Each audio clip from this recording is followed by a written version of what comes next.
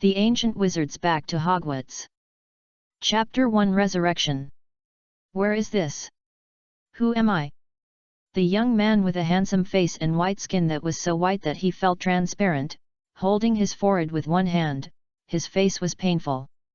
Memories poured into his mind like a tide, and then quickly retreated, leaving only some basic frameworks and impressions, just reaching the upper limit of the young man's young brain. I am Slytherin, Salazar Slytherin. The boy finally remembered his name. He is the greatest wizard in the world and one of the founders of the Hogwarts School of Magic. Thousands of years ago, Salazar Slytherin, who was about to reach the end of his life, accidentally found a mysterious stone. Inspired by snakes, he prepared a dose of potion with the powder of this stone. After taking the potion, he fell into an eternal sleep like a snake. According to the plan, he will shed his skin like a snake every 100 years during dormancy. With each skin melting, his body will transform into a younger state, and Slytherin will not wake up until his body turns into a 10-year-old boy. His bold experiment was successful. After waking up, Slytherin fell into confusion after a brief joy. He didn't know what he should do. According to the plan before sleeping, he only needs to wait until his body gradually develops into adulthood to retrieve all his memories and restore his peak strength. But should he find something for himself during this period? How about going back there? An idea appeared in his mind and then grew in his heart like a weed, and it was out of control. He wanted to go back to Hogwarts to see what the school he and his friends had founded now is. It just so happened that my physical condition just meets the admission standards, and I can go back to Hogwarts as a student to take a look. However, since he was a private visit as a student, the name Salazar Slytherin must not be used anymore. He needs a new name. After a little thought, Slytherin stretched out a finger and drew a few times in the air. The name Salazar Slytherin appeared in the air. Then a few letters changed their positions themselves, a brand new one. The name appears. Le Chazaralint. Salazar thinks this new name is good. From today on, I will called Le. After deciding his name, Le began to pack up the things in the stone chamber and used magic to change himself into a white linen robe. A few minutes later, Rice saw the sun again. Le, who had not seen the light of day for 1,000 years, couldn't help but close his eyes and enjoy the warm sunshine. The entrance of the stone chamber slowly closed behind him and finally disappeared. Everything belonged to Slytherin was completely burned deep underground. The gentle breeze blew across the ends of his hair, bringing a few voices from afar. Here is the right place. What are they talking about? Rice couldn't help but frown. Thousands of years have brought about earth-shaking changes in the language used by people living on this land, and Rice has no idea of this strange language. Fortunately, he is an excellent wizard, and it is not difficult to solve the problems in front of him. After attaching himself a knowledge technique, Rice finally understood those strange words and tones. The Muggles not far away were discussing camping. Rice narrowed his eyes slightly. Although he had no good impression of Muggles, it was okay to have a little contact with them and understand the changes in the world. After all, 1,000 years have passed, and even a prophet cannot predict 1,000 years. What will the future world look like? He walked quickly towards the voice. Compared to the stone room before, Le had a small brown leather bag on his waist.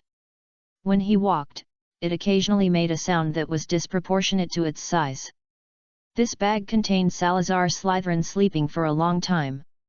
The living expenses prepared for yourself in the future are Rice's current wealth. I'll pick up some firewood. As soon as she arrived at the campsite, Hermione Granger volunteered to take over the task of picking up firewood. Go. Mr. Granger responded absent-mindedly, and then continued to compete with the camping tent in his hand. Don't run too far, be careful, remember to come back for tea later. Mrs. Granger, who was packing her luggage, reminded her a few words, but before she could finish her words, the little girl disappeared from Mrs. Granger's sight. After getting her mother's permission, the little girl ran into the woods and ran into Lay, who heard the sound. In Hermione's eyes, Rice is a weirdo. He is wearing a costume that can only be seen in TV series. His skin is terrible, as if he hasn't been sunny for a long time. However, although she was dressed strangely, Rice still looked like a teenager in her teenage years at this time, so Hermione did not take too high alert, but took the initiative to speak to him. Are you here to camp too? My parents and I came from. Where did you come from? Your outfit is quite retro. Is it a girl who secretly robs her mace of breasts? Are you lost? We don't know the other person's name yet. My name is Hermione, Hermione Jane Granger. What are your name? Les Chazaralint.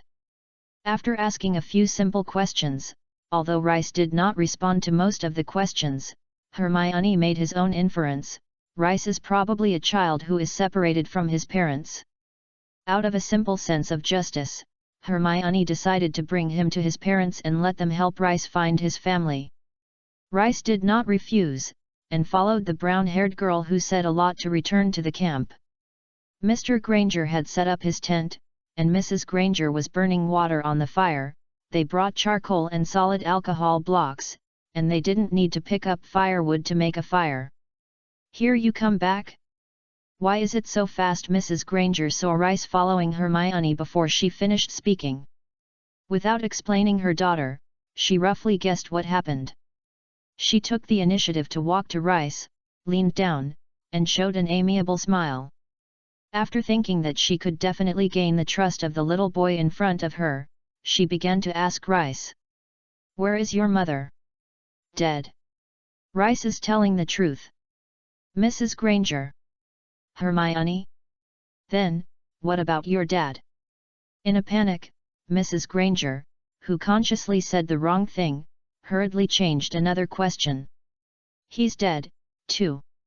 Mrs. Granger, Mr. Granger, Hermione. Mrs. Granger, who had been defeated continuously, really didn't know what she should say, and her smile froze on her face. Finally, she put on a sentence. Let's have some tea first.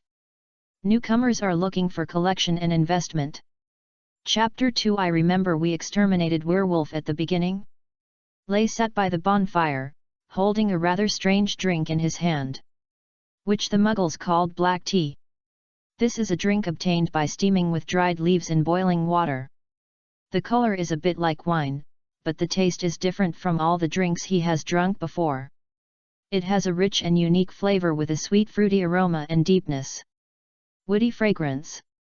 Every time you drink, you can feel its rich layers and delicate texture, like a silky ribbon dancing gently on the tip of your tongue. After drinking only a small cup, Lay fell in love with this magical drink. Mrs. Granger on the other side gradually came back to her senses after a brief panic. She keenly noticed the loophole in Rice's words.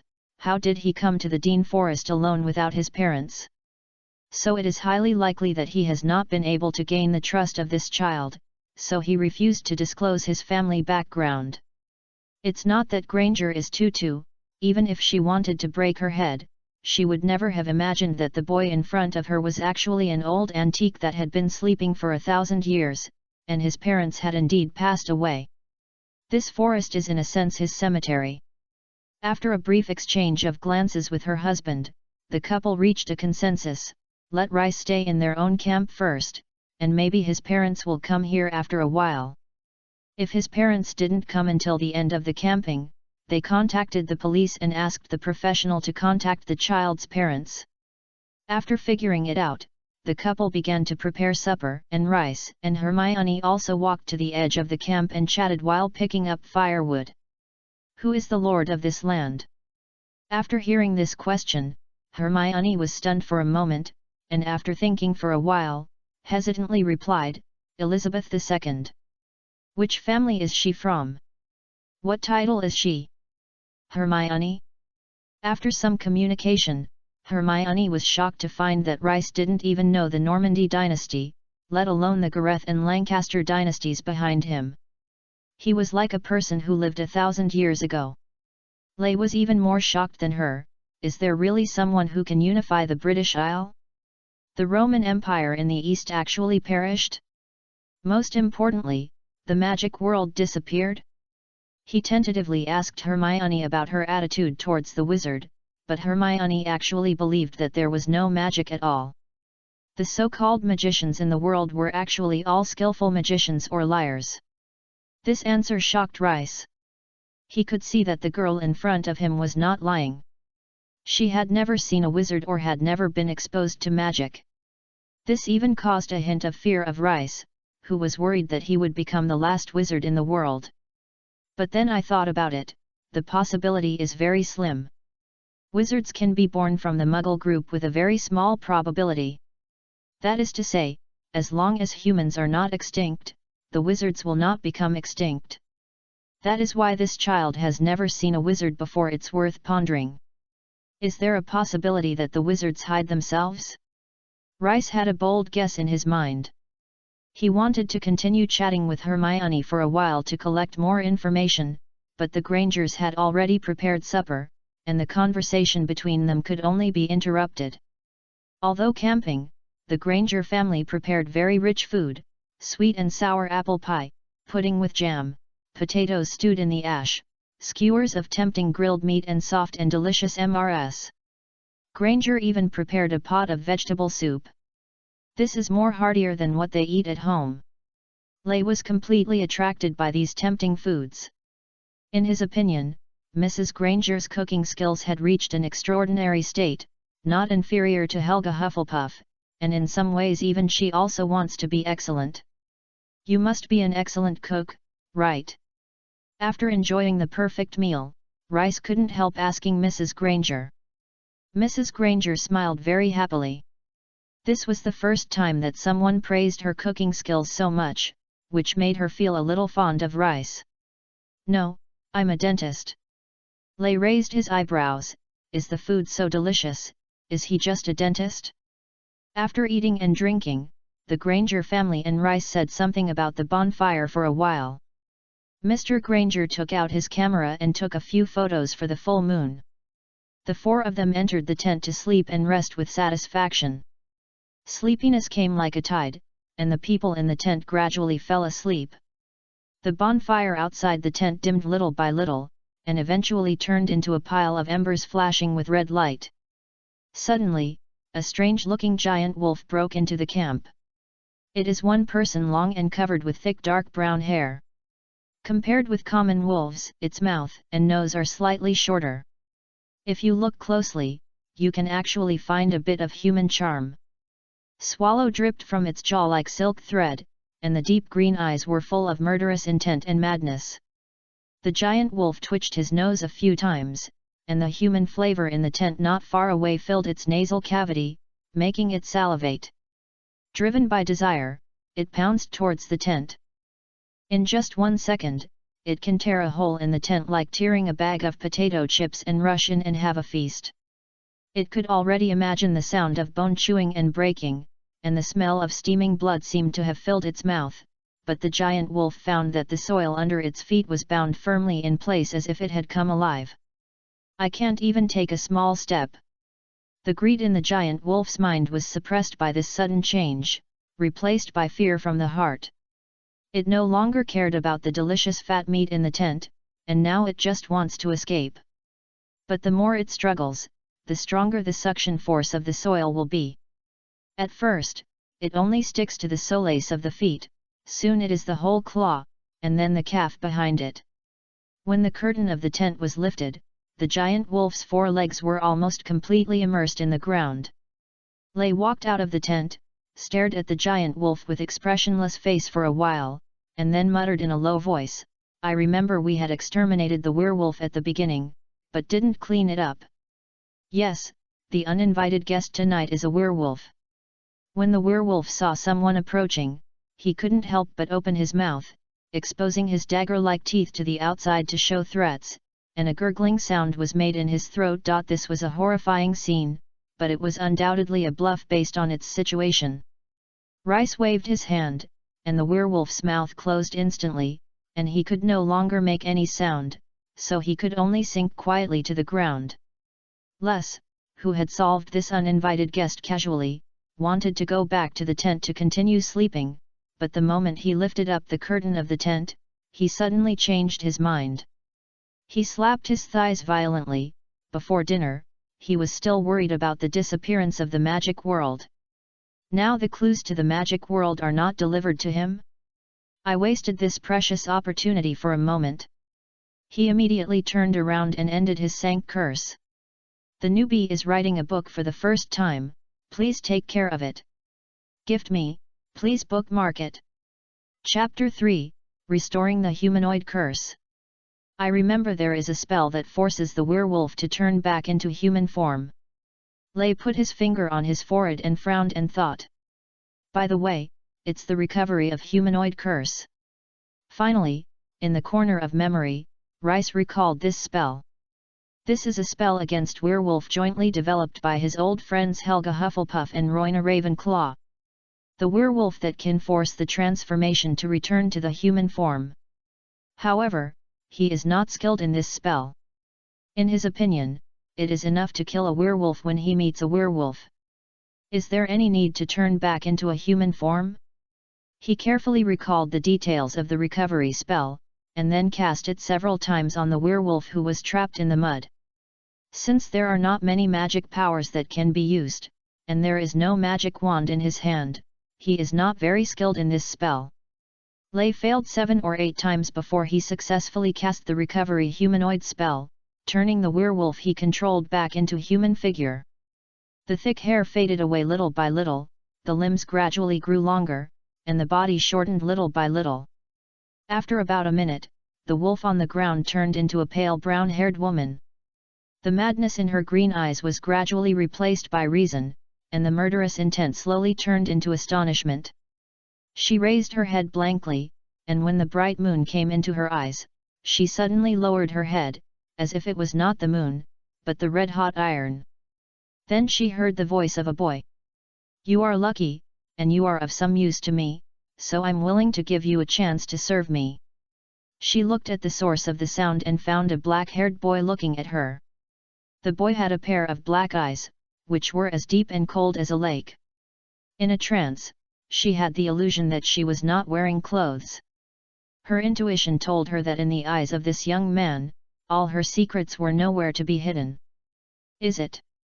She spoke, her voice very hoarse, just like she had just sang a song that had been singing for hours. "Rice. My name is Lepet." After reporting her name, Lepet remained silent for a moment.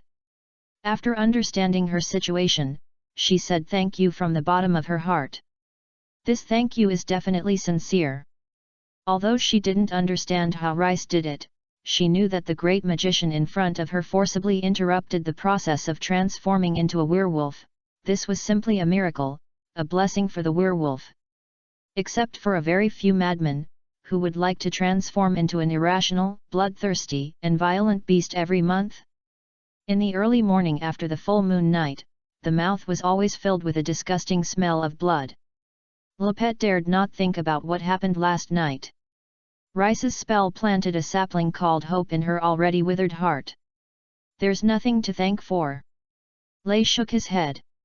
Restoring the humanoid curse was not his invention, and his motivation to save the werewolf in front of him was not simple. The two were just using each other. After a while, Lay dug Lepet out of the ground. "Magic wand." Lay stretched out his hand to Lepet, who was slapping the dust on his robe. Lepet was stunned for a moment, then obediently took out his wand from his pocket and handed it to Lay with respect. At this moment, Lepet made up his mind to follow Rice and recognize him as his master. No, it is enough to just rely on the reason he can suppress himself from turning into a werewolf. Lay nodded with satisfaction. He was lucky. The werewolf in front of him had a magic wand, which means she was once a wizard, and she would definitely bring herself back to the wizard's world. Thinking of this, he lowered his head and observed the wand that Lepet gave him. It was a very worn wand, some of which were peeled off, and one end was still shining with white light. Lay. He used to use this thing to burn it. A hint of blush flashed across Lepet's face. Werewolf is difficult to find a stable job. I have been wandering in recent years and I don't have much money on hand. Some are better than empty-handed. Rice interrupted her defense. Although he can release most of the spells with bare hands, it can always save some trouble with a wand.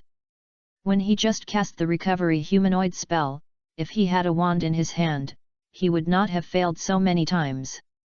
As for whether casting a magic wand will reduce his stature, he would not consider these things. He no longer needed to show off his magical achievements by casting a magic spell without a stick. Only those half-baked wizards would not need a magic wand for themselves. Being able to cast a spell and be complacent. Take me to the wizard's settlement. After taking Lepet out of the camp and arrived at a secluded and uninhabited open space, Lay gave his order. He wants to learn about the current trend of the world before receiving the admission letter from Hogwarts. Lepet blinked, and it was difficult to answer this question for a moment. Not because this problem is too tricky, but because there are too many places in the UK that can be called a wizard settlement. She tentatively reported the name of Diagon Alley, but Rice actually nodded in agreement. Lepet was stunned. She really didn't expect that there was a wizard who didn't know where Diagon Alley was. After confirming the destination, Lepet and Rice stood there and stared at each other. Rice? Lepet? Please raise your wand and raise your head high. After realizing that his master seemed to lack common sense, Lepet hurriedly told him the way to summon the night's bus. What's the use of this? Rice frowned. He didn't remember any teleportation spells that could be released by just lifting the wand. If so, it would only mean that the magic level of the wizards had undergone a qualitative change in the past 1,000 years. But he didn't think Lepet would do anything, so he raised his wand as she said. The next second, a dazzling light suddenly lit up in the dark camp, followed by a deafening bang sound. Then a huge terrifying beast with a pair of big eyes as dazzling as the sun rushed into Rice's vision. Rice! What kind of monster is this? He was really shocked by this sudden appearance of giant monster. Such a huge size and such a terrifying power are no worse than that of the fire dragon. Rice subconsciously mobilized the magic power in his body and tried his best to use his current ability to give the thing a wind blade. Stop! Lepet realized her mistake at the moment when the night bus appeared. She used all her strength to pounce on Rice, causing the wind blade he released to lose its accuracy. The wind blade summoned by Rice brushed the body of the night's bus and swept over, leaving a half-meter deep and more than 10 meters long gully on the ground. Lepet! Lay turned his head suddenly and stared at Lepet, who dared to hinder him. It is not the enemy, it is the means of transportation to take us to Diagon Alley. Lepet explained to him in the shortest language what the night bus is. Although he didn't know what a car was, Lay still understood what Lepet meant. The big guy in front of him was not a monster, but a means of transportation similar to a public carriage. Melon! A duck-like voice interrupted the conversation between the two in a trembling tone. Rice looked over and saw a pale young man sitting on the steps protruding from the car door. You scared the ticket seller. Lepet spread his hands and said helplessly. Please take care of the seedlings. Chapter 4 Royna Ravenclaw Who Can't Drive. Chapter 4 Royna Ravenclaw Who Can't Drive. Night bus ticket conductor Stan Tampak suffered a Waterloo on the first day of his working career. It was already very unhappy that I couldn't sleep on night shift. I was almost cut in half when I opened the door. After coming back to my senses, Sandpak was already considering modifying his resume and running away with a bucket. Looking at the two people walking in front of him, Sandpak wanted to grab their collars and ask them, "What are they going crazy?" But after seeing the scale of the gully on the ground, he decided to pretend that nothing happened. Sandpak cleared his throat. Welcome to take the night bus, this is an emergency passenger transport for the witches or witches in trouble. Will guys like you really encounter difficulties? That's really God has eyes, as long as extend your wand and walk into the car, and we can take you to Mingaye as an Awaiwai Indian. It's your ticket seller, I'm really in trouble, so where do you want to go? While complaining in his mind, he completed the opening remarks explained in the workbook, and then Sandpak looked at the two of them and asked about their destination. Rice glanced at him meaningfully and told Stan that he and Lopet were going to Diagon Alley. Sandpak immediately began to calculate the fare for the two people based on their destinations. Since his business was not very skilled and his math was not very good, he took some time to figure out that the two people had to pay a fare for a total of 1 gallon 1 siko. But if you pay 6 more zik, you can get 2 chocolates. If you pay 8 more, you can get the optional thermos and toothbrushes.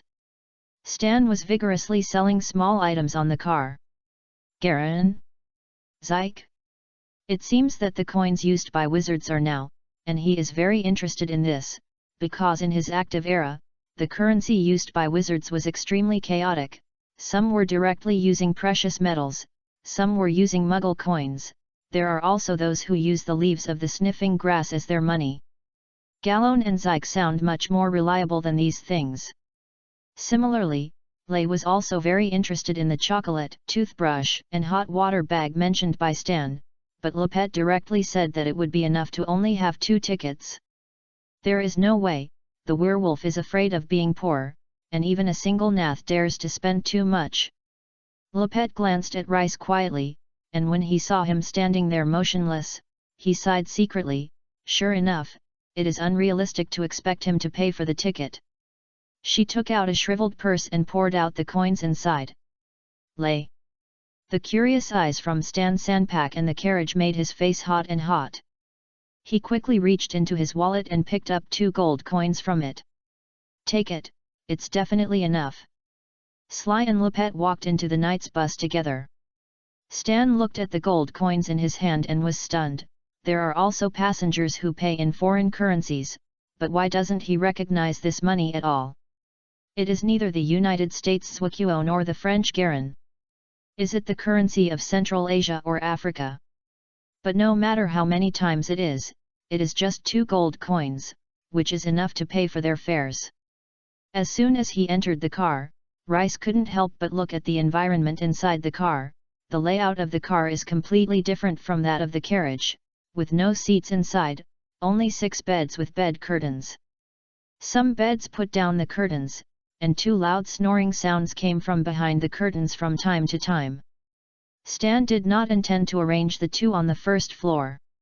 He took Lei and Lopet down the narrow stairs to the 3rd floor. There is no one here, absolutely pure, and the 2 of them can choose a place they like to sleep at will.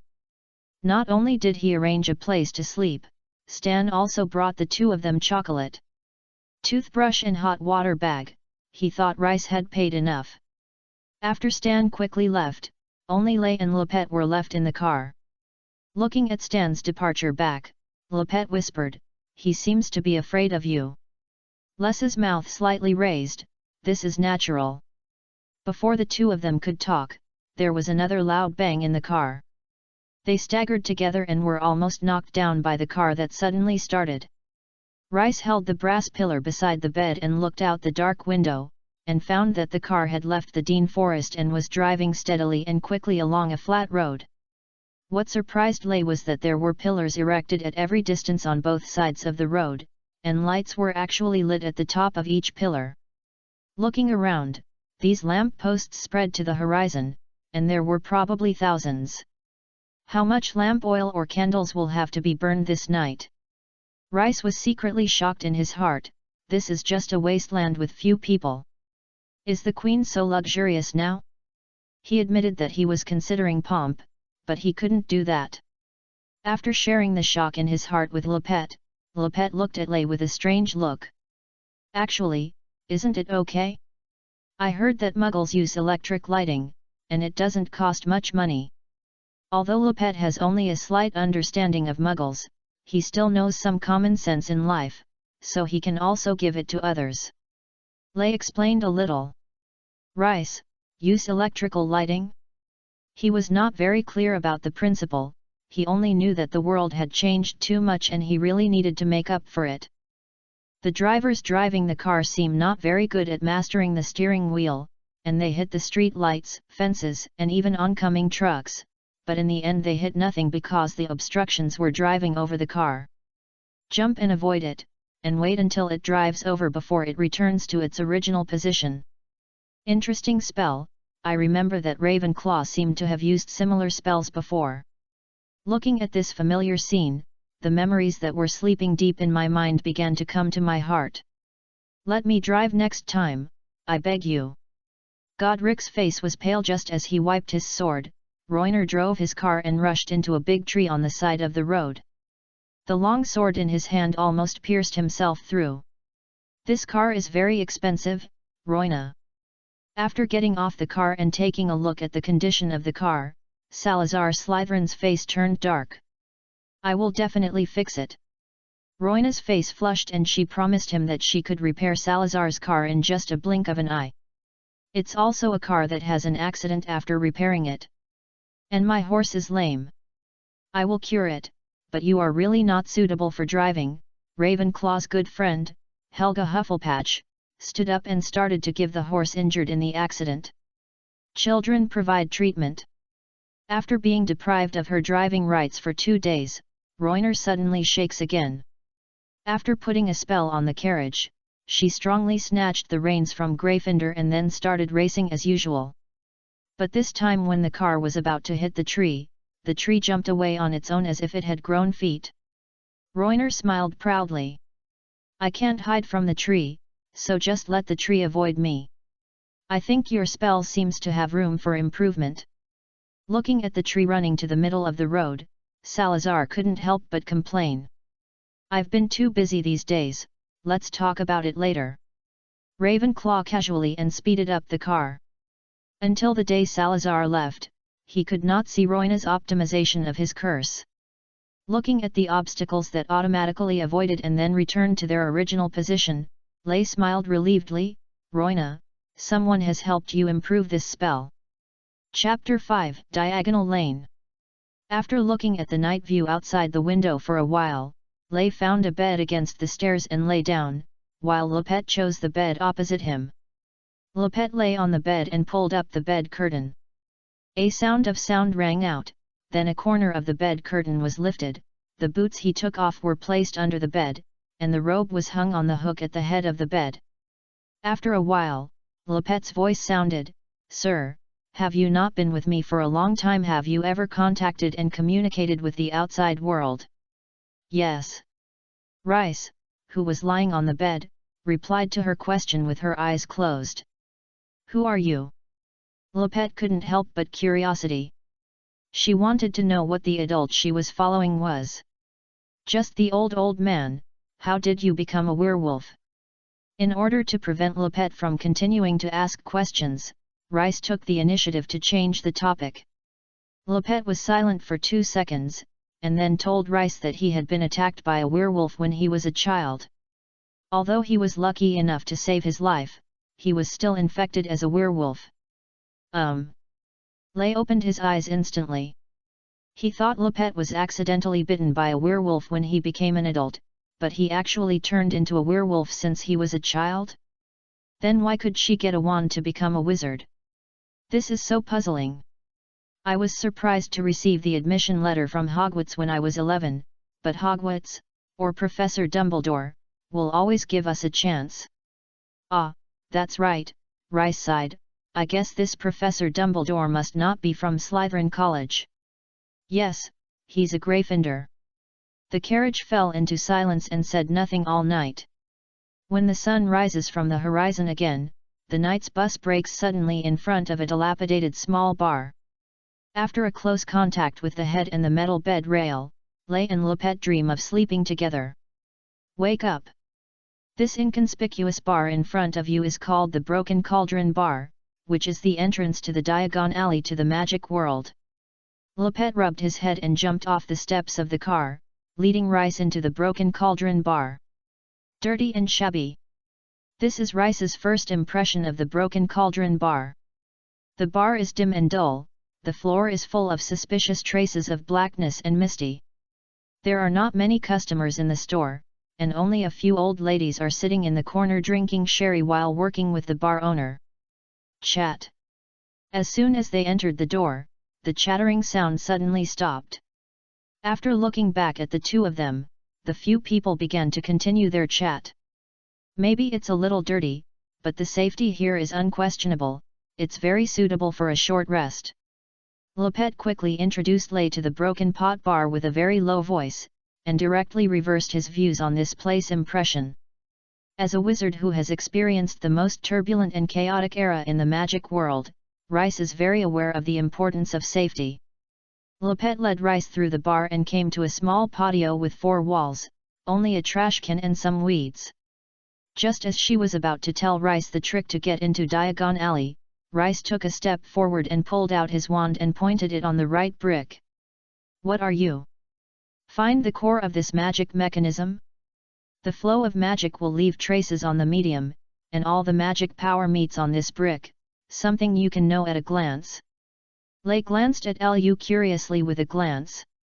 "Pat, since you've studied at Hogwarts, how could you not even know this? This is a very basic course. The professors have never taught it," Lopet said guiltily. Rice frowned directly. "Does Hogwarts' teaching content seem to have changed a lot? I don't know whether it's good or bad." Out of the simple idea of, things are moving forward, Rice chose to believe in the wisdom of future generations and believed that they had found better teaching content. While the two were chatting, the brick that Rice knocked on began to move, and a hole appeared in front of them. The hole became bigger and bigger. Soon, a wide archway appeared in front of them, and at the end of the archway was a winding, cobbled street. "This is Diagon Alley." After stepping onto the land of Diagon Alley, Rice looked at the bustling alley and then confirmed that this was the most prosperous gathering place for wizards he had ever seen. The shops piled with a wide range of goods can't see the end at first sight, the alleys are crowded with people. And the sounds of vendors bargaining with customers are endless. Next to the entrance of the alley is a shop selling crucibles. The sign at the entrance of the store reads, "Automatic stirring, copper, brass, tin plating, silver pot, complete models, and foldable." Lay was a little excited in an instant. He needed a crucible that could be stirred automatically. However, considering the embarrassing financial situation of the two, Rice felt that he should exchange some money first. He also knew that the currency from 1,000 years ago would definitely not be able to be circulated now, so he had to change it to the gallon used by the wizards now. "Okay." After telling Lopet what he thought, Lopet suggested that he go to Gringotts Galling Pavilion, Wizard, Bank. Lay can understand these words, but when combined, it becomes a little confused. Ferry, wizard, bench, or river bank. What the hell is this? Gringotts is the only wizard bank here, opened by the fairies. It can save money and keep valuables, and exchange muggle money for currency in the magic world. You can also sell them any valuables you have, but after selling it, it basically won't be redeemed. If you sell that kind of item, I suggest you go to the closing alley. After all, the Galling Pavilion is under the jurisdiction of the Ministry of Magic and cannot openly acquire magical items related to black magic. Lopet considered to the owner's background. I added another sentence. "Oh, it's similar to a bench dealer." After Lopet explained, Rice suddenly understood what the so-called bank does. The bench dealer mentioned by Lay it is an institution specializing in monetary business that appeared in Italy in the early 11th century. At that time, Italian business was becoming increasingly prosperous, and Venice and Genoa became the trade centers of Europe. Under the stimulation of trade, many merchants specializing in currency exchange and microloaning were born. These merchants would sit on benches in the center of the market to trade, so they are called bench merchants, and the word bench merchants has thus become the etymology of the word bank. As for Lopet's later addition, Rice can understand that as early as the era when he lived, black magic was a symbol of evil. Even his 3 friends had deep prejudices about it, and he had long since. It's no wonder. There are indeed some items in his hand that are related to the black magic. He turned around and went to the Overturn Alley to sell it. He wanted to go to both the Galling Pavilion and the Overturn Alley. The two rushed directly to Guling Pavilion. Chapter 6: The Elf Who Hates as Much as 1,000 Years Ago. It's interesting. Rice glanced at the fairies in the hall and raised his eyebrows. The descendants of wizards are really full of martial ethics. The witches who were rebellious and had their own tribe 1,000 years ago, who had several wars with the wizards, were willing to work for the wizards and run the bank for them. It was obviously not a conscience to discover. After secretly giving his praise to his successors in his heart, he walked to the bank counter and explained his purpose to the fairy behind the counter. The fairy behind the counter was wearing eyepieces to check the gems. Seeing that the visitor was a shabby girl and a child with no hair, he couldn't help but feel a little cold. It was too lazy to pick the eyepieces. While observing the gems in its hand, it asked Lay and Lepet to put the things they were going to sell on the counter, and then it heard a crackling sound. The fairy looked up angry and wanted to scold the two not to sprinkle biscuits and other miscellaneous items on the counter, but a pile of colorful gems caught its eye, choking all its dissatisfaction and complaints into its throat. "Evaluate the price," Rice said with a plain expression. The little expression of the fairy in front of him naturally could not escape his eyes, but he could fully understand it: greedy and despicable, snobbish and stubborn. This is the nature of the fairy. It is better to say that it is this attitude that makes people understand that sitting in front of you, it's a fairy, not a house-raising elf. Distant memories emerged in his mind, and he remembered a past between Gryffindor and the fairy king Legnack. Gryffindor found Legnack, the king of the goblin, and commissioned it to forge a sterling silver sword decorated with rubies for itself. However, the greedy goblin changed his mind after making the sword and wanted to take it as I had it myself, and finally I had the bold idea of stealing the sword from Gryffindor. Legnack claimed that it was the sword that Gryffindor stole from him, and used this crappy lie to drive his subjects to go to Gryffindor to ask for the sword. Gryffindor defeated all the goblins and cast magic on them, letting them go back and tell Legnack that if he dared to do such a thing again, Gryffindor would use this sword to kill it and all subjects. Legnack was cowardly and never mentioned the sword, but the legend of Gryffindor stealing the sword began to spread in the fairy society. Thinking of this, Rice couldn't help but snort coldly. What a ridiculous guy! With the illusory parent rules, he wanted to take away the goods purchased by others through legal means. Do you really think the world revolves around them? In Slytherin's view, it is time to kill all these goblins, male, female, male, and young, and use their heads as decorations, feed their bones and flesh to snakes, and make their fat into candles. This is also because he bought something from the goblin, but Legnack dared not send anyone to him because he really would do it. The despicable blood flows in the bodies of the fairies, and they are born despicable. Judging from his observation today, these bad habits have not dissipated for 1,000 years. It's a pity that my friends think they are a bit extreme and are unwilling to cooperate with them, which has allowed these disasters to remain free until now. 57 garrons, sir, this is the highest price I can offer. The fairy's voice drifted into his ears, pulling him out of his memories and returning to reality. Bang! Before Lay could speak, Lepet could not bear it any more. She rushed to the counter and talked to the fairy. In her opinion, although there are many 57 gallons, they seem too few compared to the pile of gems. Things like gems are different from precious metals such as gold. They do not have a very specific price trend curve today. The highs and lows are all based on the buyers' and sellers' mouths. In this case, fairies have long been accustomed to Lepet. It patiently explained to Lepet, and it was reasonable to tell her the reasons for quoting this price from the color, clarity, cutting, and weight. Lepet didn't understand these things.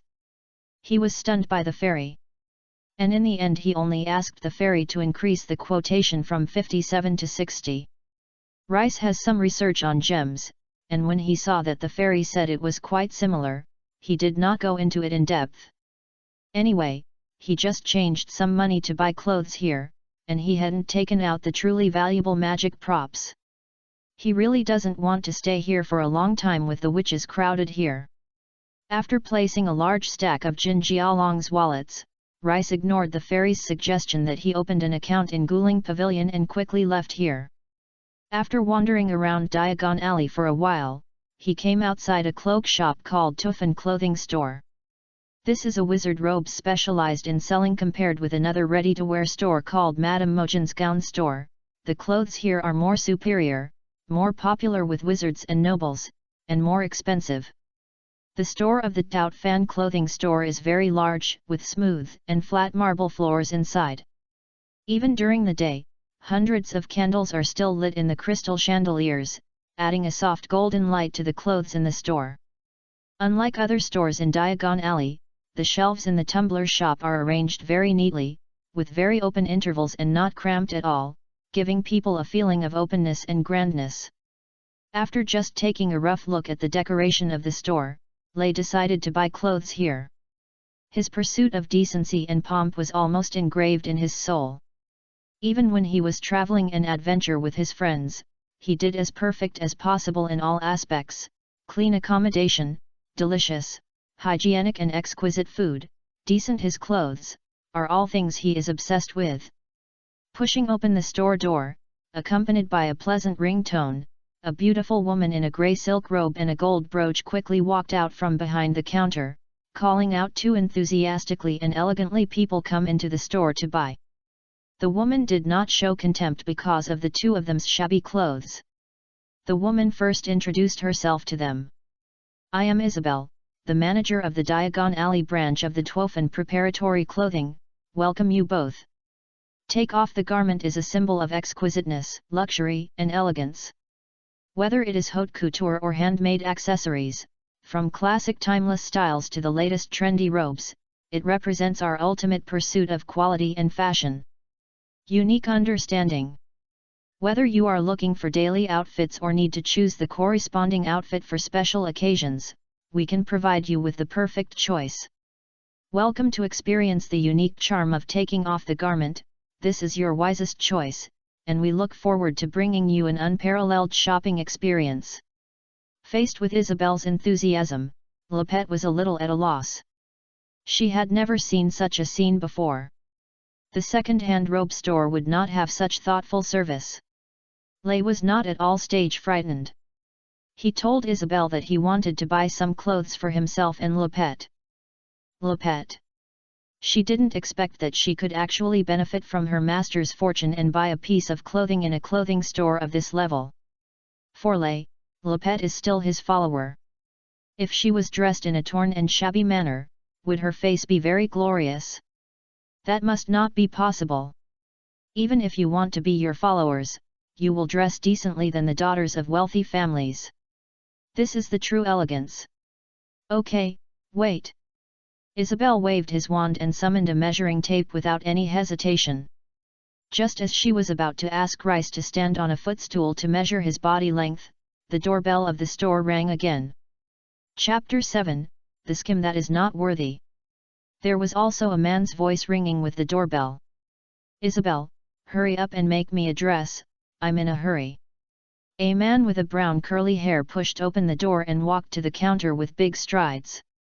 The man was very tall, wearing a silver silk robe with gold edges and a golden chain hanging around his neck. He seemed to like wearing all kinds of jewelry very much because he wore a full 7 rings on his 10 fingers. Seeing Lei standing in front of the footstool, he was stunned for a moment. After a brief observation of the two of them, a look of contempt flashed in his eyes, and then he made an action that was completely beyond Lei's expectations.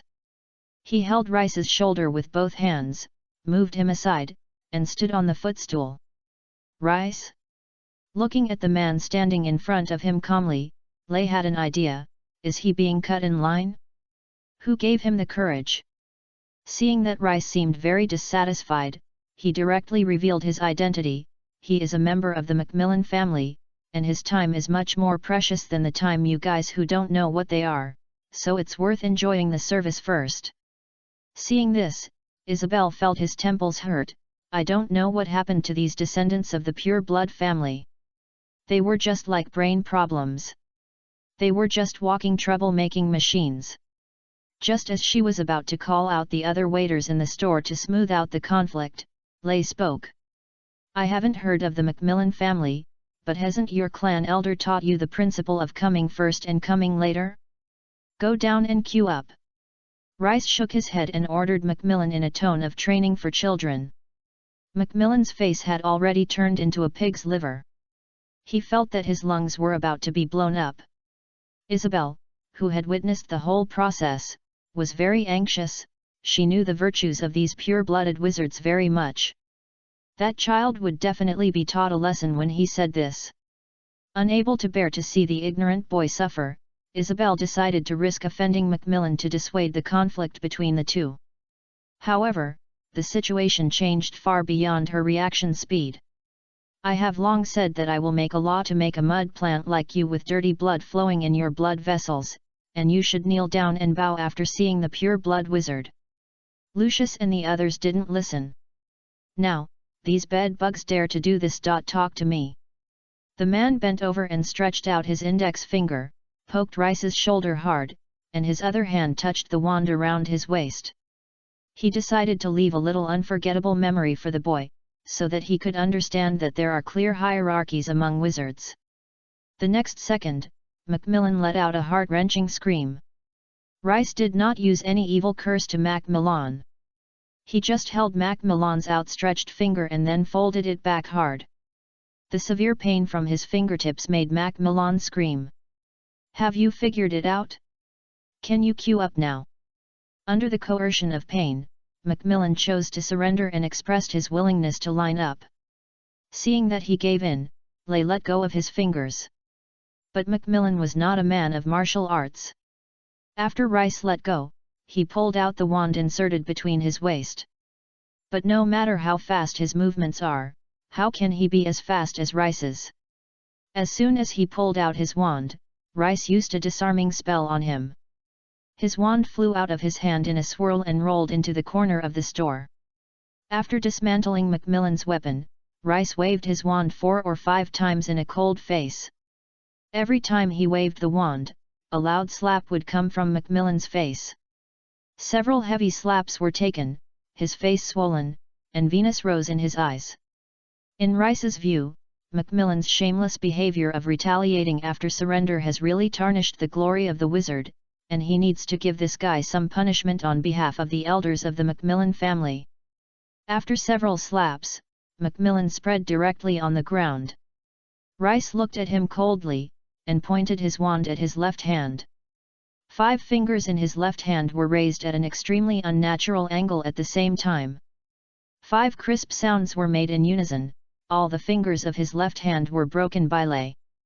Macmillan, who was already so dazed that he was stunned, suddenly woke up and covered his hands and screamed. Looking at Macmillan, who was lying on the ground with his fingers rolling around on the ground, Rice said in a compassionate tone, "It's too weak, it's really too weak. If a wizard like you had gone out of school 1,000 years ago, he would not have lived. 3 days. He turned his head and looked at Isabel, who was completely stunned, and a kind smile appeared on his face. Can you come here to measure the size for me now? Please hurry up, I'm in a hurry. Lay was also very anxious. After buying clothes, he had to buy 2 handy wands, and then sell a few magic props. If he had time to sell the props, he still needed to buy some other pieces of tricks. He had to do more things. I'm here to go. Under the blow of a series of accidents, Isabel was completely confused. When she heard Lay call her, she walked to Lay barefootly and measured his height based on her muscle memory. At the same time, Macmillan's screams were endless, making Rice feel bored. He waved his wand gently, and Macmillan's lips were tightly pressed together like 2 magnets, bringing all the sounds. It was all stuck in the throat. After cooking Macmillan, Rice turned his attention to Isabel, who was measuring his waist.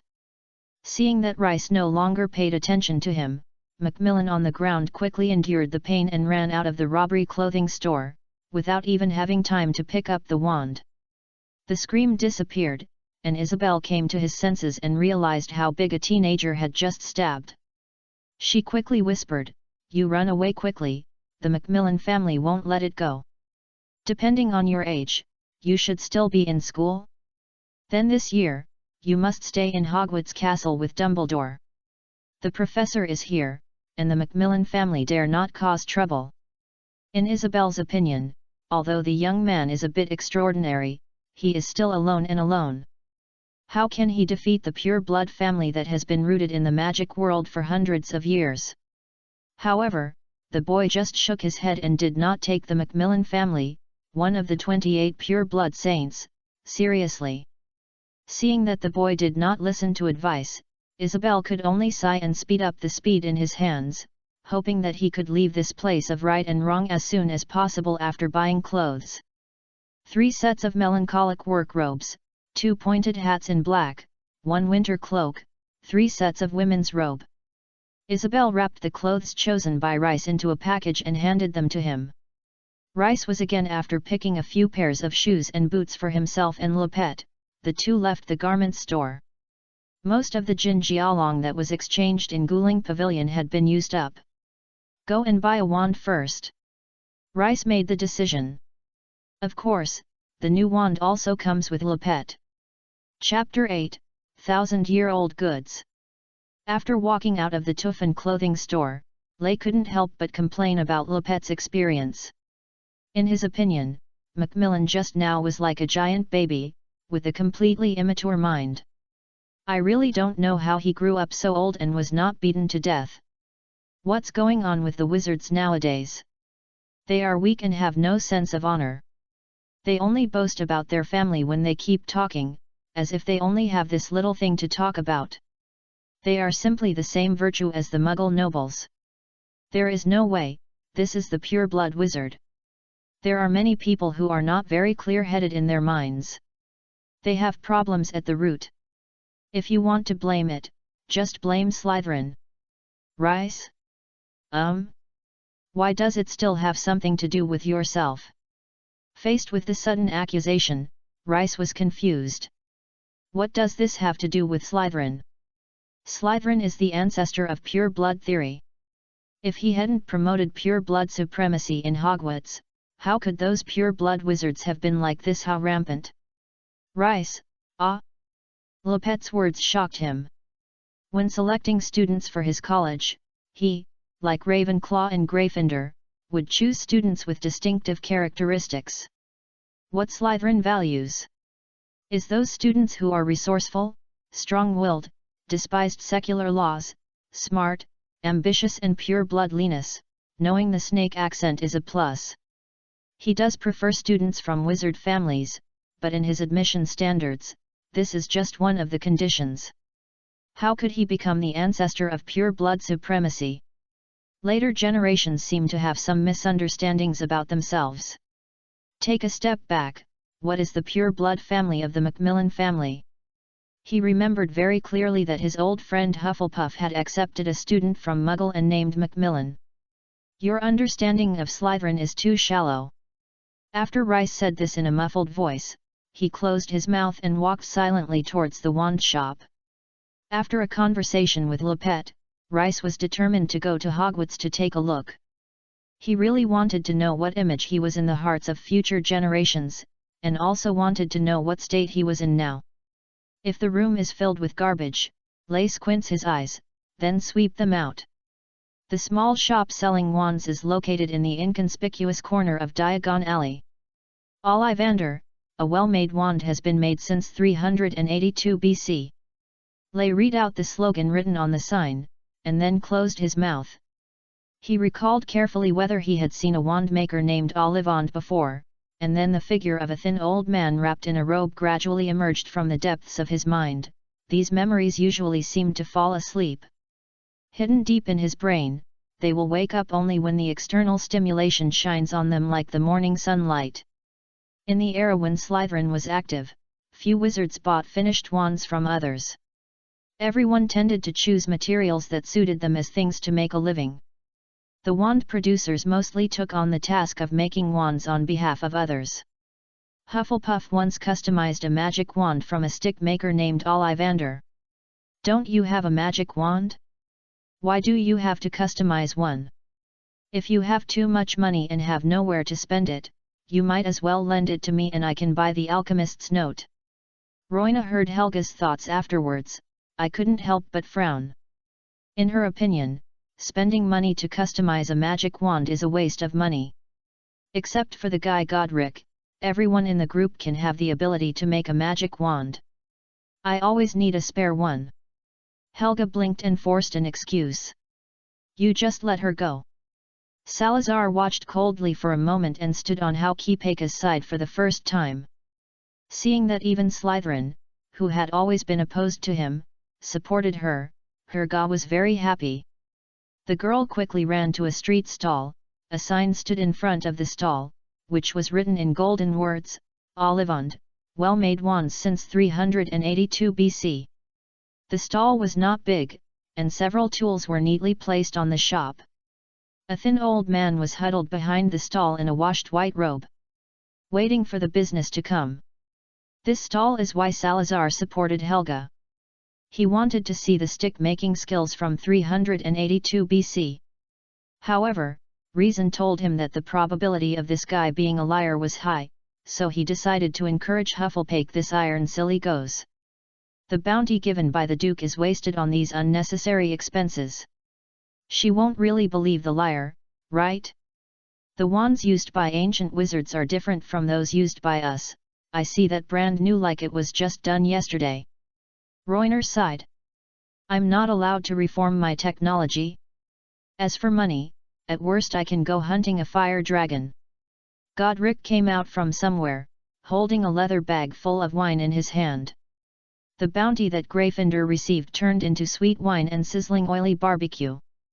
The conversation between friends came from Salazar's left ear to his right ear, and he was all focused on Helga.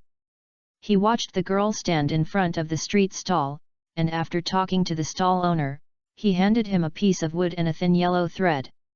The wood comes from an apple tree. The fruits of that tree are big and sweet, and the thin line is the dragon brain nerves they got from hunting fire dragons a few days ago. The stall owner received the deposit and asked Helga to come over to get the wand 3 days later. Helga has great expectations for her applewood wand, and she believes that with its help, her food magic level will be higher. When I bought wine, I saw a magic wand shop. It is said that it was a craft from Egypt. Why don't you go there to customize the wand? Gryffindor pointed at the family coming and going not far away. The big shop said. Helga blinked, but that store is not short of business. After hearing her words, Roina Ravenclaw couldn't help but sigh. This girl is good at everything, but her heart is too soft. Hufflepuff did not get the applewood wand she was thinking about in the end. The day after paying the deposit, the 4 people received a message. A crazy magic dragon attacked Southport and turned it into a sea of fire. They hurriedly left the small town that they had been staying for 2 days and rushed to Southport. What I thought about it? This trip caused so many storms. The 4 of them arrived and did not return to this small town, so they took away the wand made by Helga. Olafin Mr. Da is the best wand maker in Britain and even the world. My wand, all the wands of the little wizards who studied in Hogwarts, were bought from him. Lepet's words dragged Rice back to reality.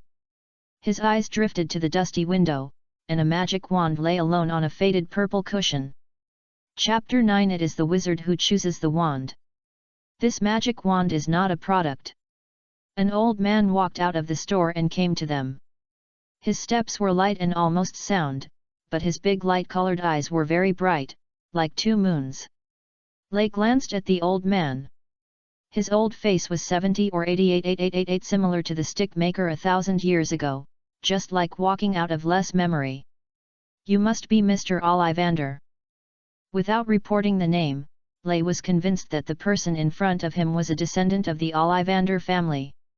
From this point of view, their family has at least 1,000 years of history of making sticks, and the signboard may not be exaggerated. Of course. Garrick Ollivander was not surprised. After all, this was at the door of Ollivander's wand shop, so it was not difficult to guess his identity. He reiterated to Lei again that the wand in the window is not a sale product. If he wants to buy a wand, he has thousands of wands in his store, so he can choose, but this one cannot do it. Lei pointed to the wand in the window and asked, "Apple wood, dragon's brain nerves?" "Yes, 12 1/4 of an inch, apple wood with dragon's brain nerves, a rare choice." Ollivander's tone was filled with surprise and admiration. Mr. Ollivander was really surprised. The young man in front of him could see the material and core of the wand through the window. This is really an enviable talent.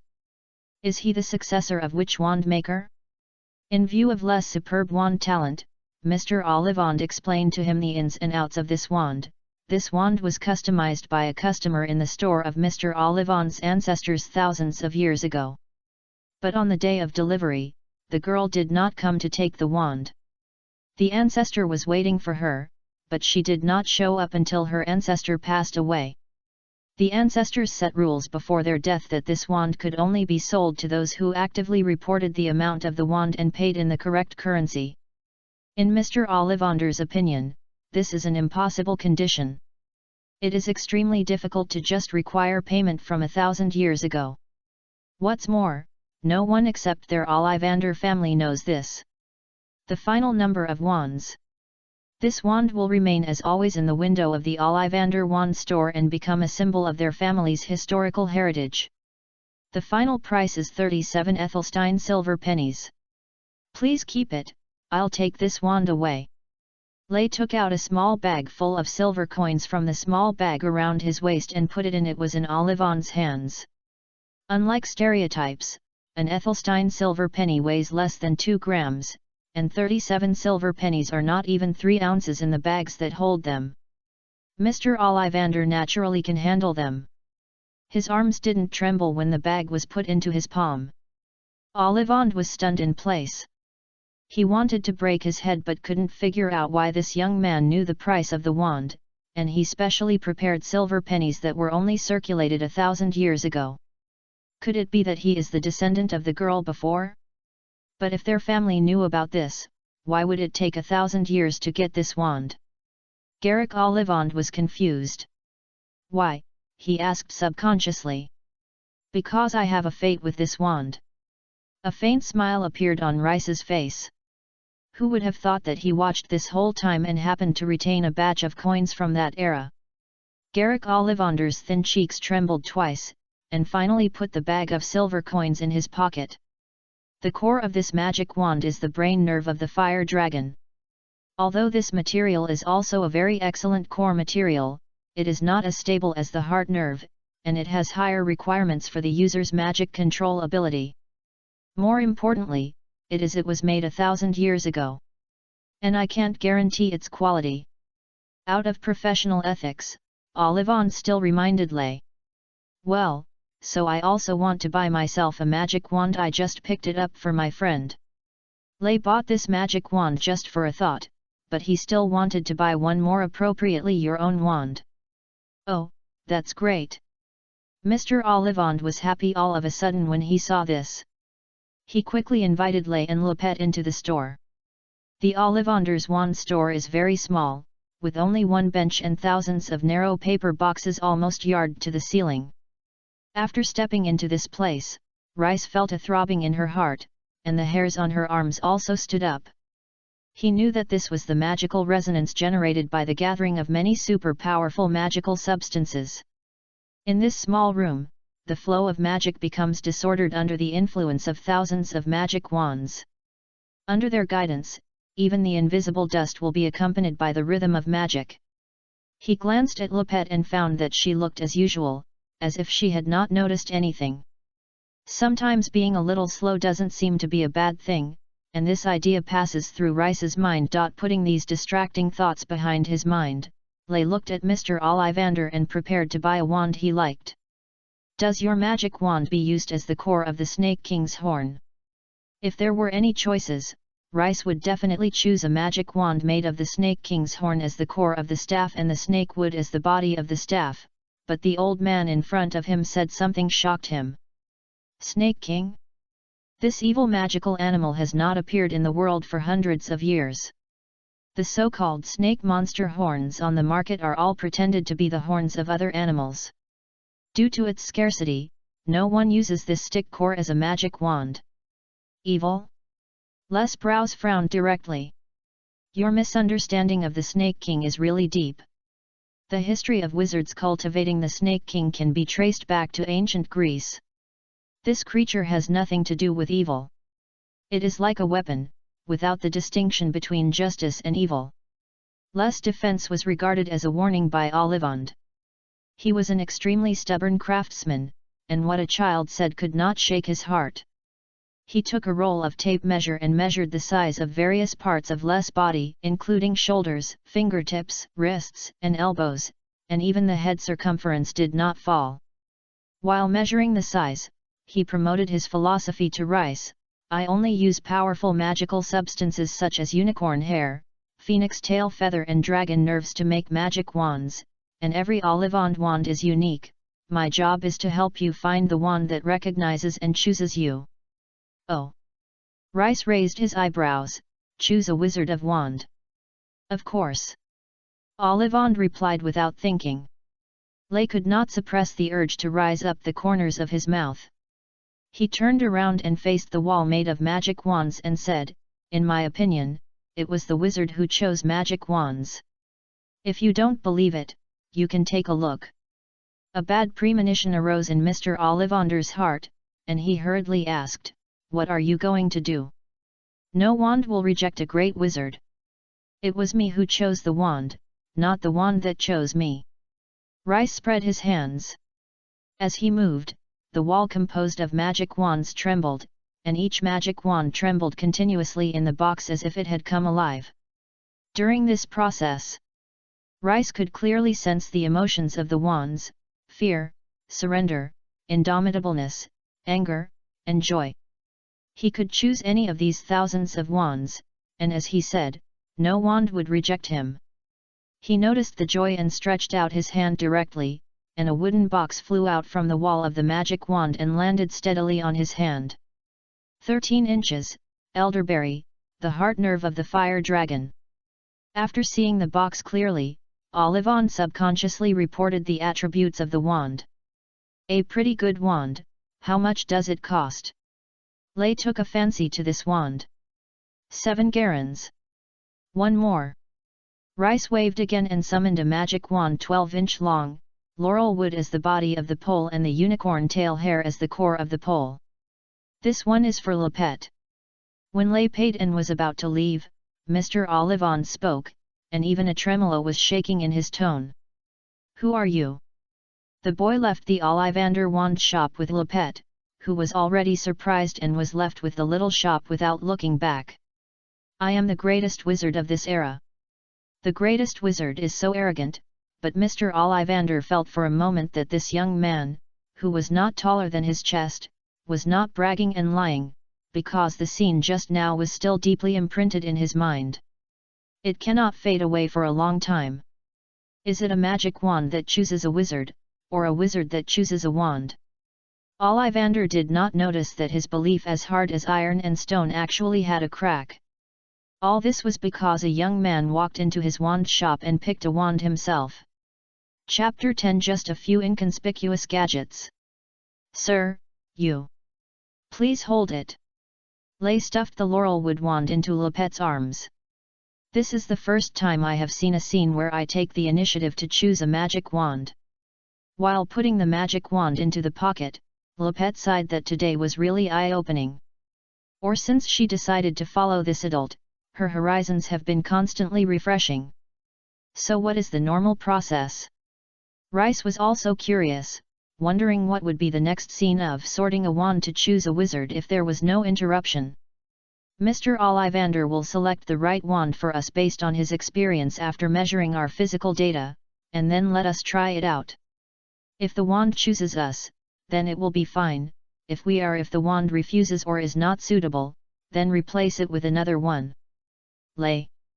In his opinion, the essence of this operation is still the wizard's choice of a magic wand.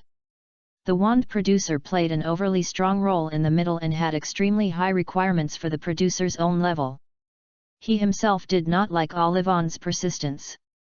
In his opinion, the fact that only uses unicorn tail hair, phoenix tail feather and fire dragon nerves as the core is a stubborn one. Just like beef, honey, and wine are great ingredients, but which restaurant only using these 3 ingredients to cook is a bit too extreme. But in general, Garrick Ollivander has made progress. The 3 cores he chose are indeed extremely powerful magical substances. What's important is that only 7 gallons. Lay really doubts whether Ollivand can make money by setting a low price of this kind. He just passed by the pharmacy and noticed that the price of an ounce of dragon liver is almost breaking through 1 gallon. If he was really the charitable wand producer, Rice wouldn't mind giving Mr. Ollivand some help within his ability. After looking up at the sun's location, he found it was still early before lunchtime.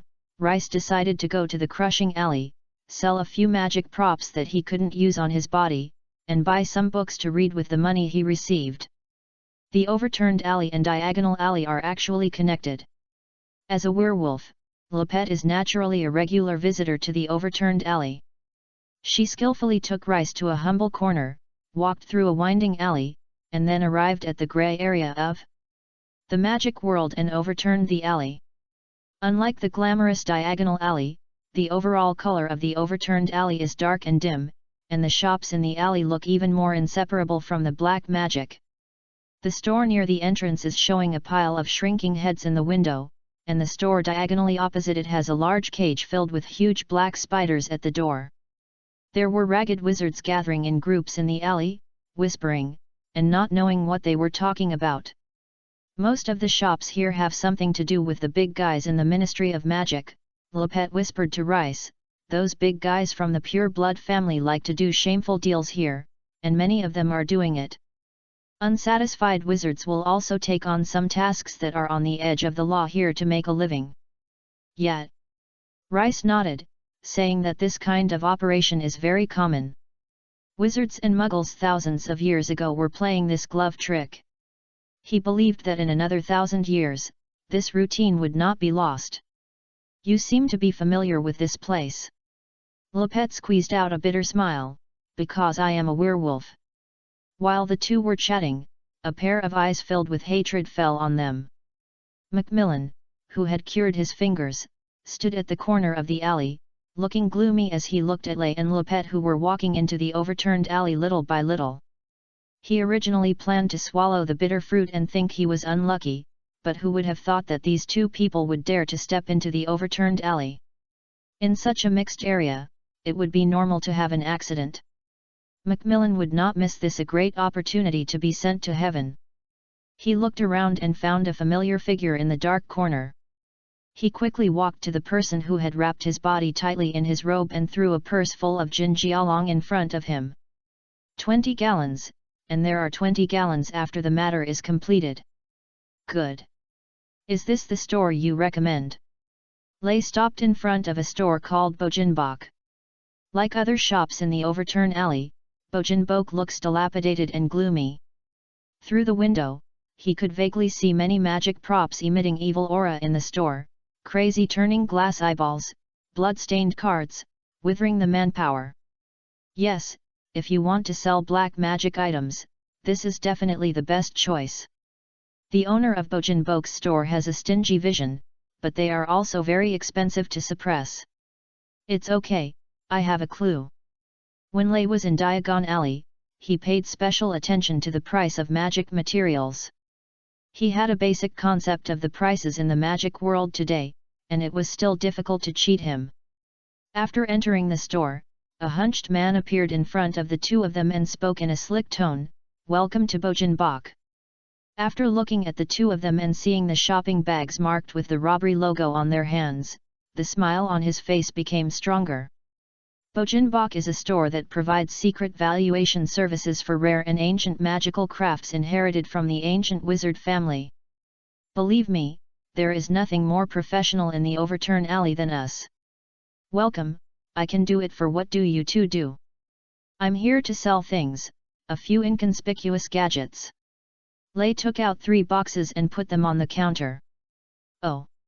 Seeing that the 2 of them were here to sell things, Mr. Bojan's smile slightly restrained and his expression became more serious. If the two came to the store to buy things, Mr. Bojan had the initiative, but if the other way around, the initiative would not be with him. He may buy precious collections at a low price through his own tricks, or he may have misunderstood and accidentally received fake goods. Mr. Bojan, who became serious, put on a pair of pinch-nose glasses, laid a piece of black velvet cloth on the counter, and finally took out a pair of dragon leather gloves and put them on his hands. He opened 3 boxes in turn. The first box contains a bracelet stringed with white beads, the second box contains a pale yellow candle, and the third box contains a seed the size of a brown peach pit. A strange color flashed in Mr. Bojan's eyes. He looked up at Lay, hoping that he could introduce these 3 magic props. Lay naturally would not refuse. He picked up the bracelet in the first box and pulled the yellow beads on it. The beads on this bracelet are taken from the skull bone of the fairy. Wearing it is very beneficial to making magic props. Add 1 to the metal products. Going can greatly improve the quality of forging weapons. Bojan. Lopet. Chapter 11 The Ancient Green Grass Family. This first prop surprised Mr. Bojan. He could see at a glance that the bracelet used the bones of some kind of animal, but he didn't expect it to be the skull bone of the fairy. Judging from the size of the bead, a fairy is enough to make a bead, and there are 13 on this bracelet. This means that you have to hunt at least 13 fairies if you want to make such a bracelet. This bracelet is impossible to make now, and not to mention the difficulty of hunting fairies, the pressure from public opinion alone can ruin all this. It is not the time in the Middle Ages. Although there has not been an atmosphere of demonic life in the world, the Ministry of Magic also forbids wizards from hunting goblins. Although the bracelet that Rice took out is very precious, Mr. Bojan can't praise the bracelet. How can he lower the price? How can he make money without lowering the price? He is a black store. After a moment of silence, he conceived the reason for the price reduction. I have to carry a high risk by purchasing this bracelet. After all, this is something that was made by 13 fairies, so I have the confidence to buy this one. Not many people collect it. In the magic world now, there are a few people who do forging, the fairies still forge it often, but this thing is obviously not sold to them, so its special effects can only be said to be better than nothing. Not to mention that this type of item comes with it. I'm afraid my resentment is also very strong, right? 10 garans, how about it? After finding the shortcomings of a lot of bracelets, Mr. Bojan's face was full of pain. He patted the table and quoted an amazing price in a tone of "You took a big advantage." Lopet's 2 slender eyebrows stood up when he heard the offer. Before she could have sex, Rice told her psychological price. 130 gallon, no talk if you don't have one less NAT. This is very difficult. Rice made a direct gesture to put away the box. Let's go, I won't make money on this order anymore, let's make friends. Mr. Bojan burst out with the agility he shouldn't have at his age, grasped the small box, and touched it with a speed that was difficult for the naked eye to distinguish. A bag of gold gallon came out. Rice chuckled, approving the business. Judging from Mr. Bojan's actions, his price is still lower, and he feels that the price can be higher even if he works hard. Just when Rice wanted to introduce her 2 other magic props, Mr. Bojan cleared his throat. Speaking of this, are those outside your door your friends? Oh. Lay raised his eyebrows, while Lopet subconsciously held the wand in his arms. They have been wandering outside the door for a long time, just like children outside the candy shop. Mr. Bojan grinned at Rice, revealing his incomplete teeth. If you need it, you can use contempt. The store's feelyou.com left, and there was still a little bit of a thin person in the collapsed alley. No matter how arrogant the guy is, he would not dare to act wildly with me. Mr. Bojan had already realized that the young man in front of him seemed young, but he dominated the relationship between the two. So the object he was talking to was also switched to the young man. Rice shook his head and did not take these people to heart. The wandering wizard outside the door did not know that his whereabouts had been seen through. They even sent someone to disguise himself as a customer who came into the store to monitor Les' movements. As if he didn't see it, Rice introduced himself to the effect of 2 other magic props. The light yellow candle has a calming effect when it burns, which can make people fall into a sweet dream and soothe the restlessness of the soul. That fruit core is an extremely rare seed for plant-based diseases. The seeds are planted into the soil and cultivated with dragon manure to produce diseases and curse them. The patient will recover after the fruit is excreted from the body. However, before the price negotiation was reached, the conversation between the two was interrupted again. A well-decorated carriage was parked outside the store, and the carriage door was inlaid with a gold wire and silver thread and various gems. Rice's very familiar heraldic emblem. The heraldry consists of 5 parts. The middle, the largest and most conspicuous one, is a snake plaited into the shape of the letter G, and there are 4 small patterns surrounding the snake's body. The upper left corner is a fiery red wing, and the upper right corner is a blue water droplet, a bunch of golden wheat ears in the lower left corner, and a bunch of green oak leaves in the lower right corner. The entire heraldry is surrounded by a complex silver border, with the motto of the green grass family in floral characters: survival, freedom, prosperity, and purity. Green grass, a real pure blood family from the shade of green. Rice sighed in his heart, feeling quite happy. The younger generation from the Macmillan family just now really shocked him. How could he think of it 1,000 years ago? The people from the Macmillan family dared to call themselves pure blood Holy Clan. He remembered clearly that if Hufflepuff hadn't been kind-hearted, the ancestors of the Macmillan family were not even qualified to attend school in Hogwarts. It's really unpredictable. The carriage door slowly slid to both sides, and a small silver ladder stretched out from the carriage and landed on the ground. 2 girls with silver hair, fair skin, dressed like delicate dolls, walked out of the carriage accompanied by a decent middle-aged man. Merlin is above, it's Mr. Greengrass. Sorry, I need it here. A smile of guilt appeared on Mr. Bojan's face. You talk first. Lay faced the descendants of the Greengrass family showed amazing patience. Mr. Henry, it's so pleasant to see you again. Your arrival makes the shop shine. What can I do for you?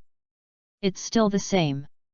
The middle-aged man named Henry glanced at the other customers in the store, and his eyes fell on the 3 boxes opened on the counter. My sister's Knot is a model and a handsome guy. Mr. Bojan was stuck for a moment, and it was obviously not a good idea to purchase goods in front of other customers. Moreover, what Henry said just now reminded him, making him realize that the 2 magic props left in Rice's hand seemed very valuable. Greed is the nature of a businessman, and Mr. Bojan is no exception.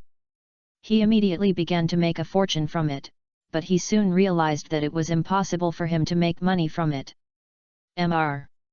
Greengrass saw those 2 things and took them out and sold them after a while. How could he not realize that he was eating the price difference in the middle? Do you really think that someone is stupid? Even if Henry swallowed this breath for his daughter's condition, he would definitely lose this generous customer. In a flash, Mr. Bojan made up his mind: this order would not make money, because Mr. Greengrass' friendship was above everything else. Chapter 12: Goodwill from Greengrass. When Henry looked at Rice, Rice was looking at his little daughter. Mr. Henry's 2 daughters were both well-behaved and cute. Their skin is white and tender, as plump and elastic as peeled eggs. Both of them wore white robes and were dressed almost exactly the same, except that the lace on the sisters' cuffs was green, and the sisters' cuffs were not decorated with patterns. The 2 energetic and beautiful girls were a beautiful scenery everywhere, but Rice felt a strange magic fluctuation the moment they entered the door. After a little discernment, Rice targeted the younger girl. Her soul was not stable enough, and her flawless soul was polluted by something dirty. As if he noticed Les's gaze, the girl smiled slightly at Lay.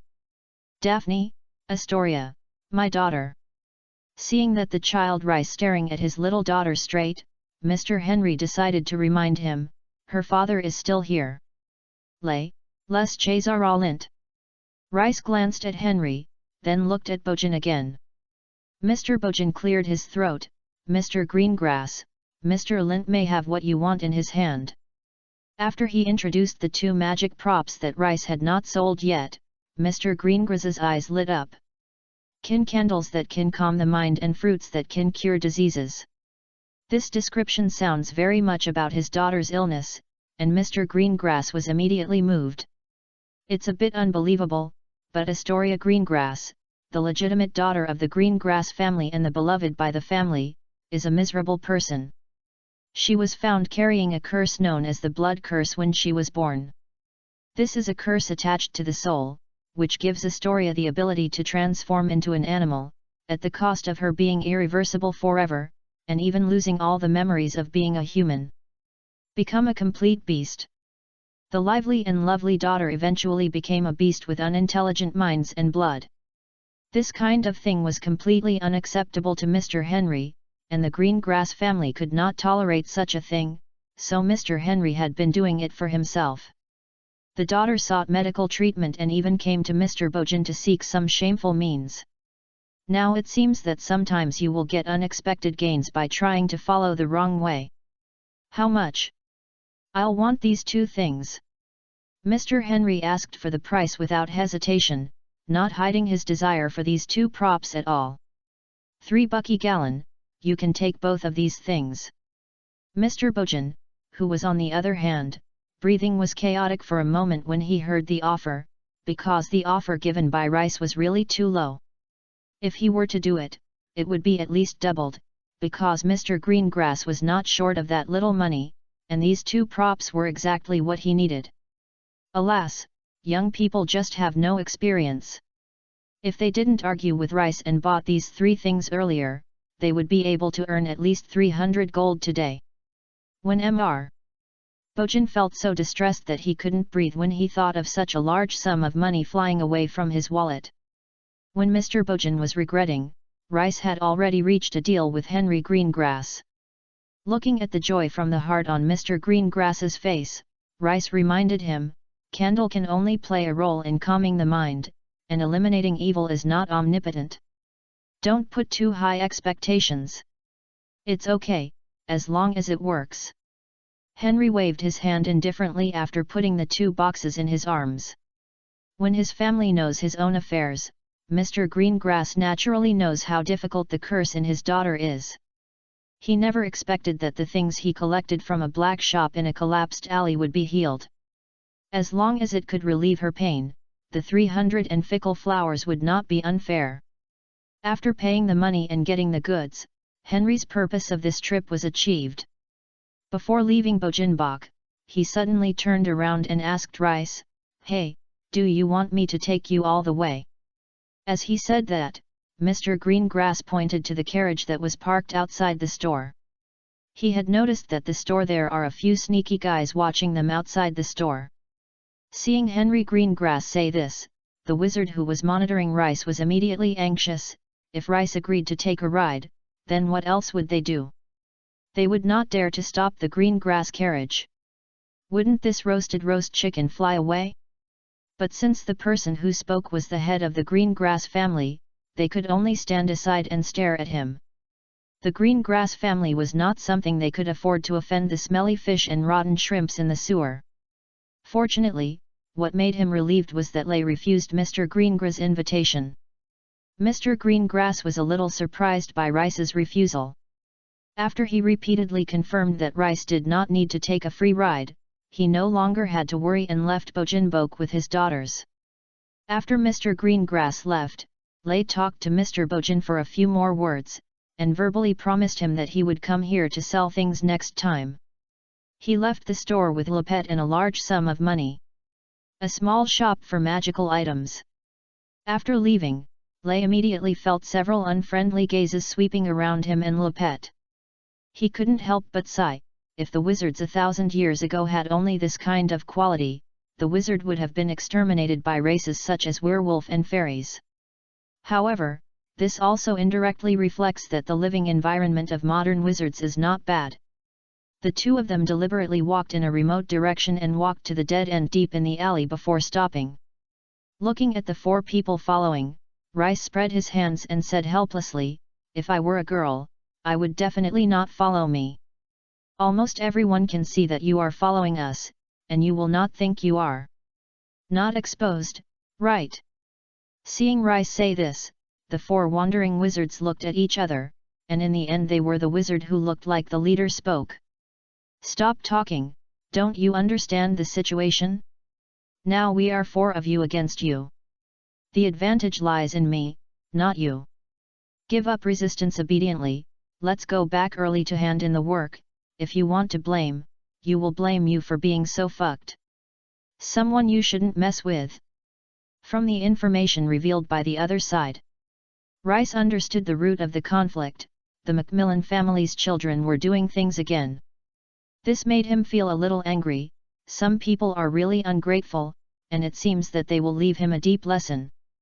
As the four of them confronted Rice, a transparent string slowly squirmed on the ground. The transparent color is its best cover, and Lay seems to have completely ignored this inconspicuous string. In this way, it slowly swam to the feet of Rice, and suddenly accelerated and flew towards his neck as he talked with the four.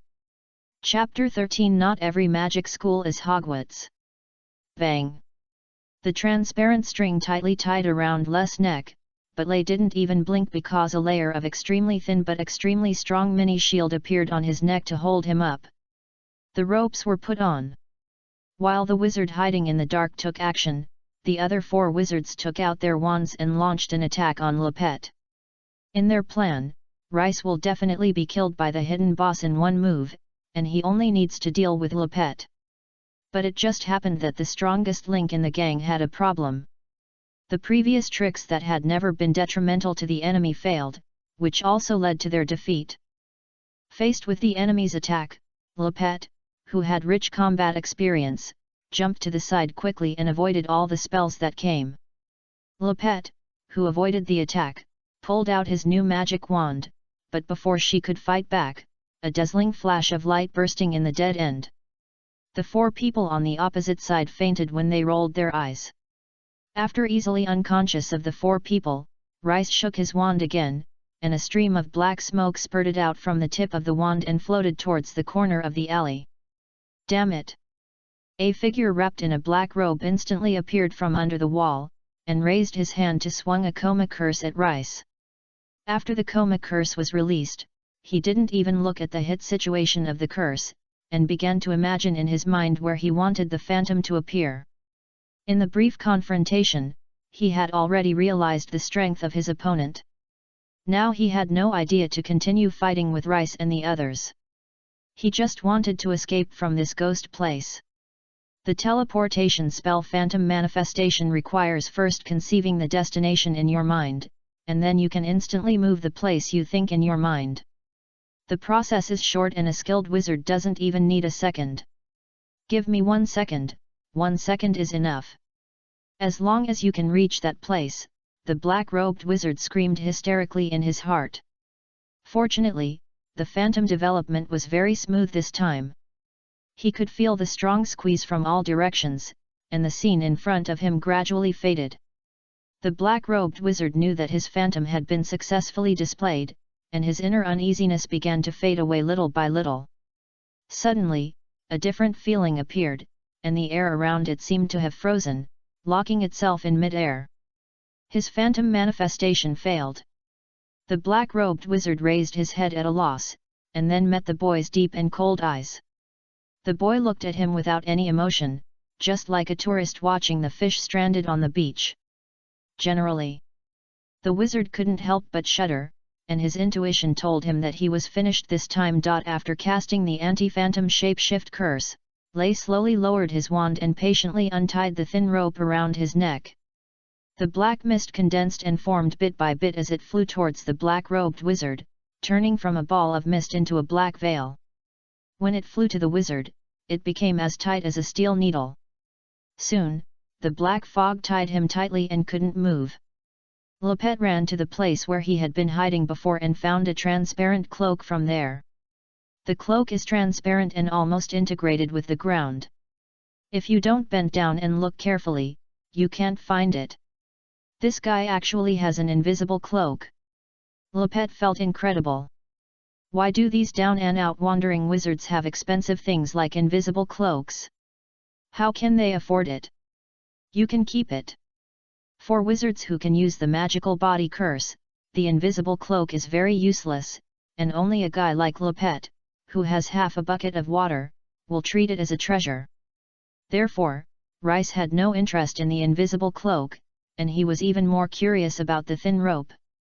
After studying the rope in his hand, Lay found that it was a delicate prop that was a steel wire as the inner core and wrapped in invisible beast's hair on the outside.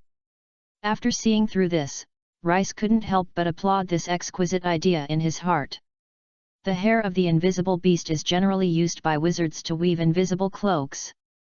This is the first time that Lay has seen it. It can be said that it is very creative, and it is indeed very effective to use it for sneak attacks. If it weren't for the rope's magic fluctuations, Rice wouldn't have been able to detect it.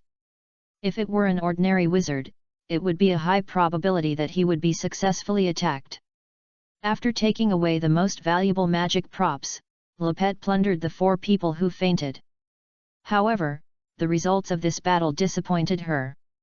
The 4 of them couldn't even get a gold gallon on them, as if they had used all their money to buy the invisible cloak. Of course, there was nothing left. The wands on the 4 of them could be sold for a few dollars, so Lepet naturally accepted them without hesitation. The wizard 1,000 years later is really too weak. Rice walked slowly to the black-robed wizard and reached out to pinch his cheek. In his opinion, there was no need for interrogation for the remaining 4 miscellaneous soldiers.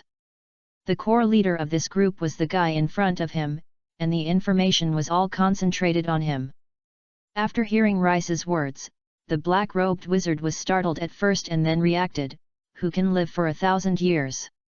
Nicolas May, the longest-lived wizard in the magic world, has only lived for more than 600 years.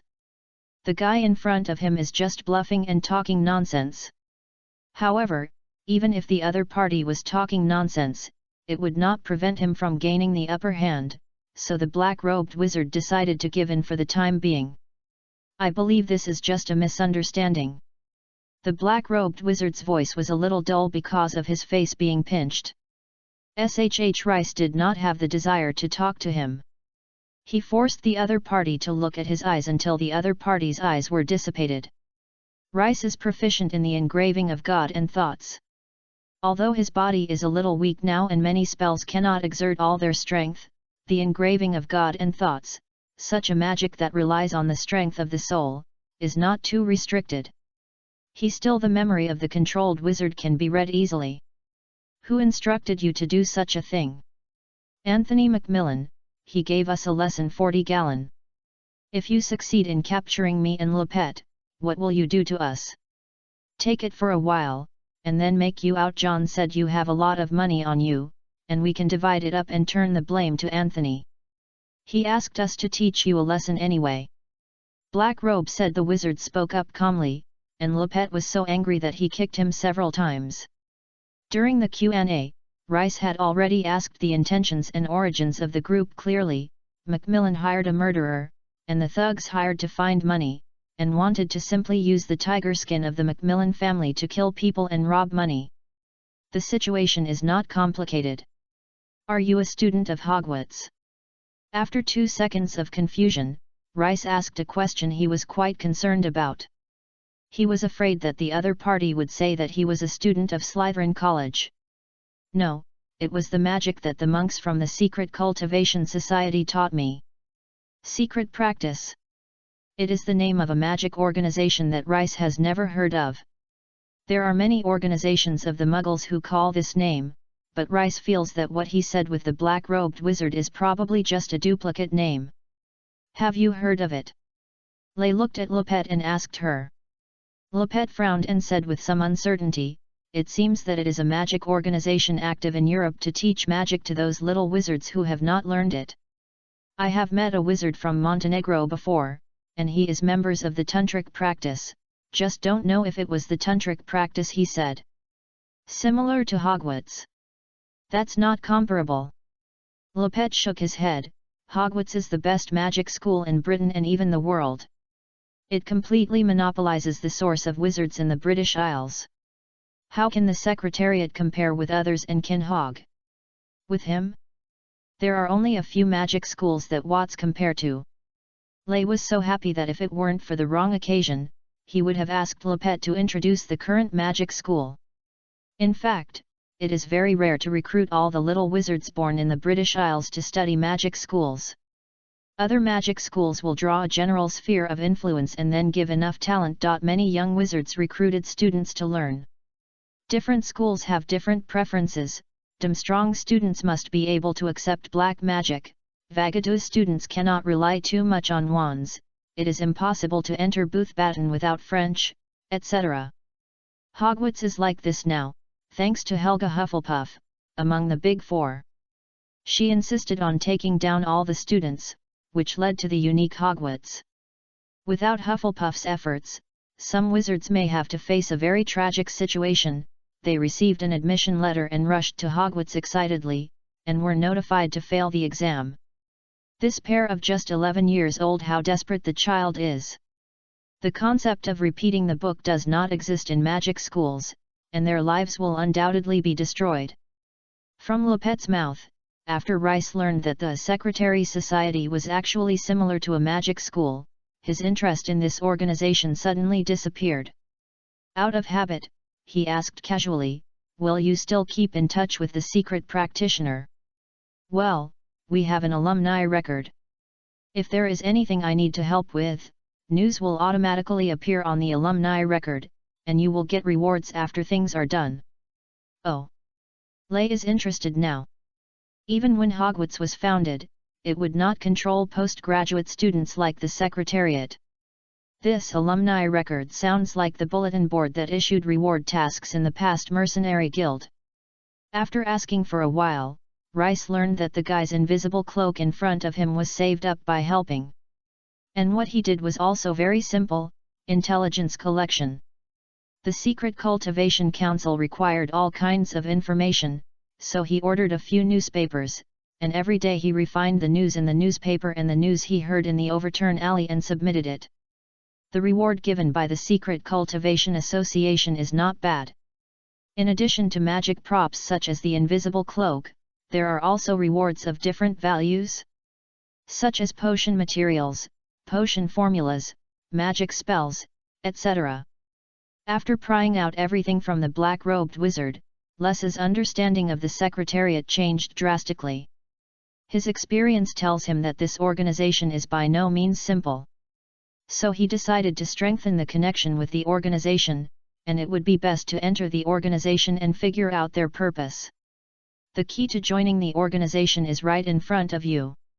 Rice easily got his classmate record from the black-robed wizard, which was a booklet with a black leather cover. The title page reads the name of the black-robed wizard, Sergi. The booklet looks inconspicuous and is no different from the diary of the 10-3 book diary in the stationery shop in Diagon Alley.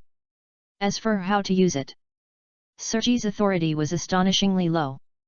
He didn't even take the initiative to contact the Secret Cultivation Society, and could only passively wait for the contact of his superiors. This made Les speechless, but soon felt relieved. It was precisely because Sergi was insignificant that he could easily extract information from him. After squeezing out the last drop of information, Sergi lost all his value. Rice took away his wand and his belongings, let him leave after releasing his restraints. "Are you too lenient for them?"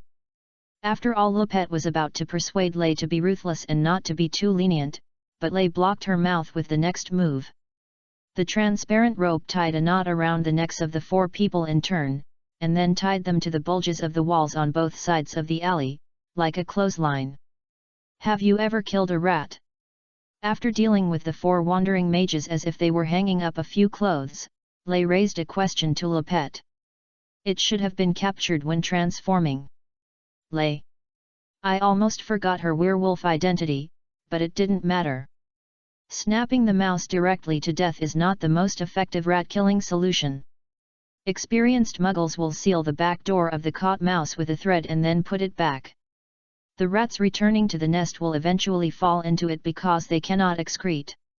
He was crazy and bite all the mice in the same nest to death. Rice said meaningfully. Macmillan met Serge again. How is it? Is the matter done? As soon as he saw Sergi, he couldn't wait to ask. Well, it's done. Sergi responded with a blank expression. That's great. Before Macmillan could finish speaking, Sergi slapped his face. What's amazing is that the slap didn't make any crisp sound. Sergi's palm stuck to Macmillan's face as if it had melted. The next moment, his whole body except that hand turned into the mud on the beach was melted into one with the dirt on the ground in the overturned alley. No one could see that there was a living person standing here. The hand he left behind also softened rapidly, sealing Macmillan's eyes and ears like dough, snatching his hearing and vision away. What happened in the corner of the overturned alley has nothing to do with Lay and Lepet. The two had returned to Diagon Alley at this time and bought more than 100 Jin Jialong's books from Lihen bookstore and the second-hand bookstore next door. According to Rice's original plan, he would have to buy at least 200 gallons for books, or should Lepet tell him that most of the books could be borrowed in the Hogwarts library before giving up. Next, he and Lepet opened 2 rooms in the Broken Cauldron Bar and lived in Diagon Alley for a long time. Chapter 14. Do you don't need to bring your own armor when entering school now? Since graduating from Hogwarts, Lepet has never lived such a comfortable life again. Every morning after getting up, she doesn't have to worry about her food rations today as before. Rice took on the lives of both of them. The expenses, the money in the wallet seemed to be spent, which made her get used to it after several days. Eat as much as you want, sleep as you want, and move at any location in Diagon Alley after asking for permission from Lay. This kind of life was something Lepet dared not think of before. She even had time to give students the shops that I didn't have the time to visit in Diagon Alley. Of times went around one by one. As for her owner, Lay, except for occasionally shopping with her, she rarely leaves the Follerin Fosco ice cream shop, a shop selling ice cream and cold drinks in Diagon Alley. The boss is an interesting little old man with extensive knowledge of all aspects of the Middle Ages. The favorite thing Rice does is to hold a few books, order a sweet cold drink, and then sit under the parasol outside the Forlorn ice cream shop, then order a box of ice cream every half an hour and go with the owner. Forlorn talks about the medieval aspects. Most of the time, Lay will do popular science for Forlorn, but there are also times when he is speechless by Forlorn. Often at this time, Lay will shut up and lower his head to read, while Forlorn will ha-ha laughed and added him a portion of milk-flavored ice cream. He will return to the Broken Cauldron Bar only when he eats and closes the ice cream shop. Of course, he did not let go of Sergi's career. He asked Lupe to specify several newspapers, and summarized the news on it every day and then sent it to a specific address by owl mail. But there has been no news feedback in the class record, and Rice is not in a hurry. He has enough time to wait for the fish to take the bait. As the days passed, Rice's understanding of the modern world gradually deepened. He learned a lot from books, among which the most discussed one was Harry Potter, the boy who survived the disaster. Calling the days, that boy is coming to Hogwarts to go to school. Which boy? Who else can it be? Harry Potter, the boy who survived the disaster. Such conversations can be heard several times a day in Rice's ears. In his impression, he and his 3 old friends were not so popular when they were most famous back then. Who is Harry Potter? Rice's confusion was quickly answered, and he read books published in recent years, such as The History of Modern Magic, The Rise and Fall of Dark Magic, Important Magic Events in the 20th Century, and The 20th Century by Harry Potter. Names are often mentioned. From these books, Rice also learned what the Savior did. He defeated a demon king. Rice was still a little surprised. There were often cases of brave men defeating the demon king, and the 4 of them were one of them back then. But it is the first time in 1,000 years that a baby who has not yet left his scrambled out of his scramble to defeat the demon king in the sky. Lay made up his mind when he had the chance to meet this boy who survived the disaster. Vanilla-flavored ice cream is here. Folarin put a large box of ice cream on the rice table. Thank you. Lay stood the book in front of him and enjoyed the ice cream emitting a hint of white air. While eating ice cream, the pages of the book in front of him slowly flipped. You should try other flavors. Strawberry and mango flavored ice cream have been sold very well recently. Seeing that rice was sweet, Folarin couldn't help recommending other flavors of ice cream to him. Lay shook his head. He had eaten all the ice cream flavors of Folarin's house, only 3 types, fresh milk, yogurt and vanilla were the best for his taste. Suddenly, a shadow fell in front of Rice and knocked over the book he stood there. The uninvited guest is a barn owl with a letter under its sharp beak. After sending the letter, the owl flew away as if he had completed his mission. Lay knew that the envelope contained Hogwarts admission letter. He broke the fire paint and took out 2 pieces of parchment from the envelope. The first was an admission letter written by Vice President Professor Minerva McGonagall, and the second was a list of required textbooks and essential supplies. Looking at the letter in my hand, the long-lasting memories gradually came to my heart. Is it necessary to be so formal? Godric Gryffindor looked at Hufflepuff, who was writing hard at the desk, and his face was full of surprise. Of course. They are my students. Hufflepuff replied naturally. But they are already in school in the castle. Roina, Salazar, tell me, is it necessary to do this? Gryffindor could not understand Hufflepuff's behavior at all. Why should he have already enrolled in school? Students write an admission letter. Sense of ritual, sense of ritual. Ravenclaw waved his hand and said that Gryffindor, you are a little more formal. The 4 of us are going to create the best magic school in Britain. Don't be like those straw troop teams. After getting disappointed from Ravenclaw and Hufflepuff, Gryffindor couldn't help but look at his good friend Slytherin, hoping to hear a few good words from him. Salazar Slytherin stroked his beard. It's really stupid to do this. Right, right. Gryffindor's eyes lit up. He has to be an old friend, and he will stand on his side when he is verbal. I chose to let the quill pen write a letter by myself, every basis. He estimated that Cheng Qizi's friend showed his own self-researched a few days ago. Move the quill pen. Dear Miss Greengrass. We happily inform you that you have been allowed to attend Hogwarts Magic School. Attach a list of required books and equipment with the letter. Looking at the quill pen walking on parchment paper, Ravenclaw and the other 2 showed a look of shock. Can you still play like this? We all honestly handwritten admission letters, but you just use magic to be lazy? Although he said that the notice written was not sincere enough, Ravenclaw and Hufflepuff still silently chose to go from Slytherin to an automatic writing quill. Write an admission letter for every student. The workload of the notice is too great. Letters were written out like this, and then sent to students' homes through the owls raised on campus. With the insistence of the 4 founders, this behavior became a tradition in Hogwarts, and eventually every child born in the British Isles with a magical talent would receive a letter from Hogwarts at the age of 11. Admission letter from the magic school. After Lupet completed today's intelligence collection mission, he brought a pudding to the Folarin ice cream shop. Then she saw the owner staring at a piece of parchment paper with a rumor that was muttering. You don't need to bring your own armor and long sword to enter school now. Lupet. Chapter 15. The Journey from 9 Stations. Time always passes by inadvertently. In the blink of an eye, the weather in London changed from cool to hot, and then changed from hot to cool. During the temperature switch, the start of school has arrived. In our time, when a wizard apprentice wanted to come to Hogwarts to go to school, it would be better to bring a set of armor. If you can't afford the cost of armor, you must at least prepare a long sword. Magic is very important, but it's good at it. Swordsmanship is equally important. Yes, you're talking about it. Lupet picked up his suitcase and echoed casually. Lupet has long been immune to his master's strange words. In her eyes, the master should be a wizard who has lived for a long time, but for some reason he has become like a young person now.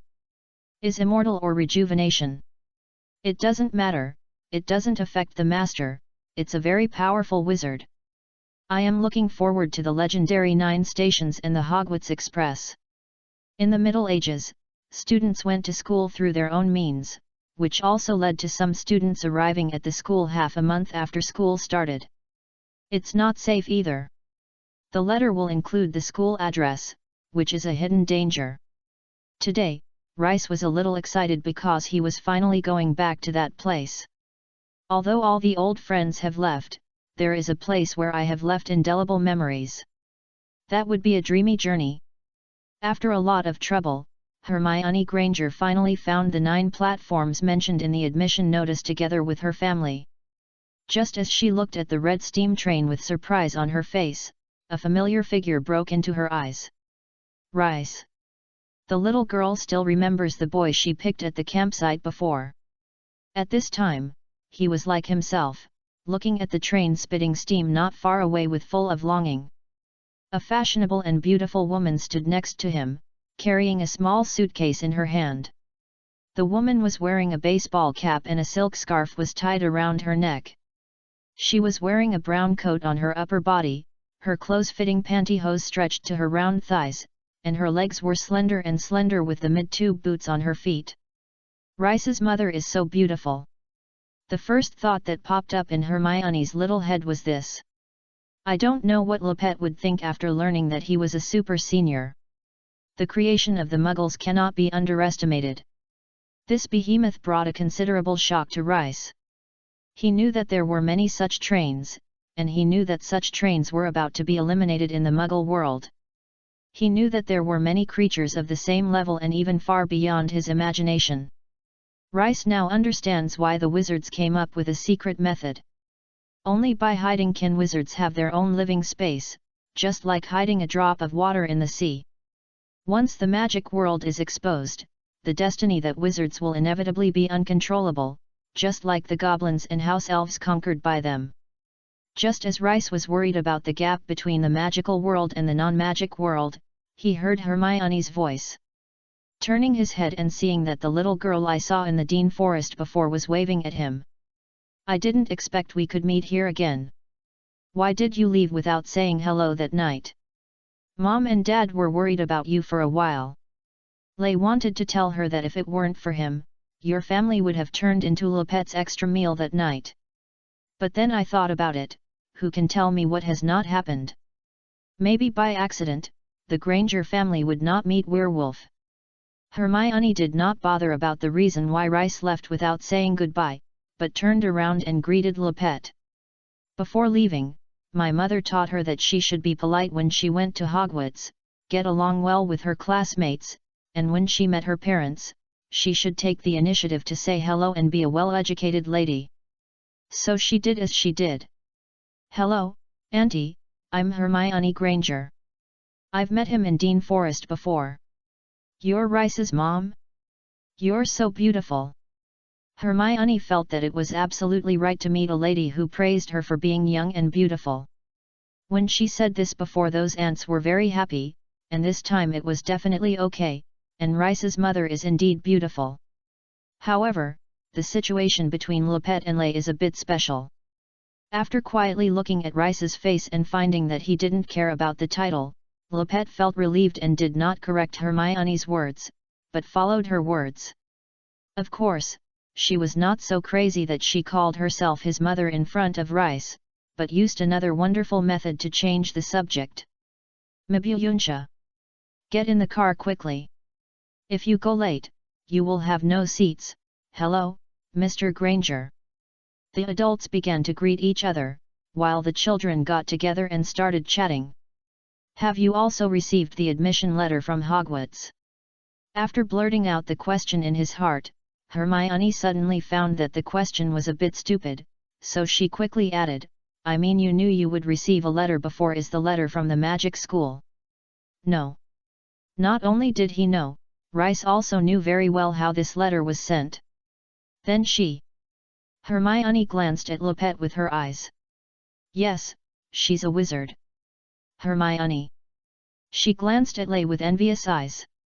In her opinion, it was simply too cool to have a wizard mother. Moreover, children like Rice, who are born in a wizard family, have been influenced by the magic atmosphere since childhood, and are definitely far ahead of themselves in magic. Fortunately, I read a lot of books during the summer vacation, and the gap between them and these children from magic families should not be that big. Before Hermione began to introduce herself to Rice to read the books during the holiday, the parents of both sides finally ended their greetings, took their children on the Hogwarts Express, and was lucky enough to find an empty box. "Okay, we'll leave first, Hermione, you want?" When Mrs. Granger told Hermione without hesitation, Lei was also organizing Lupette's task. "Find a place to live in Diagon Alley, collect information every day as usual, and send me an owl email if you have any questions." Lei took out a bulging wallet from his arms. "You can use this money first, if it's not enough, then send me a letter.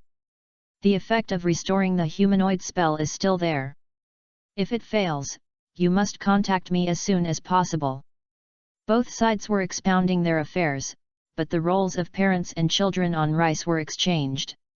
The harsh whistle sounded and the train was about to start. The Granger quickened his speech, said his final farewell to his daughter, and then ran off the car with Lupette. The whistle sounded again, the train slowly started, and the journey starting from 9 platforms began. Chapter 16 Lei, who knows magic a little. The train speeded up bit by bit, and Lupette and the Grange couple standing on the platform gradually became 3 small black dots that could not be seen clearly. Then the train turned a corner, and all 3 people disappeared. Hermione sat back in her seat and took out a heavy, large book from her school bag. Hogwarts, a school history talks about the Hogwarts Magic School and its history. I love reading it very much. If you have time, you can read it. I've seen it, and the content is very interesting. You can learn what happened in the next era of the 4 founders. Lei didn't lie. After seeing this book in Lihen bookstore, he bought it without hesitation for a second. This book is also the first book he has read in Diagon Alley. Although the book has more than 1,000 pages, Rice finished the big book in just 2 days and 1 night. When reading this book, Hogwarts' 1,000-year school history unfolded in front of him bit by bit like a scroll, allowing Rice to see what Hogwarts looks like after he and his friends left. It is like a sapling, growing little by little, becoming what the tree planter hopes it will become. Really? That's great! Hermione was so happy after learning that Rice had read Hogwarts, a school history. She couldn't suppress her desire to discuss the contents of the book with Rice. But before she could speak, the conversation between the 2 uninvited guests was interrupted.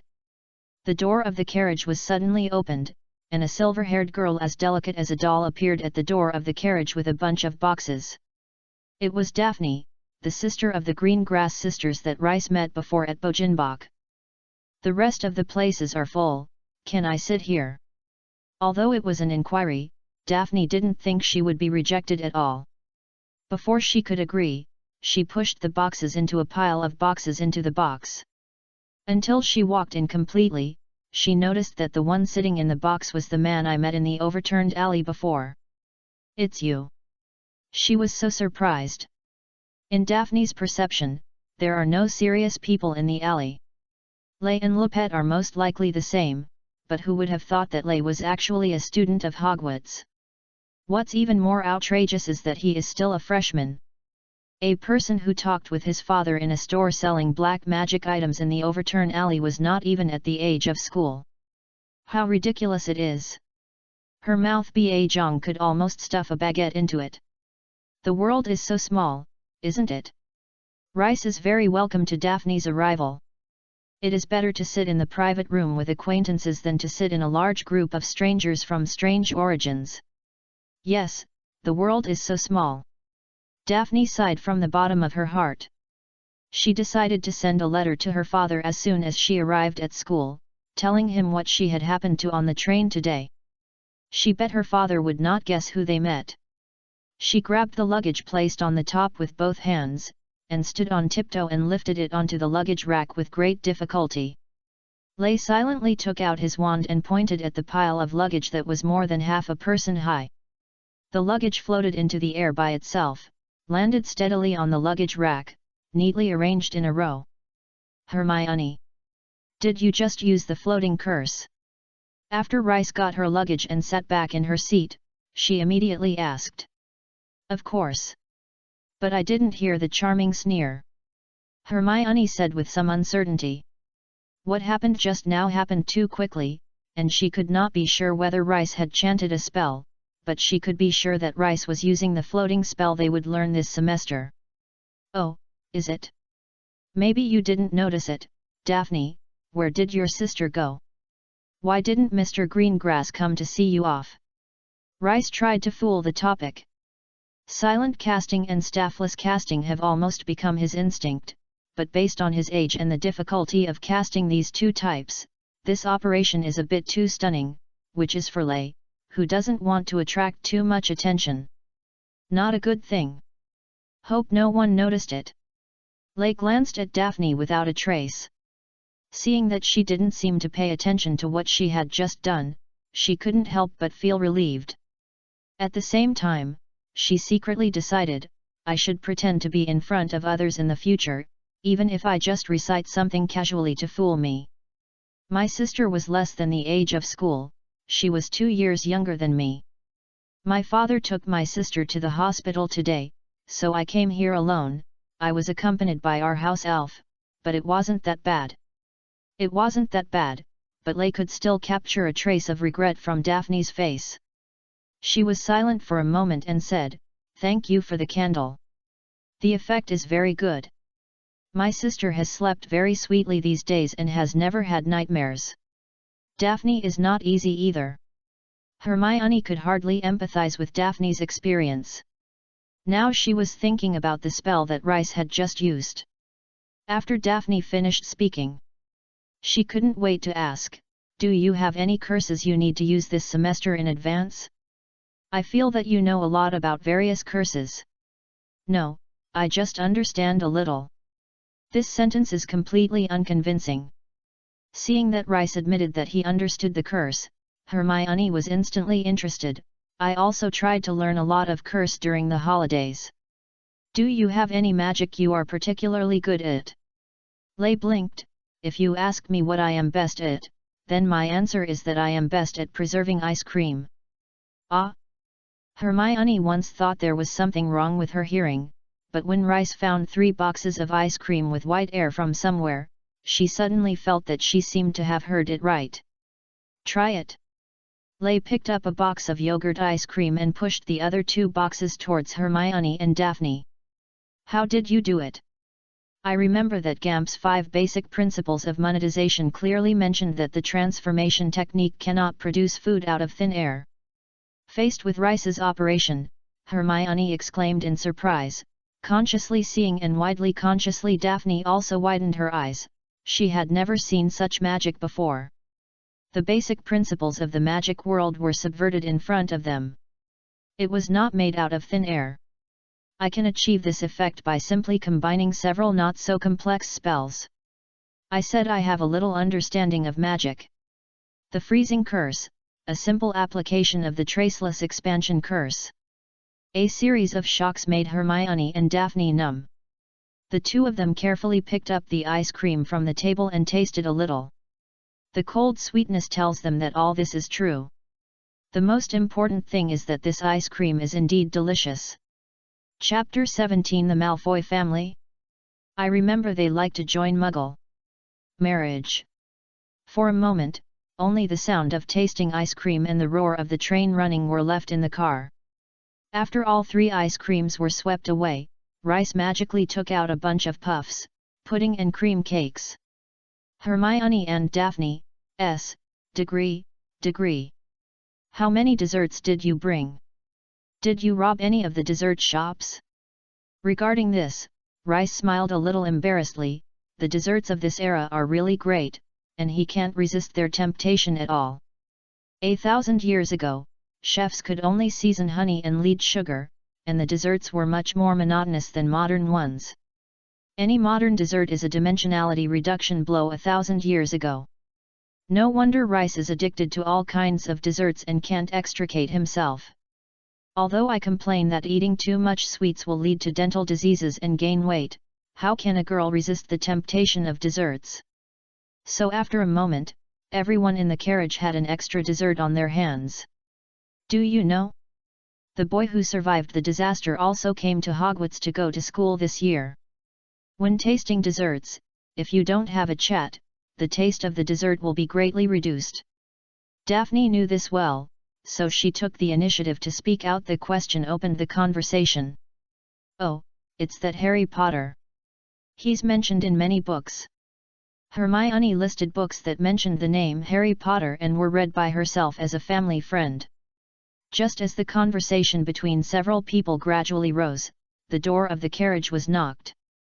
After opening the door, a boy with red eyes stood timidly outside the door and said in a crying tone, "Sorry, I want to ask, is my toad timid?" Daphne and Hermione shook their heads at the same time. Hermione stood up directly from the stool and said that she could accompany the round-faced boy to find his toad. Toad? Rice looked up at the round-faced boy. He learned from Hogwarts' admission letter that Hogwarts now imposed strict restrictions on the pets students can bring when they go to school, and could only be from the owls. Choose one of toads and cats. Maybe it was scared by students who were pets such as fire dragons, eagle-headed, horse-body-winged beasts, and eight-eyed giant spiders. However, even in that era of no taboos, there were very few students who chose toads as pets. This thing looks ugly, and it makes you feel disgusting when you look sticky on your body, and it doesn't have the magic of other magical animals. It's not as good as an owl in terms of function, and it's far worse than a cat in terms of cuteness. If students can choose owls and cats, they can't choose toad. However, toads have two advantages that other pets do not have: drug resistance. Many potion masters will raise a toad to test their new medicine. The mucus secreted by the toad itself is also a common raw material for potions. The mucus will also show different effects depending on the feeding ingredients. So potion masters really love creatures like toads. He may be a boy who loves potion science, right? Rice thought so and took out his wand. Love of potions is a plus for Rice, so he is willing to help the round-faced boy. The toad is flying. An ugly toad flew towards Rice. Even though he was very clear about the benefits of the toad, he still looked at the toad flying towards him in a daze. A hint of disgust flashed in Rice's eyes. His wand was lighter, and the fat toad fell into the boy's palm more steadily. Should it, looking at the chubby and energetic toad, lay praised, "This toad is really well raised. Thank you." The boy's eyes widened and he left with great gratitude in his arms. After the round-faced boy left, Daphne curled her lips and showed a trace of disdain. "I know that guy, his name is Neville Longbottom, and his brain is not very good." Longbottom. Another familiar surname. Yes, that guy is actually pure blood, which is incredible. After Daphne said this, she added with a little thought, "But it's normal. There are not many pure blood wizards who are normal in their minds these days." This sentence seems quite suspicious of a map cannon, but soon a good-minded person came out to prove Daphne's remarks. Not long after Neville left, a boy with light blonde hair, accompanied by two tall and strong little fat men, passed by Les's box and theirs, talking and laughing. Their voice was quite loud, and they could vaguely hear their conversation through the private room door. "Is that boy who survived the disaster also on the train?" "That's right, I met him in Diagon Alley before, and he was just ordinary, and he actually mingled with that Hagrid." "Do you know? It's that Rupert Hagrid, et." The voice paused outside the private room of Rice, and the next moment, the door of the private room was opened. "Daphne, are you actually here? Do you want to go with me to see the savior of the magic world?" "Not interested." Daphne refused him. She actually wanted to go and see the legendary Harry Potter, but she didn't want to go with these three people. However, this guy Malfoy's proposal is good. You can explore Rice's tone later. If he is interested, go find Porter with him. Okay, Malfoy said in disappointment, as he turned his eyes to Lay and Hermione in the same carriage. What are these two? Hermione Jane Granger. Lay Chazar Allint. Two strange surnames. Seeing that they were not from a pure-blood family, Malfoy was too lazy to fight these two people even when he greeted him. Without hiding his contempt in his eyes, he said to Daphne condescendingly, for the sake of the relationship between the two families. I will give you a piece of advice to deal with people who are not incompatible, so as not to fall into the Greengrass family in the future. To the point where families like Weasley and Longbottom are. Shut up, Draco Malfoy. Leave here, your voice makes me nauseous. A hint of angry flush flashed across Daphne's face. Although they had been together for a while, Daphne had already regarded Rice and Hermione as her friends. She could not accept Malfoy's humiliation of her friend in front of her. She scraped her stomach and shouted at Malfoy with the worst words she could think of. Malfoy. Rice heard a surname he was familiar with. However, unlike the Greengrass family, the reason why he was so impressed by the Malfoy family was that the ancestors of the Malfoy family once hired him as his wedding witness. As for the marriage partner, it may be a bit embarrassing to say it out. She is a wealthy French lady and a Muggle. Without wrong. Seeing that Rice seemed to have heard of the reputation of the Malfoy family, Draco immediately shakes and said, Since you have heard of the surname Malfoy, you are not a nickname. Do you mean the Malfoy family who really likes to marry Muggle nobles? Malfoy. Newbie seeks investment, reading, and collecting new books. Chapter 18 Rice, your misunderstanding about Slytherin is too deep. Draco Malfoy was sure there was something wrong with his hearing, otherwise he would not be able to explain why anyone dared to say such words in front of him.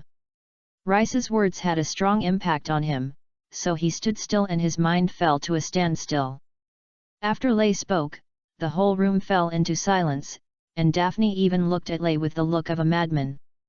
As a core member of the magic family that has been passed down for thousands of years, Daphne certainly knows the background of the Malfoy family.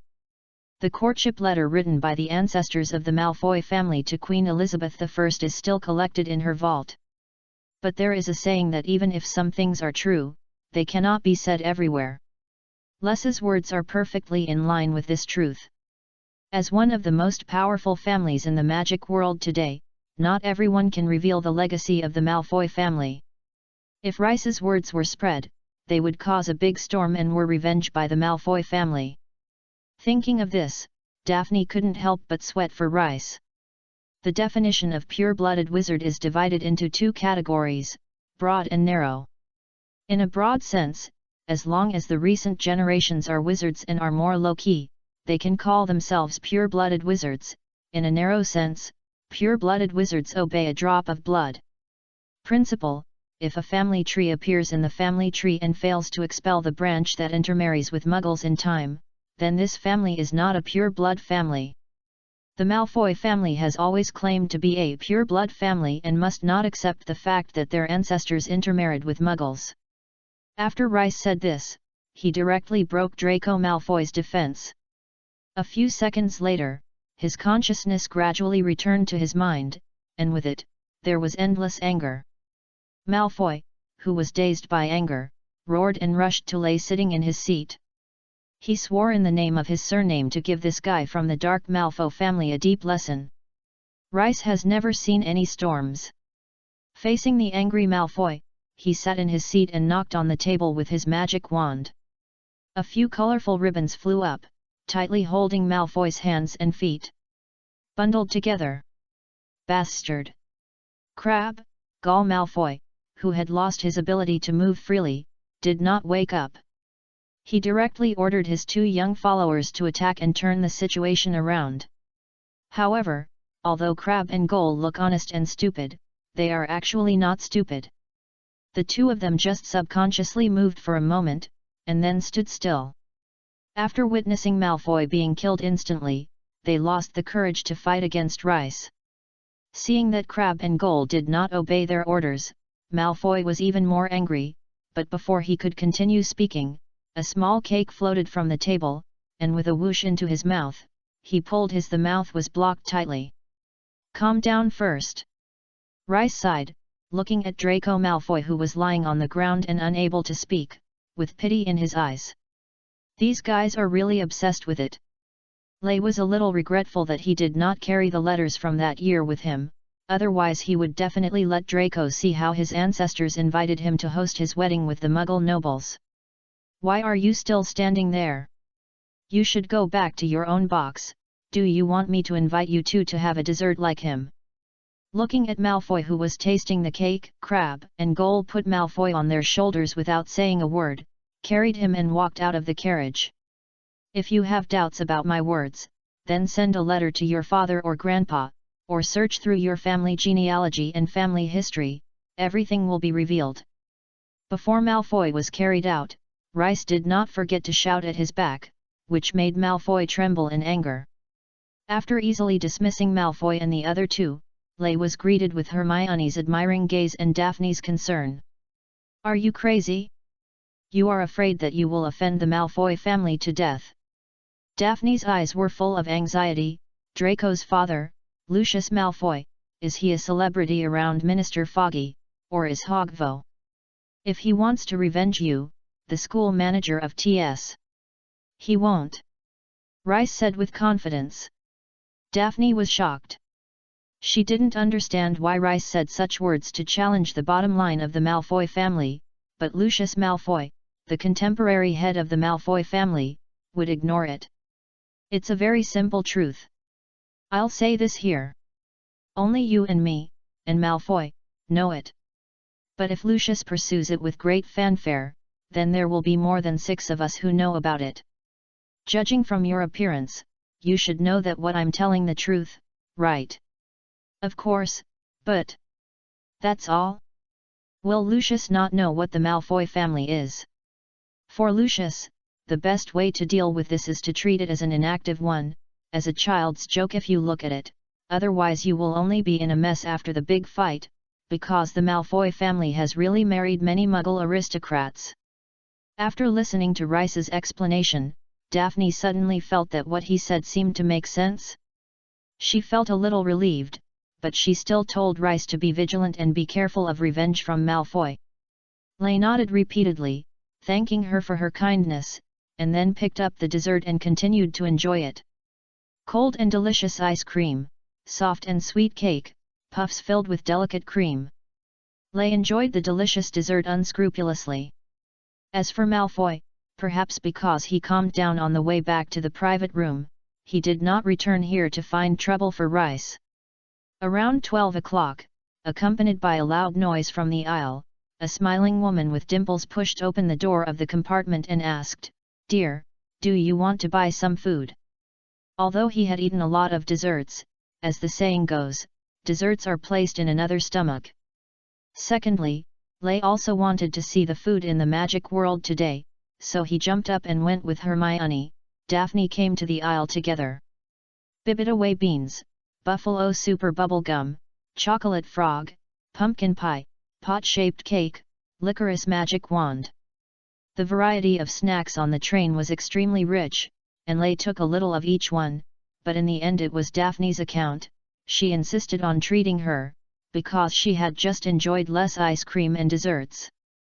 Hermione took out several boxes of washed fruit from her backpack to repay Daphne and Rice. After putting the snacks on the table, a simple but rich lunch begins. The first bag of snacks that Lay opened was called Bibido beans. This snack is very interesting.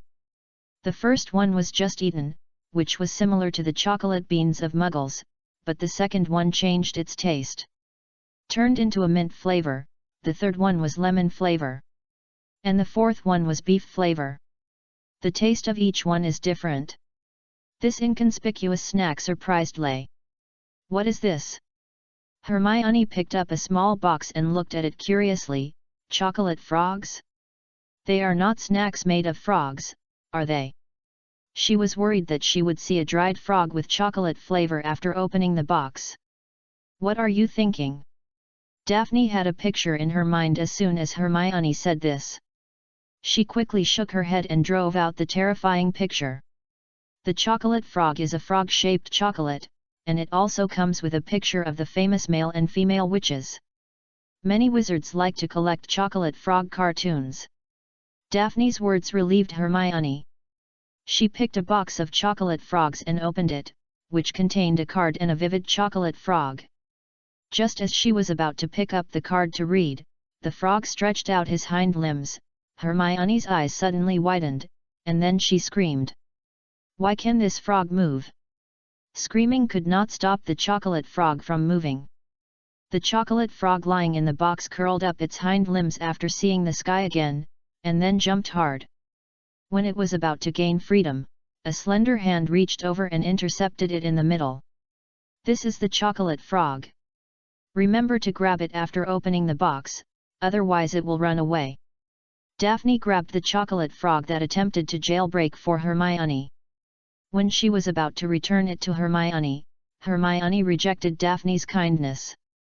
The chocolate frog was made too realistic, which made her a little difficult for a while, and she needed some psychological construction. "Let me see." Rice also developed a strong interest in the food of chocolate frog. It was not difficult for him to move chocolate into a frog, but he was also very clear about the difficulty of this spell on ordinary wizards, and it had high requirements for transforming. How did the company that produces chocolate frogs produce this product in large quantities? Is there a master of transformation who is willing to work for them?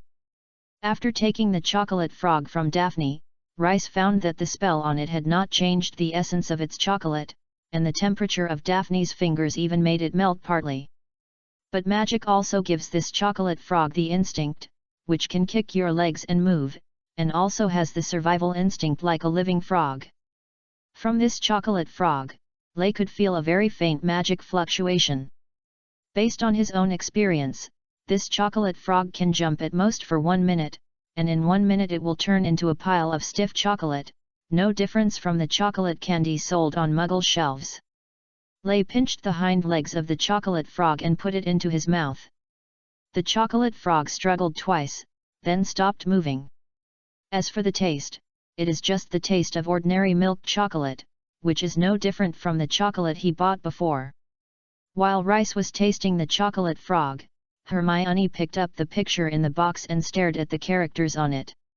Salazar Slytherin, medieval, detailed date is unknown, one of the 4 famous founders of the Hogwarts School of Magic, is one of the earliest recorded snake accents, and is good at various spells. After hearing Hermione's words, Rice raised her head directly. "What, does the chocolate frog actually have its own picture?" Thinking of Daphne's previous statement that only the famous male and female witches could climb the chocolate frog cartoon, Rice suddenly felt a little happy. "You drew Slytherin? Let me see." After seeing Hermione drew Slytherin's picture, Daphne immediately put down the snacks in her hand and turned the picture away. Hermione borrowed it from her hands. After just one look, she returned it back with disappointment. "It's just an ordinary gold card, not a reward card, it's a pity." From Daphne's mouth, Rice was surprised to learn that the chocolate frog cartoon was divided into 3 types, gold, silver, and bronze, and some rare hidden models. Your own picture is a gold card, and there are also hidden pictures called reward card. After learning the news, Rice was even happier. That's natural. As one of the 4 founders of Hogwarts, it's normal to be included in the gold card and come with a hidden model. Rice himself also opened a box of chocolate frogs. Perhaps it was the guidance of fate. The picture in this box of chocolate frogs was actually Salazar Slytherin, and according to Daphne's identification, it was actually a reward card. You see, this is the difference between a normal gold card and a reward card. There is a sentence in the introduction to the reward card: "He is also a supporter of pure blood supremacy." Daphne patiently told Rice and Hermione ordinary the difference between a card and a reward card. Lay. "I don't know very well, why is Slytherin called a supporter of pure blood supremacy by people?" he couldn't help but ask. Because he only recruits pure-blooded wizards as students. Even Hermione knows the answer to this question. Rice only felt something stuck in his throat, and his eyes turned black. You have two deep misunderstandings about Slytherin. It is a rumor that only recruits pure-blooded students. There are also mixed-blood wizards among Slytherin's students. He tried hard to defend himself, but the results were minimal. He found that after thousands of years of fermentation, the understanding of him by later generations was distorted by the amplification of those who were interested. Slytherin in the eyes of modern wizards was not himself at all. They just made a statue called Salazar Slytherin according to their preferences and then offered it. As for what this statue looks like and what clothes it wears, it is decided by future generations. They used Slytherin's mouth to say their own words. Listening to Rice's explanation, Hermione shook her head and said to him, "This is what the book records." Daphne was not very able to accept Les's statement.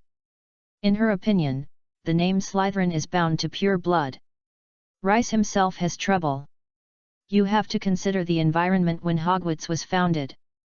Is there a possibility that Slytherin wants to recruit pure-blooded students because they are more reliable?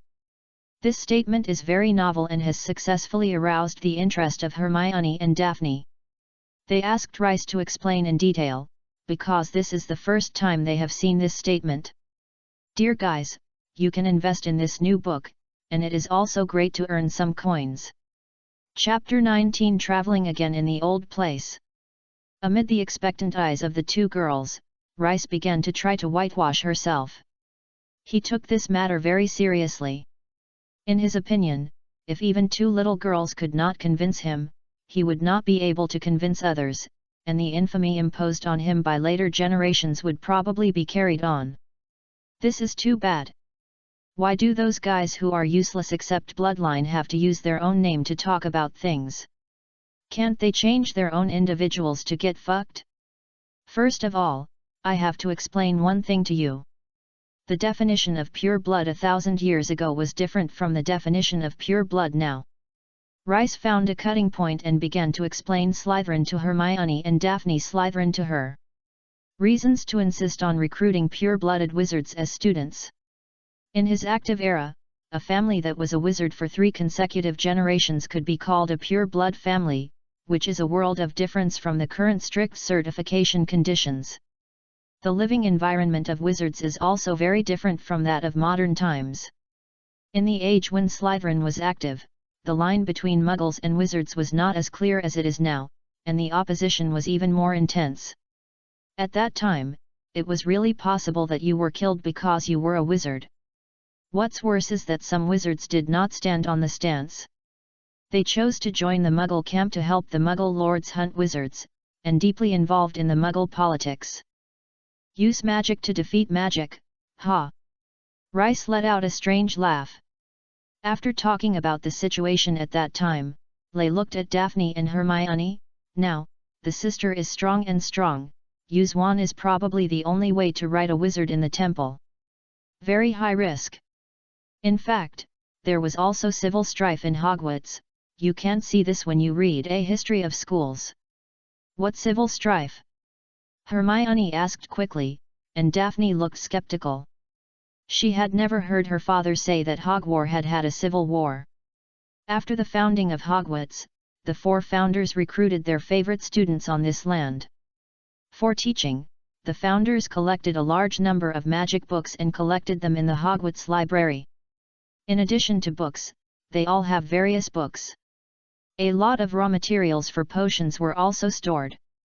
Hogwarts's reputation grew, and eventually attracted the covetousness of the local lords. The greedy lord colluded with several young wizards from nearby Muggle families, trying to capture the castle inside and outside. In his plan, even if he could not occupy Hogwarts Castle, he would have to force the Hogwarts Magic School to pay taxes to him. Provide him with a mage to fight, making Hogwarts his vassal. What about the final result? Hermione asked impatiently, and Daphne also raised her ears, eager to hear the follow-up story. Regardless of whether the incidents told by Rice are true or false, the plot alone is still attractive enough.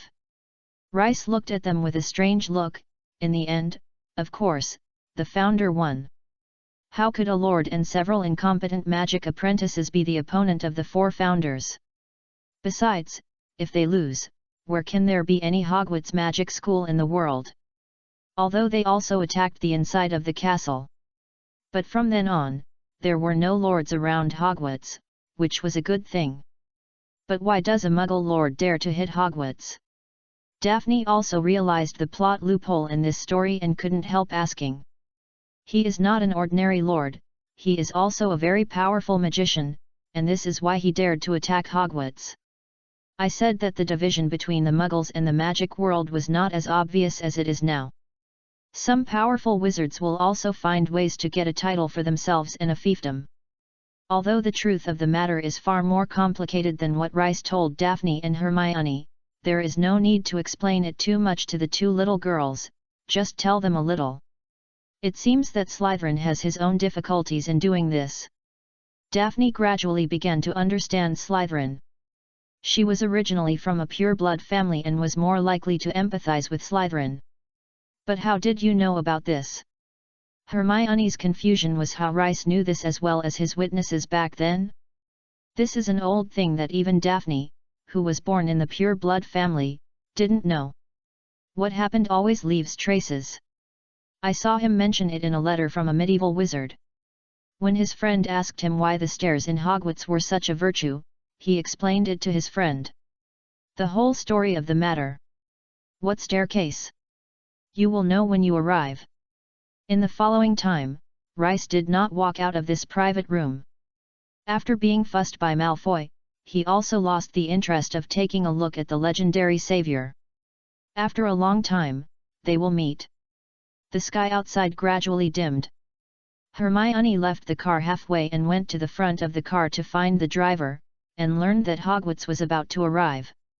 We'd better change into our robes, we'll be there in 30 minutes at most. Rice turned her eyes out the window, trying to find the outline of her memory from the stretching mountains. He failed, and even the undulating outlines of the mountains were so strange that he could not find any familiar traces. When he turned around, Hermione and Daphne had already changed their robes. Rice noticed that there was a circle of silver-green patterns on Daphne's cuffs. Are you sure you will join Slytherin Academy? Rice was a little curious because he remembered that the branch process he had set before was not like this. Students should not know which college they are going to be assigned to before the opening ceremony. Although I don't know the result yet, I think I will definitely go to Slytherin. Daphne didn't feel that she was still assigned to other colleges. My whole family graduated from Slytherin College. Rice nodded. Students like Daphne did meet his admission requirements. Even if he was asked to choose him, he would pull Daphne into Slytherin. The train will arrive in Hogwarts in 5 minutes. Please leave your luggage in the car, and the school staff will take it to the school for you. The driver's voice echoed on the train, and the train's speed seemed to be decreasing, and finally stopped. The students pushed and shoved in the narrow aisle and rushed towards the car door, and finally arrived at a small, dark platform. Rice followed the crowd and came to the platform full of chills with Hermione and Daphne. He looked around and finally found a sense of familiarity from the surrounding scenery. This is Hogsmeade, who, after 1,000 years, has set foot on this land again. Still seeking investment and reading. There is another update tonight. Chapter 20 Hogwarts. When he left, he vowed that he would never set foot on the land here again, but now he has broken his promise. No, it was Salazar Slytherin who vowed not to step into Hogwarts territory. What does it have to do with me, Lay Chazalaser Lint? Lay comforted himself. He had fantasized before that if he came back, what kind of situation would it be like, what situation would he come back, and what he would say to Godric and the others after he came back. As a result, even his biggest fantasy was revealed. It's not as magical as it is now. It has been 1,000 years since I came here last time, and the 3 old friends of my back then have left here. However, if the 3 of them turned into one Lois, Rice would not believe it. Even if I can find a way to prolong my life, will my 3 old friends really welcome death calmly? Rice feels unlikely. Perhaps the 3 of them had woken up from their long sleep like themselves and returned here incognito, or perhaps they were still sleeping. Before seeing their corpses, Rice would never admit that they had died. A gust of cold wind blew by. Although the thick robe on his body blocked most of the chill, his head, face, and hands were exposed outside. Lei and the other 2 were shocked. A lamp suddenly appeared above the crowd, and a thick voice shouted, "First-year students, first-year students come here. Harry, how are you here?" Harry? Like the students around him, Rice looked towards the lamp and saw a thin wizard wearing a wizard robe and a mess of black hair coming out. That's Harry Potter. This idea comes to mind for many people. Everyone was a little disappointed when they saw Harry, because the one who appeared in their sight was an ordinary child, who was in his teens, thin and small, revealing a sense of fear. But if you think about it carefully, it seems that Potter should be like this. He took off the aura of the savior from him, and he was just an 11-year-old child. Rice met the boy who survived the disaster without any warning. Daphne pulled the corner of Rice's clothes and whispered to him in a very low voice, "He looks so ordinary." She was speechless for a while and finally found the adjective that suited Porter the most. Yes, normal. Lei also felt that Guy was ordinary and looked like an ordinary boy. He really didn't know how the Dark King fell into his hands. Maybe he could figure it out with close contact in the future. "So what do you think he should be?" Lei replied to Daphne as he took out several candy cans from his pocket. I don't know." She wanted to answer like you, but she was embarrassed to say it when she was right. "Get it?" Rice stuffed a candy box containing a ball of blue fire into her hand, and also gave Hermione one, leaving one for himself. A simple trick can be used to warm your hands, which will automatically go out after half an hour, and you don't have to worry about it. Holding the candy can in your hand, Lei felt a warm feeling dissipated from his palms, and soon made his hands warm. I wiped my hand on my face, and the cold air that had just left the cold wind was dispelled. Daphne, Hermione. So awesome! What a lucky thing to have a warm fire in the cold wind. Let me go back and teach you, my sister. I'm suspected of riding a coffin and gnawing a narrow phoenix. This spell was invented by him and improved by Ryuna's hand, and once helped them survive the bitter and cold night on the Nordic wasteland. This is how magic is, it has the effect of turning decay into magic and saving lives. Against the abortion, Rice and the other 2 came to Hagrid with the canned fire in their hands. He held the lamp and shouted a few more words. After confirming that no first-year students were left behind, he led the group of young wizards towards the school. The road to Hogwarts Castle was steep and narrow, and the roadside was pitch black. The little wizards followed Hagrid and stumbling along this rotten road. The deeper you go, the more you feel the scenery in front of you looks familiar. Finally, a black lake suddenly appears at the end of the road. On the high hillside across the lake, there is a towering castle. The castle is full of spires and windows. Flashing under the starry sky, competing with the night sky, like a blurred and dreamy fairyland. Lei seemed to have crossed time and returned to 1,000 years ago. On that morning 1,000 years ago, the 4 of them also walked through the rugged path and came to this lake. They finally decided to create their own magic school on this hillside.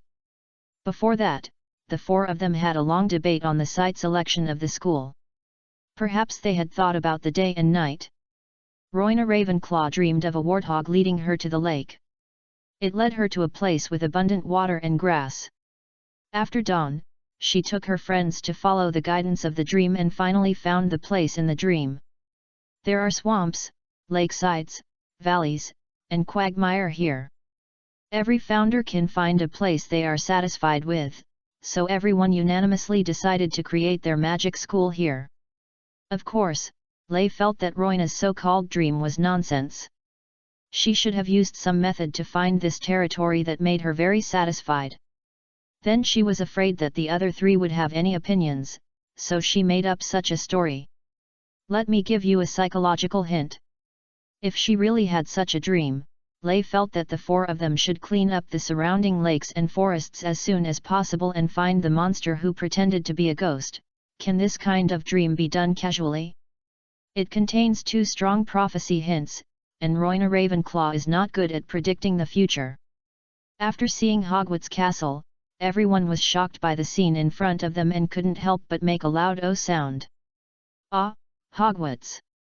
Rice couldn't help but sigh, and thousands of emotions were condensed in this sigh. There were a row of small boats by the lake, and the students got on board one by one under the guidance of Hagrid. A boat can sit up to 4 people, and Hagrid can sit on one boat by himself. Rice, Hermione, and Daphne boarded a boat closest to them, and Neville followed. Rice noticed that Harry Potter and a red-haired boy sat on the boat next to him. After everyone got on the boat, Hagrid shouted, "Go forward!" The boat immediately rowed across the mirror-like lake and headed towards the huge castle that was high into the sky.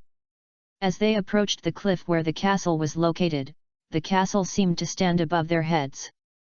The boat was slightly slower as it approached the cliff, carrying the newborns through the ivy curtain covering the front of the cliff, drilled into a secret entrance.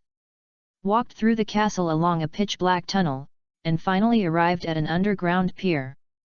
The students climbed a piece of gravel and small pebbles on the surface, climbed up the tunnel in the rocks, and finally arrived at a flat and wet grassland under the shadow of the castle. A huge oak door appeared in front of everyone, and Hagrid walked up the steps and knocked on the door 3 times. The door opened. Chapter 21 Hogwarts wealth is beyond Rice's imagination. Behind the oak door was a tall black-haired witch in an emerald green robe.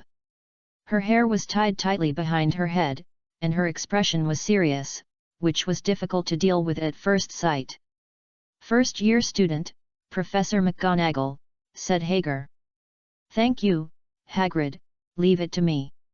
After completing the handover, Hagrid flashed and left, and Professor McGonagall opened the door wide, revealing the foyer that was enough to install a 3-story villa in the back. As the facade of the castle, the foyer is built in a magnificent atmosphere, just like the main building of the cathedral. The front door is a luxurious marble staircase, and the ceiling is so high that it is almost impossible to see the top. Like Muggle Castle, the walls of the hall are made of huge stones, and the stone walls are filled with burning torches, illuminating the hall as if it were daylight. After looking at the furnishings in the hall, Lay smacked his lips, his eyes full of praise. The successors took care of the castle very well, and the school should not be short of money, looking at the decoration of the hall and the number of torches. It reassuring him. When Rice thought of the number of torches, she couldn't help but blush. The little wizards around him had no life experience and only knew how to say "oh" and "ah" in the tall foyer. In fact, the most luxurious thing was the inconspicuous torches inserted on the stone wall. It didn't cost much money to build a magnificent castle, because all of this was built by the 4 of them with magic. The cutting spell cuts out huge rocks from the surrounding mountains, and then teleports them to the hillside with teleportation magic, and finally they are like building blocks. Put them together, there is no need to spend money at all, just Griffin and Griffin. If you don't be in charge, you don't know how much fuel you will burn so many torches in one night. As one of the 4 giants who once took charge of the school's financial power, Rice said that this is really an astronomical figure. Even with the financial resources of the 4 of them, they will have a headache watching the expense bill at the end of each month. The torch fuel fee, the food and drink of teachers and students, the castle heating fee, the expenses of potion materials, the salary of professors and teachers. The consumption of each purchase made everyone's wallet fade at a speed visible to the naked eye. Rice once wanted to charge high tuition fees for all students, but in the end he was stopped by Hufflepuff and did not take action. "Helga, do you have any concept of money? We can buy a fire dragon back after the money we spent last month. This is still a continuous expense, we must find a way to make money." "So you want to charge tuition fees for students?" It's because she was so angry that she blushed. She slapped Slytherin's desk with a fierce tone. Many students are simply I can't afford this money. Then we can lend them money first and pay it back slowly after they graduate. Ha, I didn't see that, Salazar, you actually have the blood of a fairy. Hurchpatch, don't go too far. Seeing Hurchpatch humiliating himself so much, Salazar was as furious as a cat who had been stepped on his tail. Isn't it? Let the children take out a loan to school, and then work for you for half your life after graduation. Haha, even the most greedy fairy didn't expect that there would be such an operation. Seeing that the two were about to fight, Royner and Godric hurriedly stood among them to separate the two, and then gave a compromise plan. They went to contact the parents of wealthy students and asked them to donate to the school. Donated enough, even if the child is not attracted by everyone, he can come in and learn magic. At the same time, they also decided to reduce school expenses through various means. For example, while teaching herbal classes, Hufflepuff also takes students to grow vegetables. Gryffindor's fighting class adds teaching content to hunt in the forest next to the castle. Don't forget to pick up firewood when you hunt. When Crow teaches everyone alchemy, he should make some alchemy props and sell them. Slytherin also needs to find a reliable way to sell potions. Don't waste the potions he made in potions with his students and him in potions class. In order to survive that difficult time, they had a lot of ideas. For a while, even the torches used for lighting at night were created by Slytherin using magic. It's not that the four founders are too stingy, but that people will have immediate worries without long-term plans. Now we can still use the savings of 4 people to support it. In the future, the school will be bigger and bigger, and there will be more and more students, and the 4 people are gone. What should Hogwarts do? A successful school must be able to balance income and expenditure, otherwise it will end up in vain. Stop being idle, go quickly. Hermione poked Les's back and signaled him to follow Professor McGonagall. She was taking the freshmen to an empty room on the other end of the hall. Isn't it shocking? Daphne looked proud. Rice nodded silently, his pride lingering in his heart, even making his face flushed. Okay, really good, very good. This is the school I founded. Seeing Hogwarts so prosperous, Lay was as happy as seeing a fruit farmer full of fruits.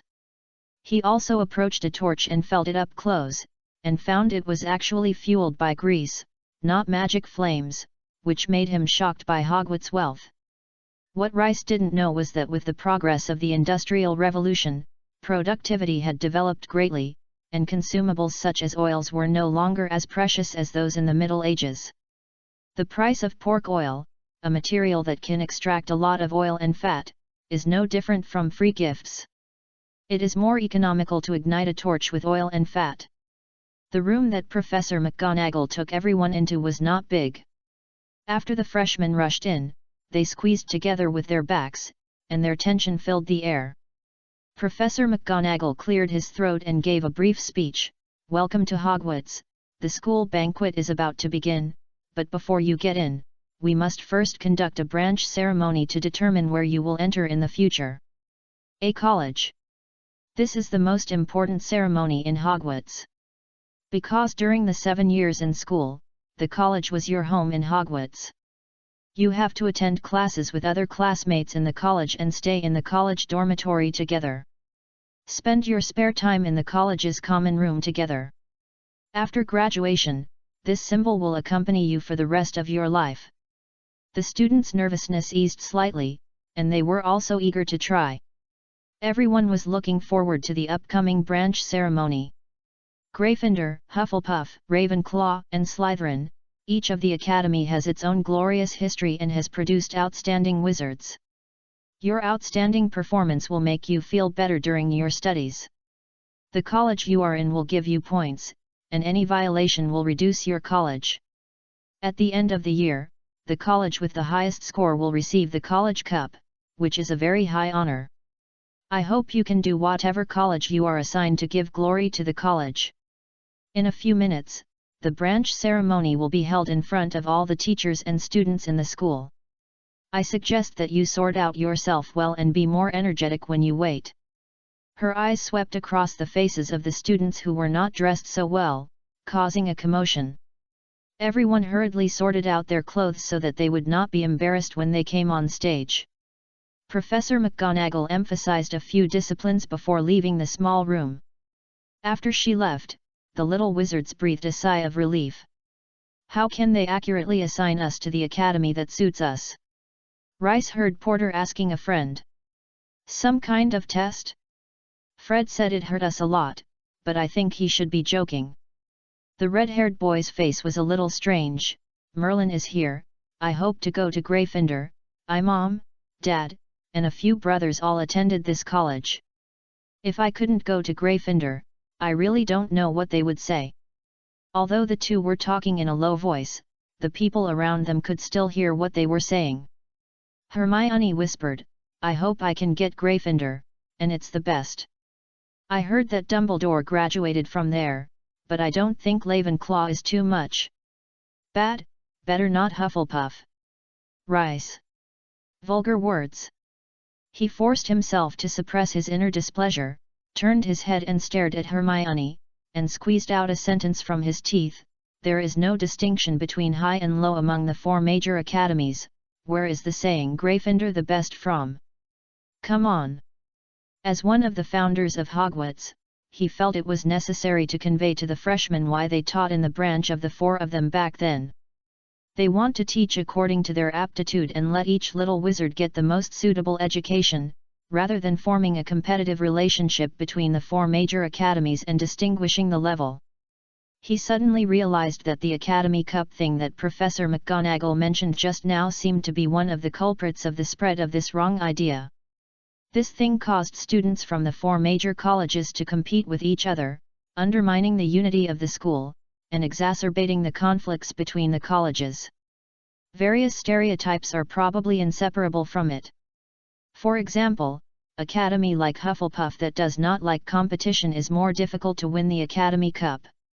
It is inevitable that some narrow-minded people will think that Hufflepuff is full of wine bags, and for example, a student like Slytherin academies with all ambitions are likely to place too much emphasis on the competition process, hurting in relationships between other academies because they are too eager for the Academy Cup. The Academy Cup is not a good thing. Rice decided to find an opportunity to ban it. But Dumbledore. Every academy has given birth to a very excellent wizard. Rice predicted Hermione's statement and directly retorted her words. Listen to me, don't see any celebrity in the college. It's meaningless. The best one for you is the best. A brave and fearless student can go to Gryffindor, a student who is upright, loyal, and uncontested. You can go to Hufflepuff, those with a smart mind can go to Ravenclaw, those who want to be enterprising can go to Slytherin. Each academy has its own advantages and disadvantages. For example, Hufflepuff, where it is the warmest, the relationship between classmates is very harmonious, and their lounge is very close to the kitchen. Ravenclaw is suitable for children who decide to study academically, and there is a strong learning atmosphere there. If you want to develop in the Ministry of Magic in the future, Slytherin will definitely be the best stage, and your classmates and seniors will be your best helpers, but such a life is destined to be very tiring. Think carefully about what kind of college you want to go to and what kind of life you want to live. Rice's voice was a little higher, and many people heard his remarks, with a thoughtful glow flashing in their eyes. The red-haired boy who had just chatted with Porter also blinked. He had just vaguely heard that Hufflepuff's lounge seemed to be very close to the kitchen. But if some choose, he still wants to go to Gryffindor more. Neville heard the harmonious relationship between Hufflepuff, which made him feel a little moved. Suddenly, a scream came from the end of the team. Rice looked up and saw about 20 translucent pearl-white ghosts suddenly emerge from the wall behind the freshmen. They were arguing about something and hardly noticed the new life inside the house. I said, we should give it another chance. My good monk, don't we give Pippi ghosts enough opportunities? But what's the result? Lay suddenly widened his eyes because he saw someone he was familiar with in the ghost, and he saw his student, Barrow. He was a very talented young man with a good background, and his only disadvantage was that he was a little impatient.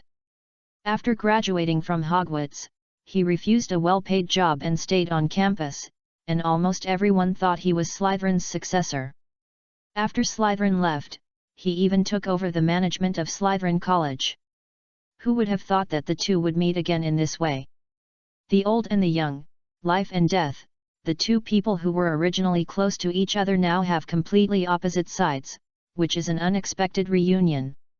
There is almost no difference from the appearance in his memory.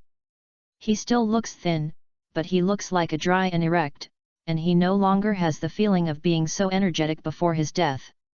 He had a pair of big black eyes, covered with silver blood. Rice noticed that the other ghosts were keeping a distance from him, as if he was afraid of him.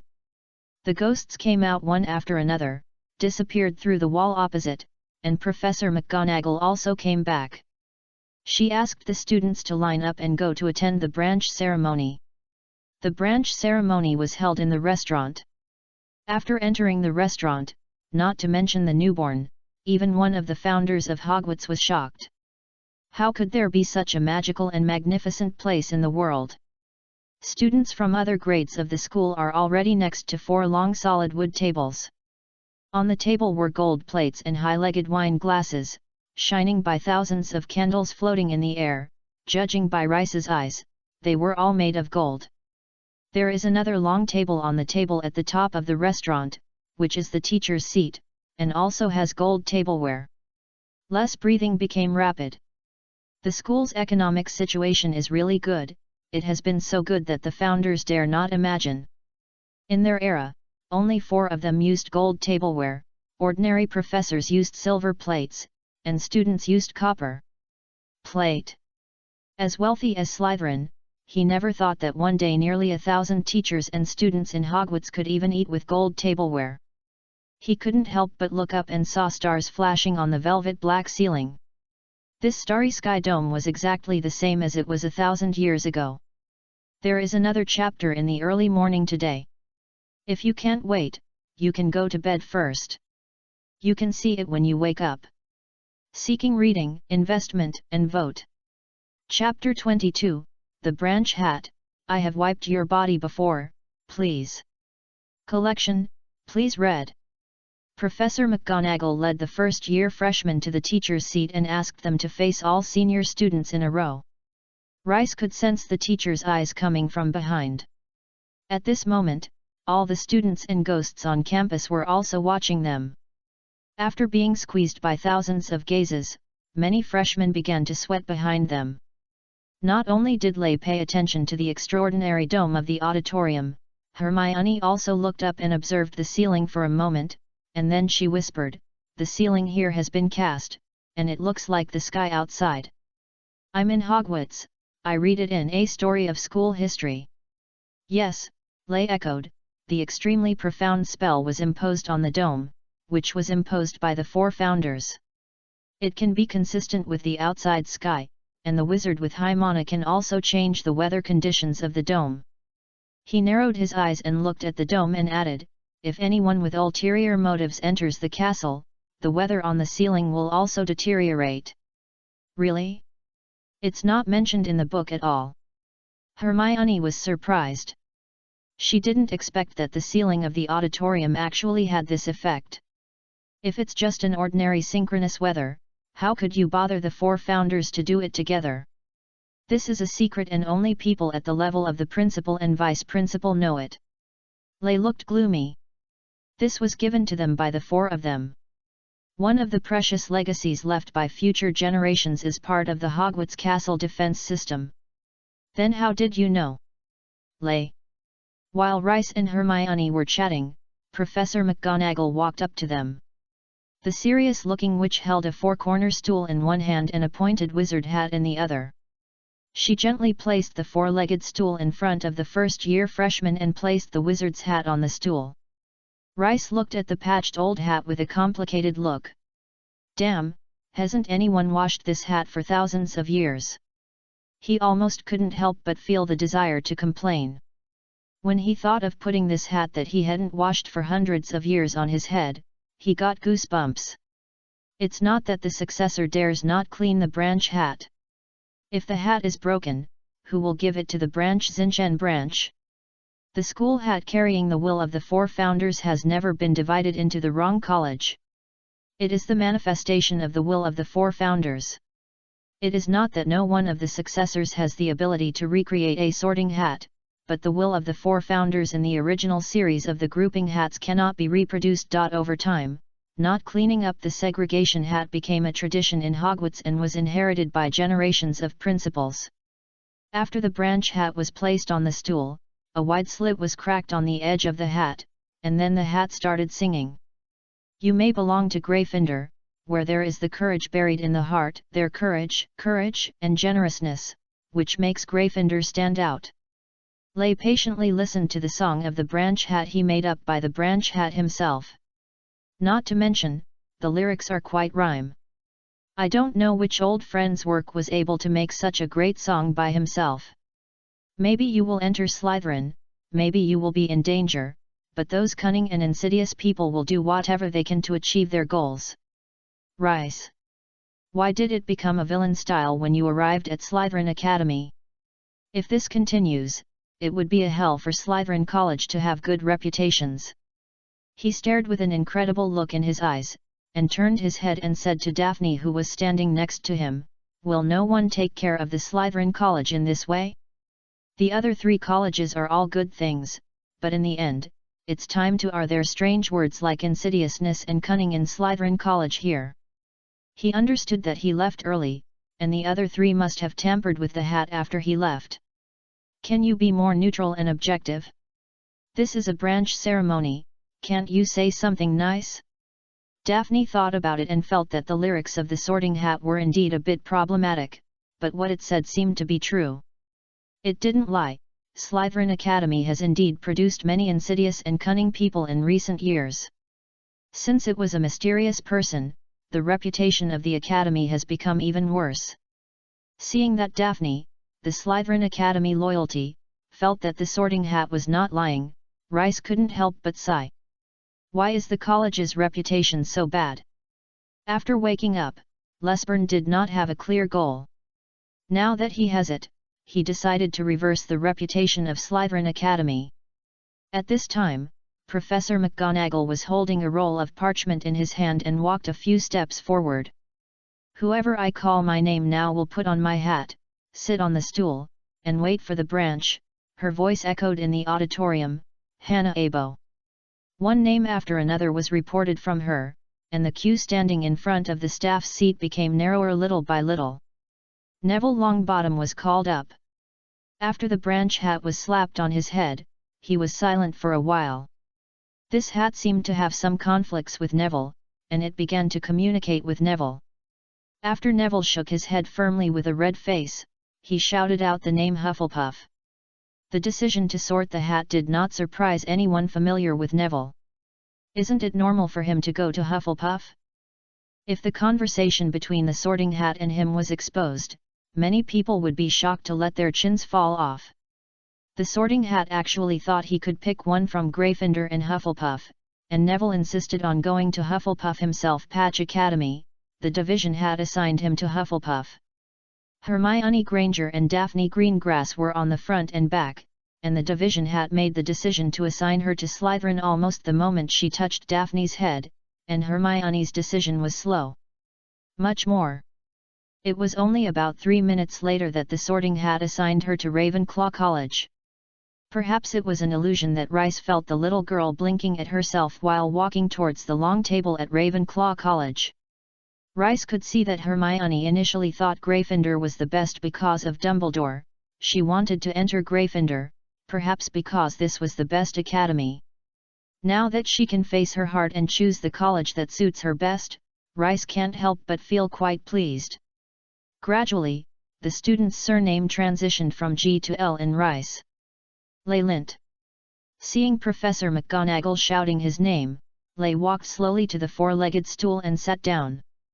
Professor McGonagall walked towards him, and just as she was about to put the hat on his head, Rice reached out to her, took the yard hat from her, and put it on himself.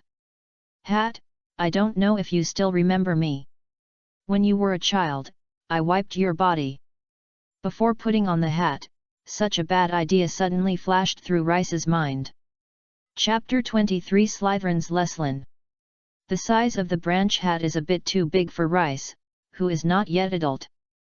After putting on the branch hat, the hat slid directly downwards, covering his eyes. Darkness came, isolating his eye contact with the outside world. After putting on the hat, Rice found that it was not as dirty as it looked on, and it was even quite comfortable. He even faintly noticed the residual aura of Godric from it, which almost made him fall into old memories again. A faint voice rang in his ear, well, a familiar feeling, very familiar, Even whispering did not prevent Rice from hearing a shocked tone from the sound of the division hat. It's right to be familiar with it. Lay thought silently. Oh, my goodness!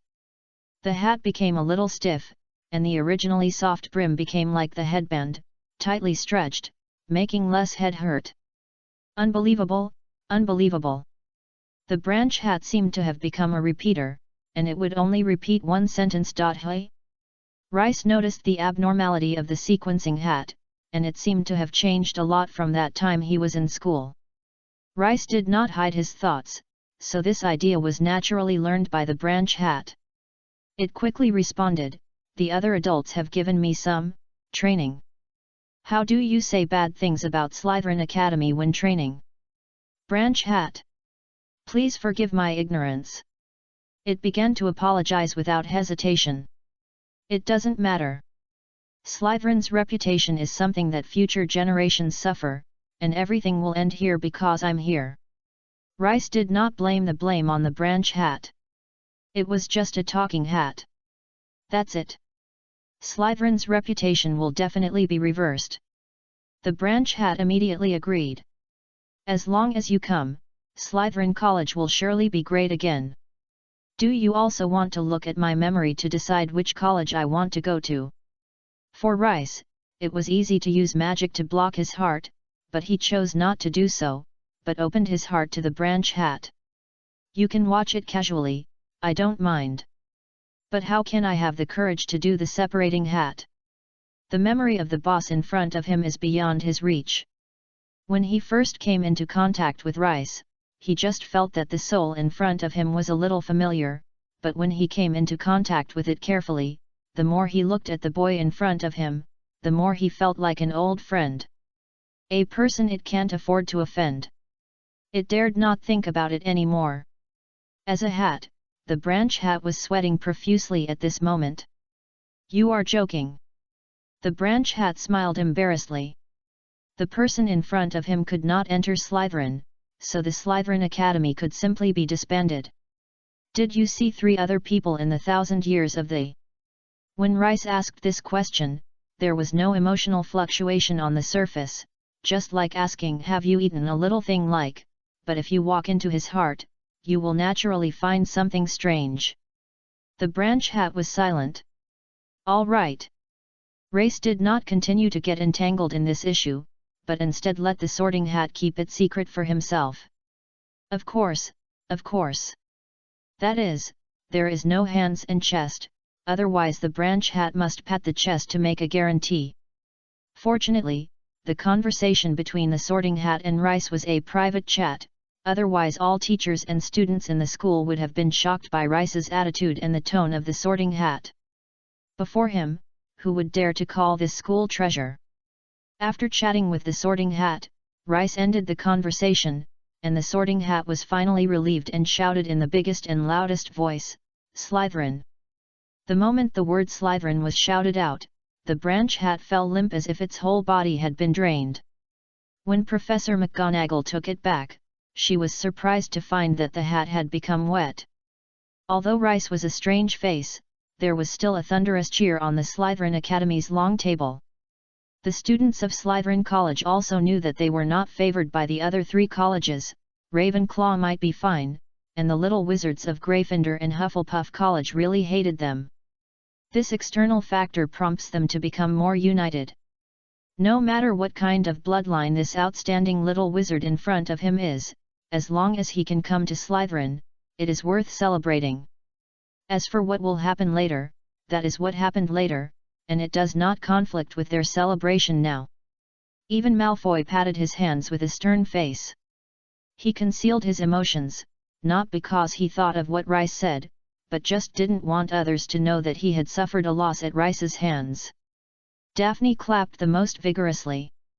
She slapped her face very hard, her face flushed red. She didn't regard Rice as an ordinary freshman.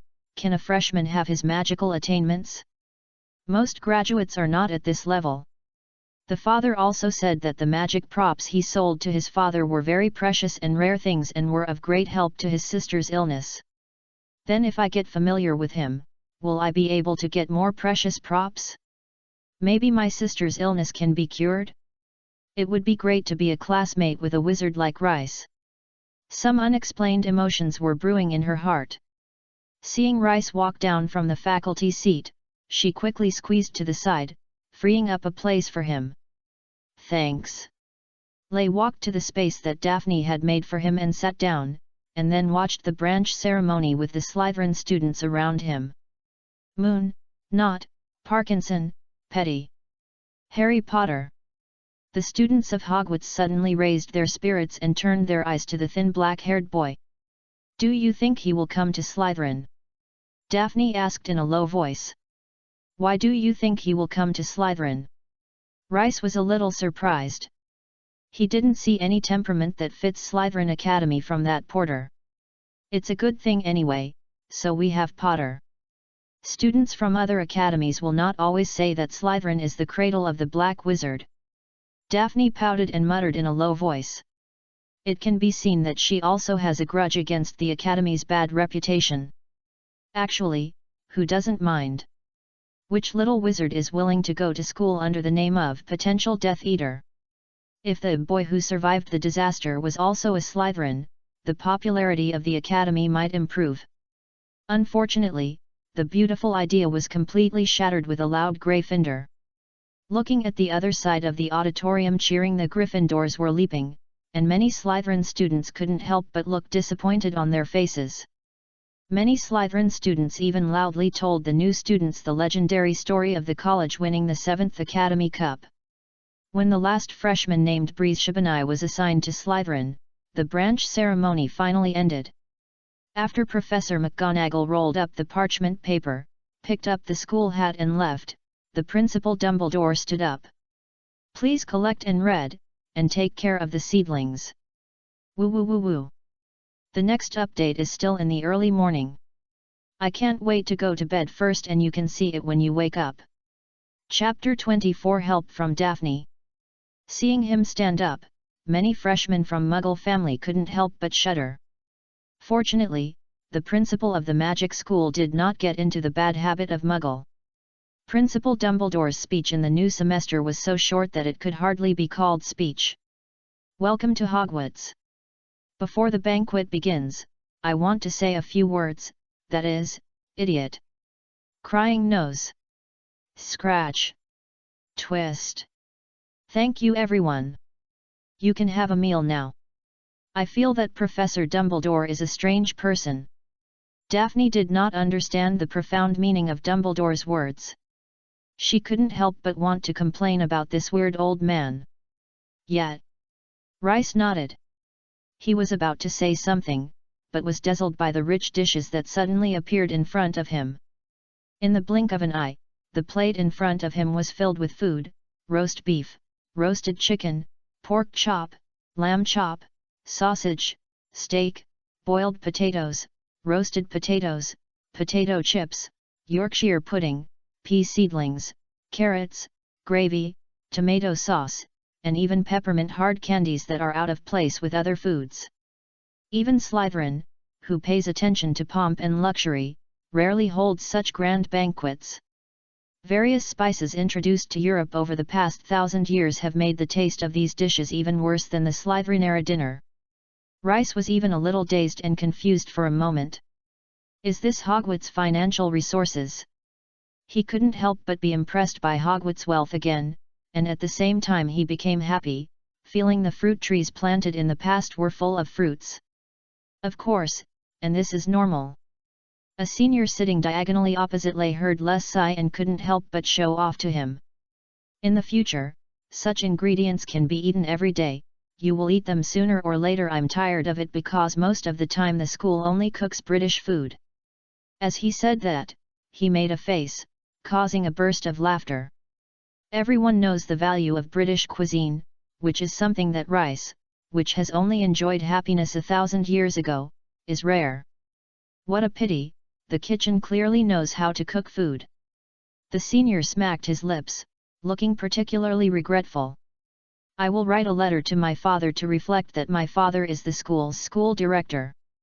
He speaks a little more, and he will definitely make the canteen make more dishes from other countries. Malfoot is interested in school director. The word heavied his tone on his eyes and secretly observed Rice's reaction. He wanted to see the annoyance and fear in that guy's face. Draco thought to himself that if Rice sincerely apologized to himself, as the inheritor of the Malfoy family, he would of course forgive him generously and give him a chance to follow him. It is rare to be a talent. A wizard like Rice is qualified to stand behind him, provided that he must at least be a mixed race. However, Lay seemed to have not heard what he said at all. At this time, he was concentrating on eliminating the roasted brisket in front of him. Draco Malfoy felt as uncomfortable as if he had punched him in the air. Rice had good hearing, so he naturally heard Malfoy's words, but he didn't take them seriously at all. School director? What's wrong with the school manager? This position was first established to raise the school's operating funds. What is the position that is just like a sucker? Little guy, don't you really think that a talking wallet can interfere with the operation of Hogwarts, right? What Rice didn't know is that with the development of the school, the efforts of school managers to interfere with the school's operation are indeed increasing day by day. The current school board is not the human money bag from 1,000 years ago. Today's school managers theory: the emperor really has the power to suspend the position of principal, but no one has tried this. After everyone filled in their stomachs with a lot of potatoes, barbecue, and sausages, the remaining food on the plate disappeared, and the knife and fork became smooth again. After a while, desserts such as ice cream, pudding, pie, chocolate sponge cake, fried jam donuts and other desserts of various flavors filled the dining table. Rice took a little of each, and the topic naturally turned to their respective families. My name is Daphne Greengrass, and his father is Henry Greengrass. Daphne introduced himself to the people around him while cutting the pudding in front of him in an elegant manner. At this moment, she is as elegant as a swan and as proud as a peacock. Greengrass.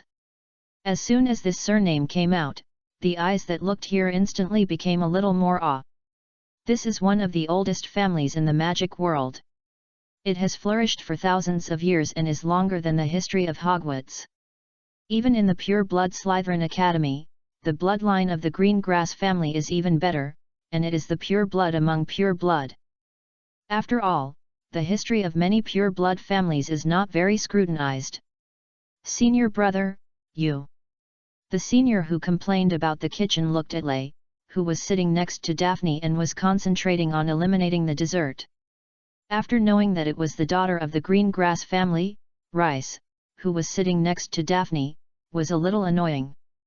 Me? Rice raised his head, a little confused.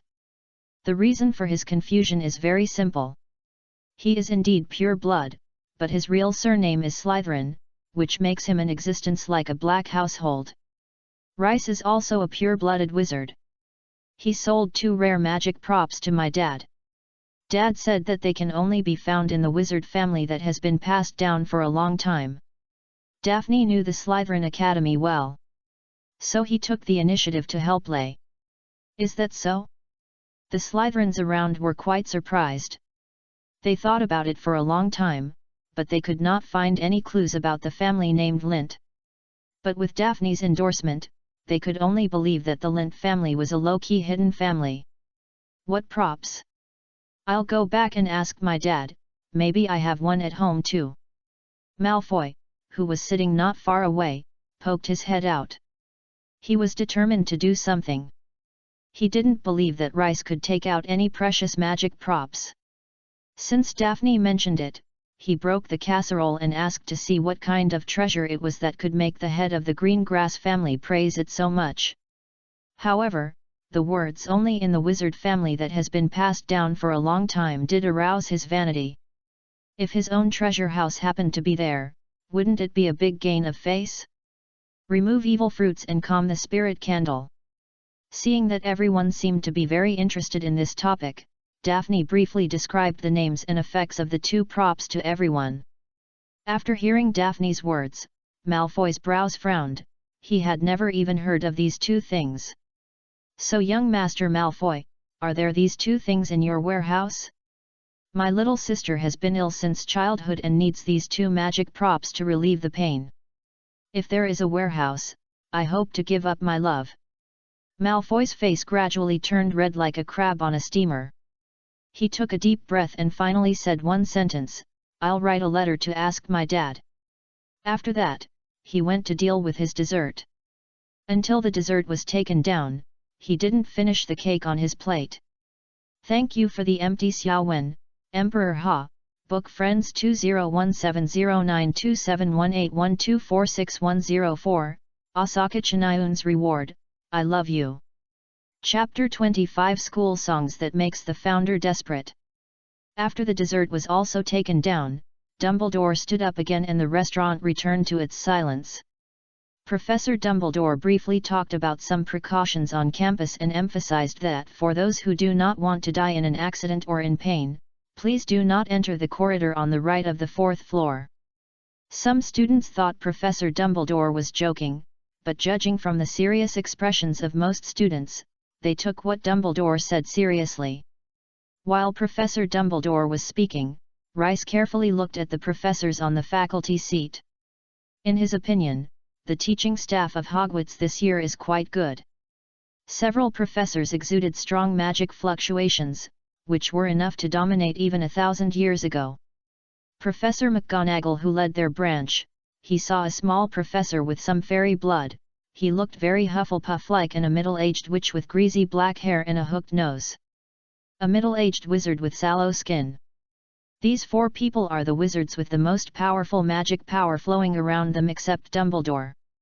As for Dumbledore, when Rice looked at him with naked eyes, he could only see a smiling and amiable old man with a white beard. Once you use magic detection, you will feel a stinging feeling of looking straight into the sun. He is the strongest wizard he has met since his resurrection. Even when facing Gryffindor in the past, he may not be at a disadvantage, but considering his age and physical condition, it is hard to worry about who will be the winner. Rice had a visual contact with Dumbledore during the banquet. At that time, he saw a pair of blue, deep eyes as deep as a lake. They were like some magic, attracting people to fall into the depths of their eyes. This contact lasted for only a moment and was interrupted. Professor Dumbledore took a golden spoon and gently tapped the goblet in front of him, which was to raise the glass to greet him. Among all the professors, except Dumbledore, the hook-nosed teacher and the professor who sat next to him and wearing a purple turban impressed Rice the most. The magic power emitted by Professor Eagle-Nose has a feeling of coldness. However, after careful savoring, Lay discovered that his magic power can give people the illusion of flame burning. The professor with a big purple turban surprised Lay the most. He gave Lay a vague feeling of discomfort, but he couldn't tell what the problem was. He decided to find an opportunity to observe him up close in the future. When Dumbledore was telling the school rules, there were also enthusiastic enthusiasts introducing the school professors to the freshmen on the long tables of each college. Due to her noble surname, Daphne was treated very warmly, and Rice, who was sitting next to her, was able to benefit from it and heard a lot of information. "That's Professor Severus Snape, the dean of our college. Although he doesn't seem easy to get along with, he is the best for his students in his college. As long as you don't contradict him in person and have a wink in your work, there will be no punishment too severely. Don't underestimate Professor Flivy." It is said that he won the duel championship when he was young. That it is Professor Quirrell who taught Muggle research in school before. According to reliable information, this year he is going to teach black magic defense. Ah! Why did he go to teach this thing? Isn't he going to do it at Hogwarts? Ahem! Dumbledore cleared his throat, and the voices from the audience were curled up. Now, let's sing the school song together before everyone goes to bed. Dumbledore said loudly. School song. Now Hogwarts actually has school songs. They also wanted to write a song at the beginning, but later they gave up because they didn't find a suitable song. Unexpectedly, later generations actually took over their will. This is really great. Rice was excited. He adjusted his sitting posture and sat upright ready to listen to Hogwarts' school song. What Rice didn't notice was that after hearing Dumbledore's words, the other teachers' smiles seemed to froze. Dumbledore gently flicked his wand, and a long golden ribbon floated out of the wand, twisting and coiling lines of text like a snake on the high dining table. Everyone chooses the tune they like, Dumbledore said. Prepare, sing. Rice, hey. Then he was stunned by the school song chorus by teachers and students of Hogwarts. Everyone has their own tune, and when they are combined, they form a numb sound, as if they have their heads soaked in a pile. It's like a wooden barrel full of live octopus. A good school song was sung by Hogwarts teachers and students, like a kind of spiritual forbidden curse. This is really Hogwarts' school song? Rice's heart was shaken. However, seeing Dumbledore's serious conductor and other students were singing seriously, he had to accept that this was the reality of Hogwarts school songs. Lay felt that he still lacked his understanding of Dumbledore. When the last note dissipated, applause rang in the auditorium. Rice tried hard to comfort himself. It was better to have a school song than not. The lyrics of this song were pretty good, but they were not very saying. Such self-deception finally stabilized my emotions. Dumbledore also announced that it was time to go to bed and everyone can go back to the lounge to rest. Students from each college stood up from the table and led by their respective chiefs to head towards the common lounge of the college. A girl with fashionable curly hair and delicate makeup stood up from the end of the Slytherin College long table and said loudly in a clear voice, "Please come with me for the first grader of Slytherin." After all the freshmen gathered behind her, she led the freshmen out of the auditorium. The common room of the college is hidden in the castle dungeon, and I hope you can remember the way to the lounge. Merlin is on the top. If one day I meet a Slytherin student wandering around in the dungeon looking for the entrance to the lounge, I will definitely recommend Professor Snape to speed up the transfer procedures for you. Slytherin's first-year student followed the prefect, named Gemma Farley, left the auditorium, walked out of the dining room, and followed the marble staircase to enter the underground space of the castle. The underground space of the castle is extremely complex, giving people a sense of maze. However, in less eyes, he is so familiar with the road here that he can walk with his eyes closed. As for how we cultivated here, we are naturally not the four founders who are very bored. At the beginning of the completion of Hogwarts, this place had a military role for a period of time. But later, as the days gradually stabilized, the military uses of the dungeon were gradually abandoned and forgotten. However, until now, the depths of the castle dungeon still belong to the Forbidden Area, the real Forbidden Area, with magic to isolate the Forbidden Area that prevents the naughty little wizard from entering. Gemma led the freshmen to an ordinary stone wall. Pure blood. As the command was read out, the stone wall of the dungeon suddenly cracked from the middle, tremblingly separated to both sides, revealing two big snakes entangled together.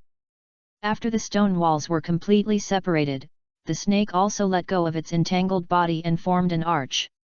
The communal lounge of Slytherin College appeared in front of the freshmen. The next update is in the early morning. I will try to get earlier, but I still recommend that you wake up in the morning before watching. Chapter 26: The real reason why the lounge is built at the bottom of the lake. Behind the snake gate is a long and low dungeon. The walls and ceiling were made of rough stone, and a round green light was tied to chains and hung from the ceiling. There are dozens of carved chairs in the lounge, and there are many sofas and coffee tables for students to rest, and the skulls of various unknown creatures are decorated. The dungeon goes all the way down and extends to the bottom of the Black Lake. As a lounge located in a dungeon, outside the window of Slytherin's common room is Black Lake. Under the mapping of the lake, the room presents a green tone. Despite the raging fire under a beautifully carved fireplace, the communal lounge still looked dark and cold. The layout of the lounge has not changed much compared to 1,000 years ago, but the light is a little dimmer because it is night now. To be honest, every time I come here, Lay feels it is a bit too wet. It's okay to come in with a young body now, but when you are old, you really suffer from this wet place. But there is no way, who made me unlucky when I draw lots. This tower is nice, with a wide view and good lighting. The common room at Gryffindor College should be here. My students have the need to observe astrological signs, and Ravenclaw's lounge should also be placed in the tower. 1 or 2 went to the tower. Have you given up on the front and underground of the school? Slytherin stared at Gryffindor and Ravenclaw, and his beard stood up in anger. Roiner and Godric turned their eyes elsewhere. One of them became very interested in the floor pattern, while the other suddenly paid attention to the splicing of the ceiling. In front of them is a reduced version of Hogwarts Castle. The castle is very exquisitely made, and even the number of glass on the tower windows is perfectly reproduced.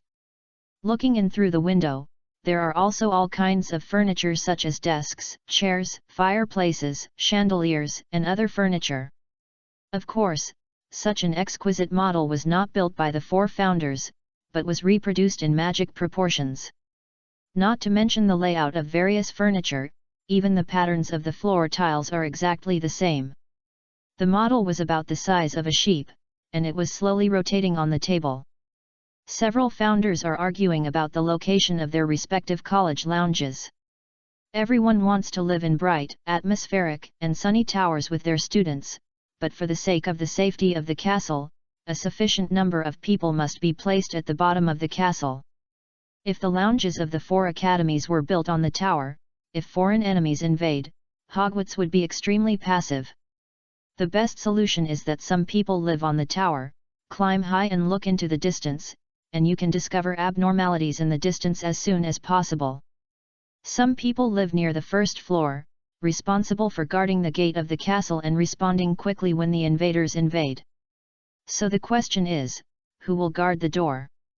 It's nothing for the founder to suffer a little, but this decision will obviously make his students sacrifice greatly, and they cannot be generous to others.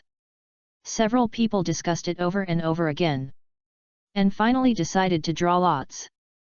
The result of the draw was that Slytherin and his students were responsible for suppressing the dungeon, Hufflepuff guarded the main entrance hall of the castle, and Gryffindor and Ravenclaw moved into the tower as they wished. Actually, there is nothing wrong with living in a dungeon.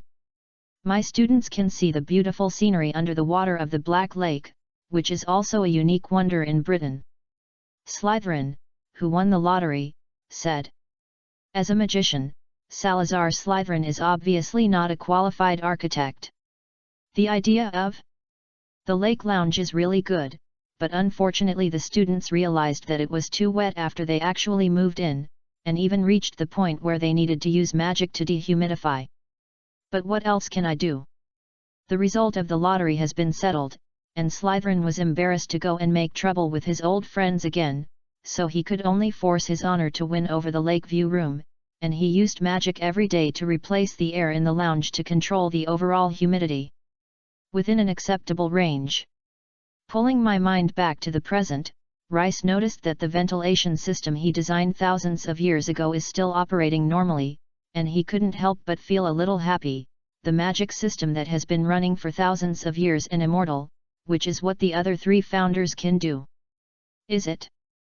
I admit that you have good luck in drawing lots, but my curse level is obviously better.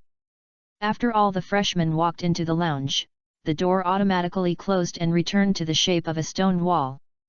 When Rice was distracted, Chief Gemma began to speak to the freshmen. When he came to his senses, the speech was almost over. There are some things you may need to know. Bloodman Barrow is the ghost of our academy. He is a good man, or a good ghost, but remember not to ask the origin of the blood on his body, race. I must ask just a minute. The public lounge commands change every 2 weeks, so please always pay attention to the notice board. It is absolutely not allowed to bring anyone from other colleges into the public lounge.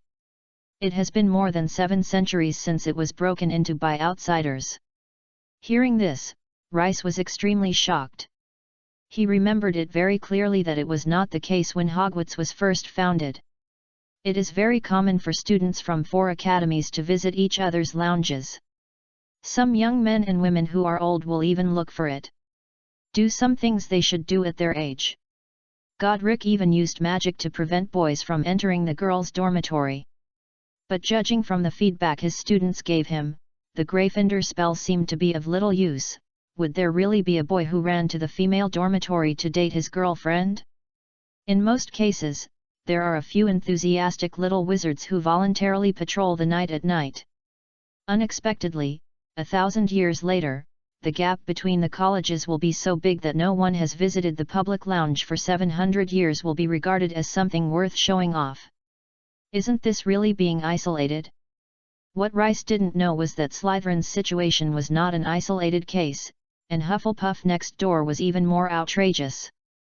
They claimed that no outsiders had visited their lounge in 1,000 years. I really didn't know that they were invited by Helga to drink. Which creature they classified by Royna Ravenclaw of tea. Okay, that's all I want to say. I believe you will like our lounge. Good night everyone, I wish you good sleep. There was no rumored drama about the Shadow Level Seniors duels. That the new student duel was divided into shadows. Gemma she ended her speech lightly and began to take the freshmen to their dormitory. Gemma first led the girls to their dormitory, and then led the boys to the other side of the lounge. After several circles in the not-so-spacious corridor, they finally arrived. Sorry, I overslept after I got home. Updated. Thank you for your reward for Minjiuemu. Thank you, I love you. 3. Q. Chapter 27 Night Tour is a fine tradition of Hogwarts. Hogwarts prepares 6-person bedding for first-year students at Slytherin College, with silver lanterns hanging from the roof to provide lighting. There are 6 4-poster beds in the dormitory, with green silk curtains hanging around the bedside, and a bed cover embroidered with silver thread. As for their luggage, they have been placed under their respective beds. The ancient stone walls are covered with medieval tapestries, and the blankets are outlined with gold and silver threads. After a closer look, Rice felt his blood pressure begin to rise, because the picture depicts the adventure story of the great wizard Slytherin. Looking at the story on the tapestries, Rice's face gradually became a little hot, because the above story summed up as the wonderful adventure of Slytherin and his 3 automatic spell-cast wands. Fortunately, the other 3 couldn't see the contents on the tapestries, otherwise Rice would have to run away again. After finding his own bunk, Lay took off his robe and hung it on the head of the bed, and then he saw Malfoy, his 2 little followers, Crabbe and Gall, staring at him. What? Do you still want to taste some cake? Lay looked at Draco Malfoy with a smile, who turned his gaze aside and did not dare to talk. If he was forced to feed the cake in front of his classmates, he really had to consider going to school in Durmstrang. If there is nothing to do, go to bed early. After throwing this sentence, Lay turned over to the bed, pulled the curtains, and left Malfoy standing outside, with a blue and red face on his face. Breeze Shabani and Theodore Norte, who followed behind, looked at each other. The atmosphere in the dormitory seems to be a bit bad. But the atmosphere almost doesn't matter, just don't fight. The 2 of them accidentally interfered in the struggle between their roommates and went to bed silently. Seeing this, Malfoy could only take a few deep breaths and endure the anger. After lying on the bed, he began to silently imagine the scene where Rice apologized to him in the future. Not to mention, the soft mattress is indeed a hotbed of dreams. Amid the sound of the lake slapping the windows, Malfoy fell asleep deeply. In the dream, he defeated the arrogant Les with his own strength in front of everyone. Looking at Lei lying in front of him, he laughed happily. Soon, the dormitory was filled with a strong sense of sleepiness, and the little wizards who had been struggling all day had a particularly sweet sleep. However, Rice opened his eyes while his roommates were sleeping, gently pulled the curtain and walked out of the bed. There is still time to sleep in the future, and you can't waste your time on such things. You slept for 1,000 years before, and you should sleep less after waking up. However, Rice didn't get up secretly at night to study. The first-grade wizard didn't need to worry about what he learned. He had to do an important thing. He wanted to determine whether the successor principals had fulfilled their obligations well and strengthened the seal of the dungeon. Listening to the sound of snoring one after another, Les's mouth outlined a curve. The quality of sleep for young people is good, and they fall asleep. Lei, you have today too. Malfoy's vague dream talk came into Les's ears, making his face dark. It's endless, right? Don't let me go in your dreams. Is it over? He took out his wand and pointed at Malfoy's bed. A small star with a faint light emerged from the tip of his wand and flew lightly into Malfoy's bed curtain, quietly changing his dream. After defeating Rice, Malfoy was laughing proudly and suddenly felt someone pulling his trouser legs. When he looked down, he saw that it was a ragged Muggle beggar. "Let me go, you dirty thing!" Malfoy was furious. He would rather fall into the cesspool than let this thing dirty his robe. "Son, I am actually the enzyme covering it." "Fuck!" Malfoy jumped up suddenly as if he was pressed on his butt by a soldering iron. "Child, he is right." The voice of his father Lucius Vicissitudes came. Malfoy looked at the source of the voice and saw his father standing among the onlookers, with a complicated expression. "Yes, you are indeed his child. This is the voice of Mother Narcissa." "Malfoy?" The classmates were talking, their eyes wandering on themselves and the beggar's body. He looked at the beggar's face and found that he was actually a bit similar to him. The beautiful dream instantly turned into a nightmare. While Draco Malfoy was struggling in the quagmire of nightmare, Rice had already left the dormitory. When he walked to the public rest area, Lei was surprised to find that there were still people staying in the lounge at night. The lights were on, and Daphne sat by the fireplace, staring at herself. "What are you doing here if you don't sleep at night?" Lei was quite surprised. Is this little girl so energetic? The other little wizards fell asleep as they were tired when they touched their pillows, but she could still stay in the common room to see the lake view? Daphne blinked. It seems that there is nothing wrong with asking this question. "After taking a shower, my hair is still a little wet. I want to wait until my hair is dry before going to bed. I will go to bed if I don't dry my hair, and it will cause a headache when I wake up." Rice took a look and saw that the girl's silver hair was tied into shackles, and it was indeed wet. "I'm afraid I'll have to wait for a long time, right? This amount of hair may take 1 hour to dry naturally. The lounge is quite wet, and it may take longer. My dad helped me before." Daphne looked a little aggrieved, and the wand was done in a flash. "There is indeed such a curse." Lei took out his wand and waved it gently, and the excess moisture from Daphne's hair was removed. "Thanks. Okay, you can go back to bed." Daphne looked at Rice. "So what are you going to do? The route in the dungeon is very complicated, and it will be bad if you get lost. I heard that there are night watchmen patrolling at night, and they will be deducted many points when they are caught and will be put in jail. Night tours are a fine tradition of Hogwarts students."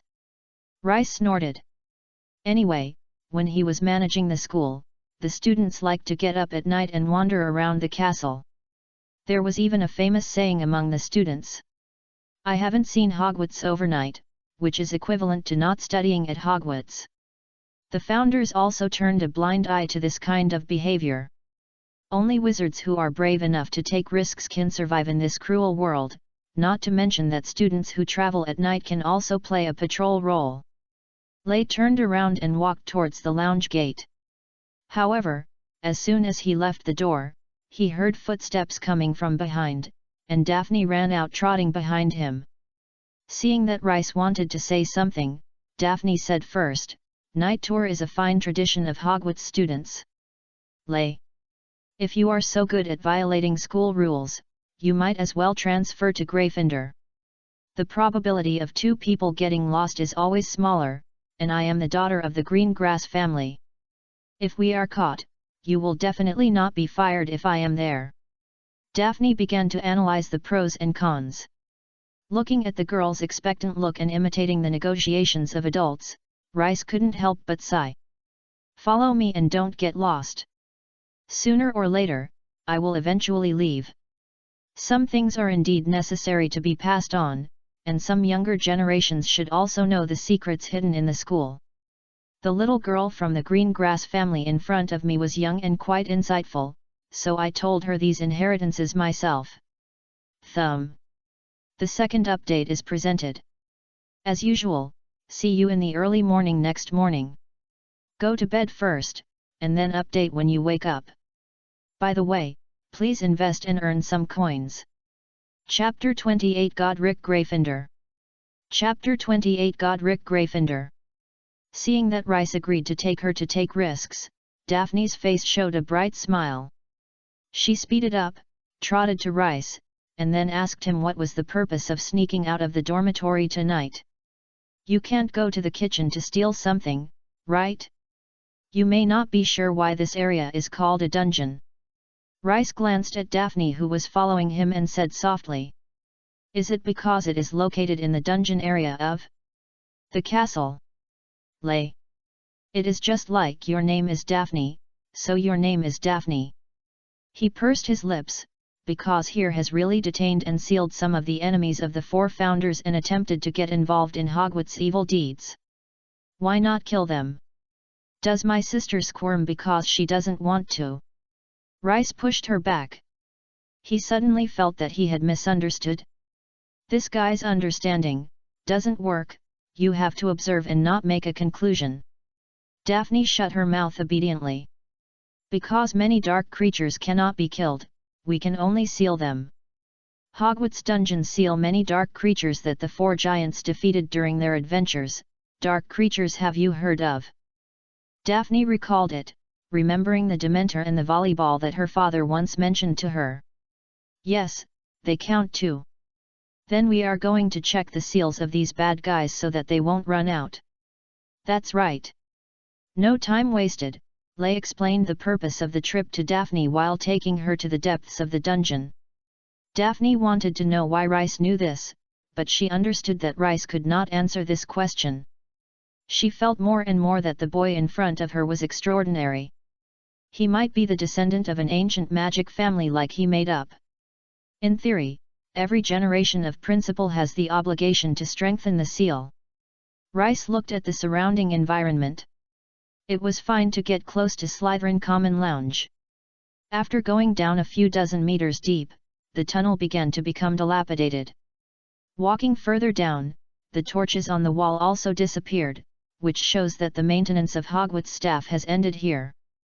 From here on, the danger level of dungeons will gradually increase, and accidents will occur at any time. Lay noticed a rusty sign on the wall, which read, "Extremely dangerous, no going deep. Follow me." Rice lit a ball of fire with magic and illuminated the surroundings. Daphne obediently flashed behind him, but her eyes were not free for a moment, and everything around her was in her eyes. After continuing to advance dozens of steps deep into the dungeon, cracks even began to appear on the floor tiles and walls, and Less' heart sank to the bottom of the valley. How did he believe that the seal was properly maintained? For the next quarter of an hour, Rice kept wandering around in the dilapidated and dark dungeon. The inside of the dungeon was humid and cold. If it weren't for Lisa, fire broke out, and the two of them had to catch a cold. After passing the fourth fork, Daphne had completely turned to it, and she firmly believed that if she were the only one, she would be lost now. Fortunately, Rice still looks easeful, which makes her feel much more at ease. Just one of the two remembers the road. Rice suddenly stopped and raised the flames to illuminate the road ahead, there was a dead end ahead, and a wall lies across the corridor, blocking the road ahead. Just as Daphne was about to turn around, she heard Rice's voice, "It's here." Lay stretched out his left palm and pressed it against the wall, and the wall melted and disappeared like dry ice exposed to the air. What I opened was the surface seal of the dungeon. The roads I just walked, although they didn't have torches and looked worn, but the level of danger was not high. But the next thing was different. "You must not run ahead of me," Rice warned Daphne seriously. "After 1,000 years, no one knows the state of the dungeon, so it's better to be cautious." The moment he stepped into the area behind the stone wall, Daphne felt the difference. It was more depressing here than outside, making people unable to breathe. She subconsciously wanted to leave, but after seeing that Rice showed no sign of going back, she could only grit her teeth and persevere. After walking along the passage for more than 10 meters, a cloud of fog actually rose in the corridor, and Daphne subconsciously covered her mouth and nose. "Don't worry, just stand behind me." Rice pulled out his wand and pointed directly in front. The mist rushed towards him, but stopped a few feet in front of him, as if it was hit by an air wall. After being blocked, the fog in the corridor suddenly became thicker, and it became substantial in a few seconds. Then, a figure appeared in the fog. Daphne covered her mouth suddenly. "Night patrolman?" Her first reaction was that she and Rice were going to be locked up, but she immediately realized that this was deep in the Hogwarts dungeon. How could there be a faculty and staff patrolling here? Rice had already guessed the other party's true body, which made him a little worried. He encountered such a monster on the surface, and if he went deeper, he might encounter something else. Baiwu gathered at the shadows, condensed little by little, and the shadows gradually became clear. Finally, a tall and strong middle-aged man appeared in front of Lay and Daphne. This man has a lion-like mane and an exaggerated wavy red hair and a beard that is not inferior to the hair in scale. But the most eye-catching thing is his eyes. Even such thick hair cannot cover the pair of green eyes. It is bright and bright, like two emeralds in a ball of flame. "You know what to do." The man's voice was thick, like the bass in a stage play. He looked down at the short and thin Rice and grinned. "Yeah." Rice sighed. A strong light emerged from the tip of his staff, piercing through the man's chest with a soothing sound, leaving a hole as big as a fist. The smile on the man's face froze instantly, and then his facial features became distorted. The white mist rushed towards the void like he didn't have money, trying to make it up. However, the strong light followed one after another until the man's upper body was smashed into pieces. After being shattered, the man returned to the white fog form and fled far away from Lay. At this time, the air wall that Lay transformed moved. It wrapped the white fog that was escaping like a fishing net, and then slowly closed it without letting go of a wisp of fog.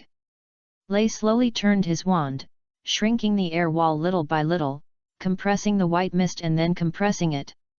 Finally, the white mist that covered half of the corridor was pressed into a white bead the size of a fist. "This devil of desire has not made any progress in 1,000 years." Lay smiled and weighed the beads in his hand. The desire demon, a monster that changes into the human appearance in memory by reading memory, usually takes a lot of trouble. Unfortunately, today this ignorant monster chose to become Godric Gryffindor. Its deformation did not fail. On the contrary, it was too successful and even Gryffindor's character was copied, which led to it being forced to surrender. Updated. Good night everyone. Thank you for your second reward to Minjiuemu. Thank you so much. On a stand-alone day, your reward is really a shot of heart. But you have to do your best to reward. I love you, Momo. 3. Q. Chapter 29. I want to learn, I will teach you. Is this boggart only? After Rice solved the strange fog, Daphne's heart, which was raised to her throat, fell back into her stomach. Now she has the heart to explore the true body of this strange fog. Judging from the characteristics shown, Daphne felt that it was a bit like the boggart mentioned in the bedtime story told by her father. Hearing this, Les was almost reincarnated by Daphne. "It's not Boggart at all," Lay retorted immediately. He could not accept this statement at all. Boggart would become the thing that people fear the most. If the monster just now was Boggart, wouldn't it mean that Godric Gryffindor was the one he feared the most? "It's called the Desire Demon." Lay gave Daphne a good lesson on what the Desire Demon is. After holding the beaded demon in his hand for a while, Rice returned to his calmness. He took out a crystal bottle from his arms, scraped a little debris from the beads and put them in the bottle, and then sealed the mouth of the bottle with hot paint. After the debris fell into the crystal bottle, it suddenly became sublimated. The botlethy inside was instantly filled with white mist. When Rice did these things, Daphne stood aside silently and stared at him. Just now, Rice was blocking her, and the picture of simply and neatly dealing with the demon of desire was deeply imprinted into her mind, making her mood turbulent and unable to calm down for a long time. Powerful and mysterious, this is Daphne's impression of Rice. She dared to bet with the glory of her surname that Rice is definitely not an ordinary student, and his identity as a freshman is likely to be disguised. As for his true identity, Daphne believes that after he has been with him for a long time, he will take the initiative to tell him. She will not take the initiative to ask until the time is right. Although these dark creatures are quite dangerous, their bodies are a wide range of magical materials. For example, the Desire Demon can help wizards read other people's memories, or use them as potions. The potions I know there are more than a dozen of them that will be used. After taking the sample, Lay began to introduce Daphne to the purpose of the Desire Demon. "Wait, you just said that the dark creature cannot be killed, but the Desire Demon, can be used as a potion. Then, if we make it into a potion, can we kill it?" Daphne's eyes flashed like she had discovered a new world. From Daphne's overjoyed look, Rice saw the innocence and purity of the child. He laughed. "It's the right idea, but it can only be killed in theory, and it can't be done in practice." Before Daphne could ask why, Rice shook the crystal bottle in front of her face.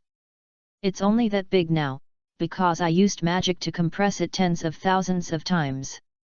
You see, it starts to restore its prototype as soon as it gets into the bottle, and let it expand. I'm afraid the whole corridor can't fit it." "How many pots do you think you need to make to consume this Desire Demon?" Daphne was stunned. "But it's okay, we just need to lock it up, and it won't run out and harm people." After walking a few steps forward, Lay stopped in front of a stone wall. And a small room without windows appeared out of thin air. "Daphne! I said this is a dungeon." Lay shrugged. "Isn't it normal to have a cell in the dungeon?" He put the beads turned into the room by the demon of desire, waved his hand, and the walls closed, leaving no traces behind. If it weren't for seeing it with your own eyes, Daphne wouldn't have believed there was a small prison cell here. The roadblock has been resolved. Should we continue to go deeper next? Daphne looked into the depths of the dark corridor with anticipation on her face. The monster named Desire Demon just now opened her eyes. Before tonight she had never heard of the legend of this monster, but now she saw the real thing. Daphne's desire for exploration has been ignited, and she wants to know what magical creatures are waiting for them deeper. Because Rice brought her excessive confidence, the risk in the adventure was that she ignored it.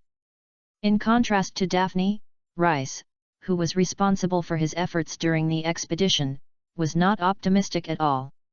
It is not a good sign to meet the Desire Demon as soon as he entered. Based on his own experience, the seal of the dungeon may have been damaged in many places. Some out-of-control monsters also destroyed the seals of other demons. Desire Demon. It is still a bit difficult to break free from the seal on your own initiative. Based on my current state, it would be risky to go deeper rashly, not to mention that I have a child around me, and it would be unwise to act like Gryffindor. After a brief thought, Rice made a decision: return the same way, make full preparations, then go deep into the dungeon, clear the monsters, and strengthen the seal. Are you going back now? Daphne was a little disappointed after hearing Rice's decision. It's getting late, and classes will be held tomorrow. It would be fine if Rice didn't say it, but Daphne just felt tiredness coming out of every corner of her body. Now she just wants to go back to the soft bed in the dormitory to rest. Before leaving, Rice pulled out his wand and pointed at the wall and recited a spell. Enhance all, detect obstacles, break obstacles and early warning. After 6 or 7 spells were shot in a row, Rice stopped, and the seal against the Desire Demon was completed. Wait, is this the seal that the Alliance said? Daphne found that the seal put in Rice seemed to be different from the seal she had in her impression. Yes, otherwise what do you think the seal looks like? A magic circle that is radiating blue light? I just want to trap this dark creature in this cell. To deal with the delusion demon, a few spells are enough. Compared to this, the journey back seems quite long. Daphne was so tired that she could only lean against the wall to recover her strength. Rice sighed and turned toward Daphne. You don't have to carry it, I can do it myself. Daphne's eyes showed a firm look. Rice, what are you thinking? Like as light as a feather. He cast a spell on Daphne. This spell is a derivative mantra of the floating mantra that Hogwarts freshmen should learn. It can generate a buoyancy under the human body, making it easier to walk, especially when climbing hills.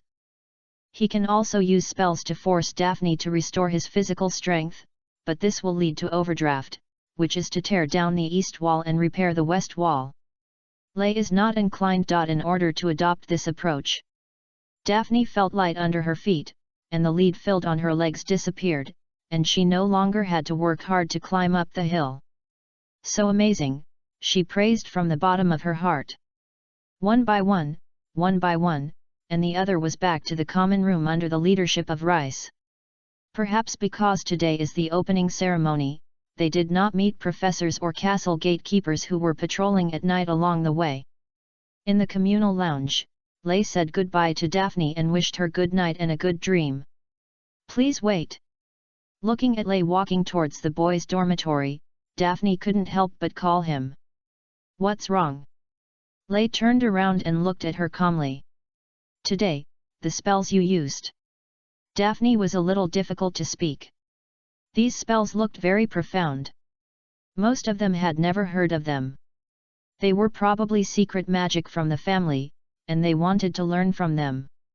Is the curse too presumptuous? Do you want to learn? Daphne took a deep breath and nodded. Okay, I'll teach you. Rice agreed immediately. Daphne meets her requirements for taking apprentices and is a student of Slytherin College.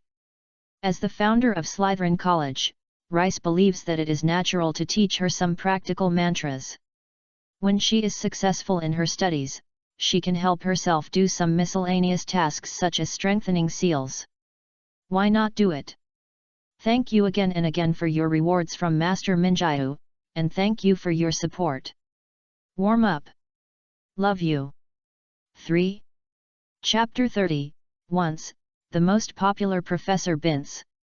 Sorry, I'm too presumptuous, Daphne was ready to apologize for her recklessness, but she heard Rice agree to teach her these spells. The good news from the sky knocked her unconscious.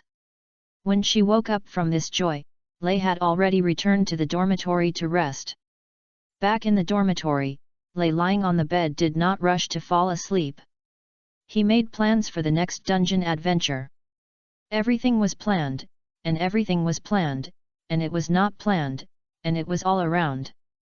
Gryffindor and the little wizards at Slytherin College are happy because they had no classes on Monday morning and could sleep leisurely until they woke up naturally. The first-year students of Hufflepuff and Ravenclaw were miserable. They will have 2 potions classes on Monday morning. On the first day of school, the first class was Professor Snape's potions.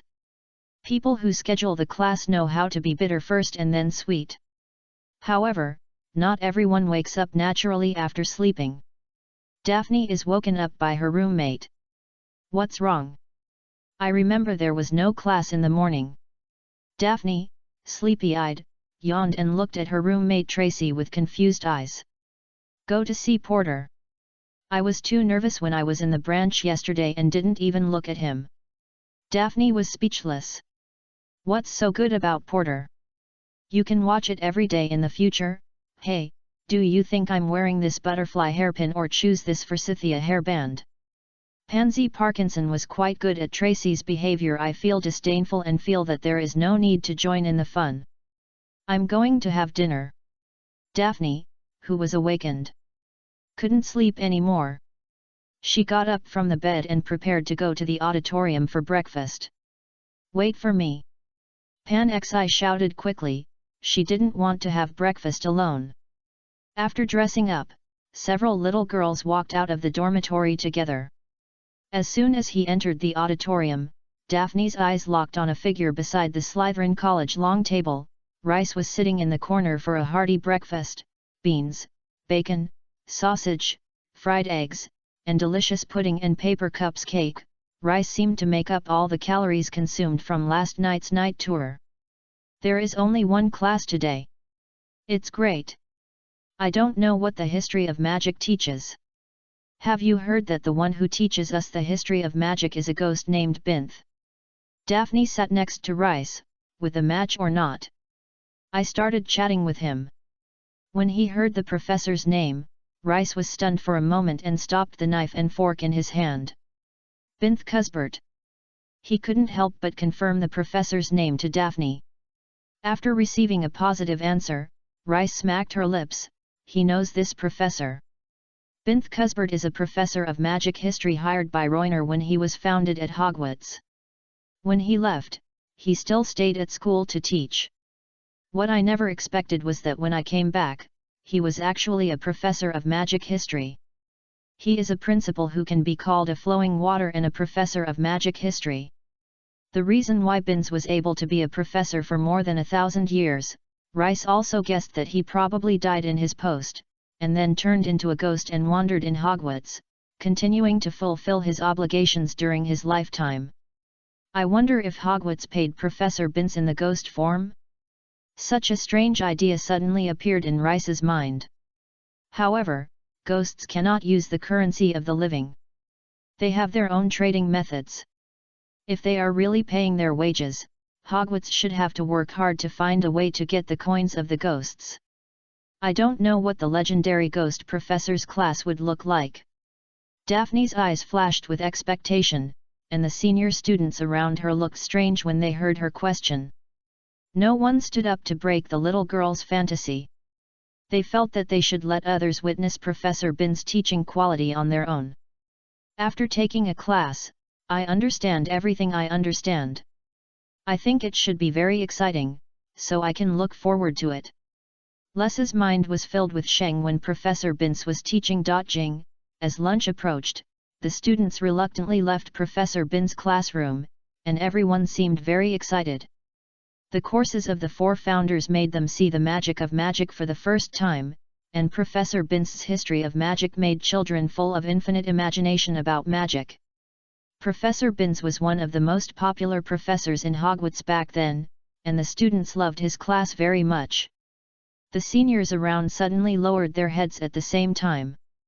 The lessons in the history of magic are located on the second floor of Hogwarts Castle, not far from the auditorium.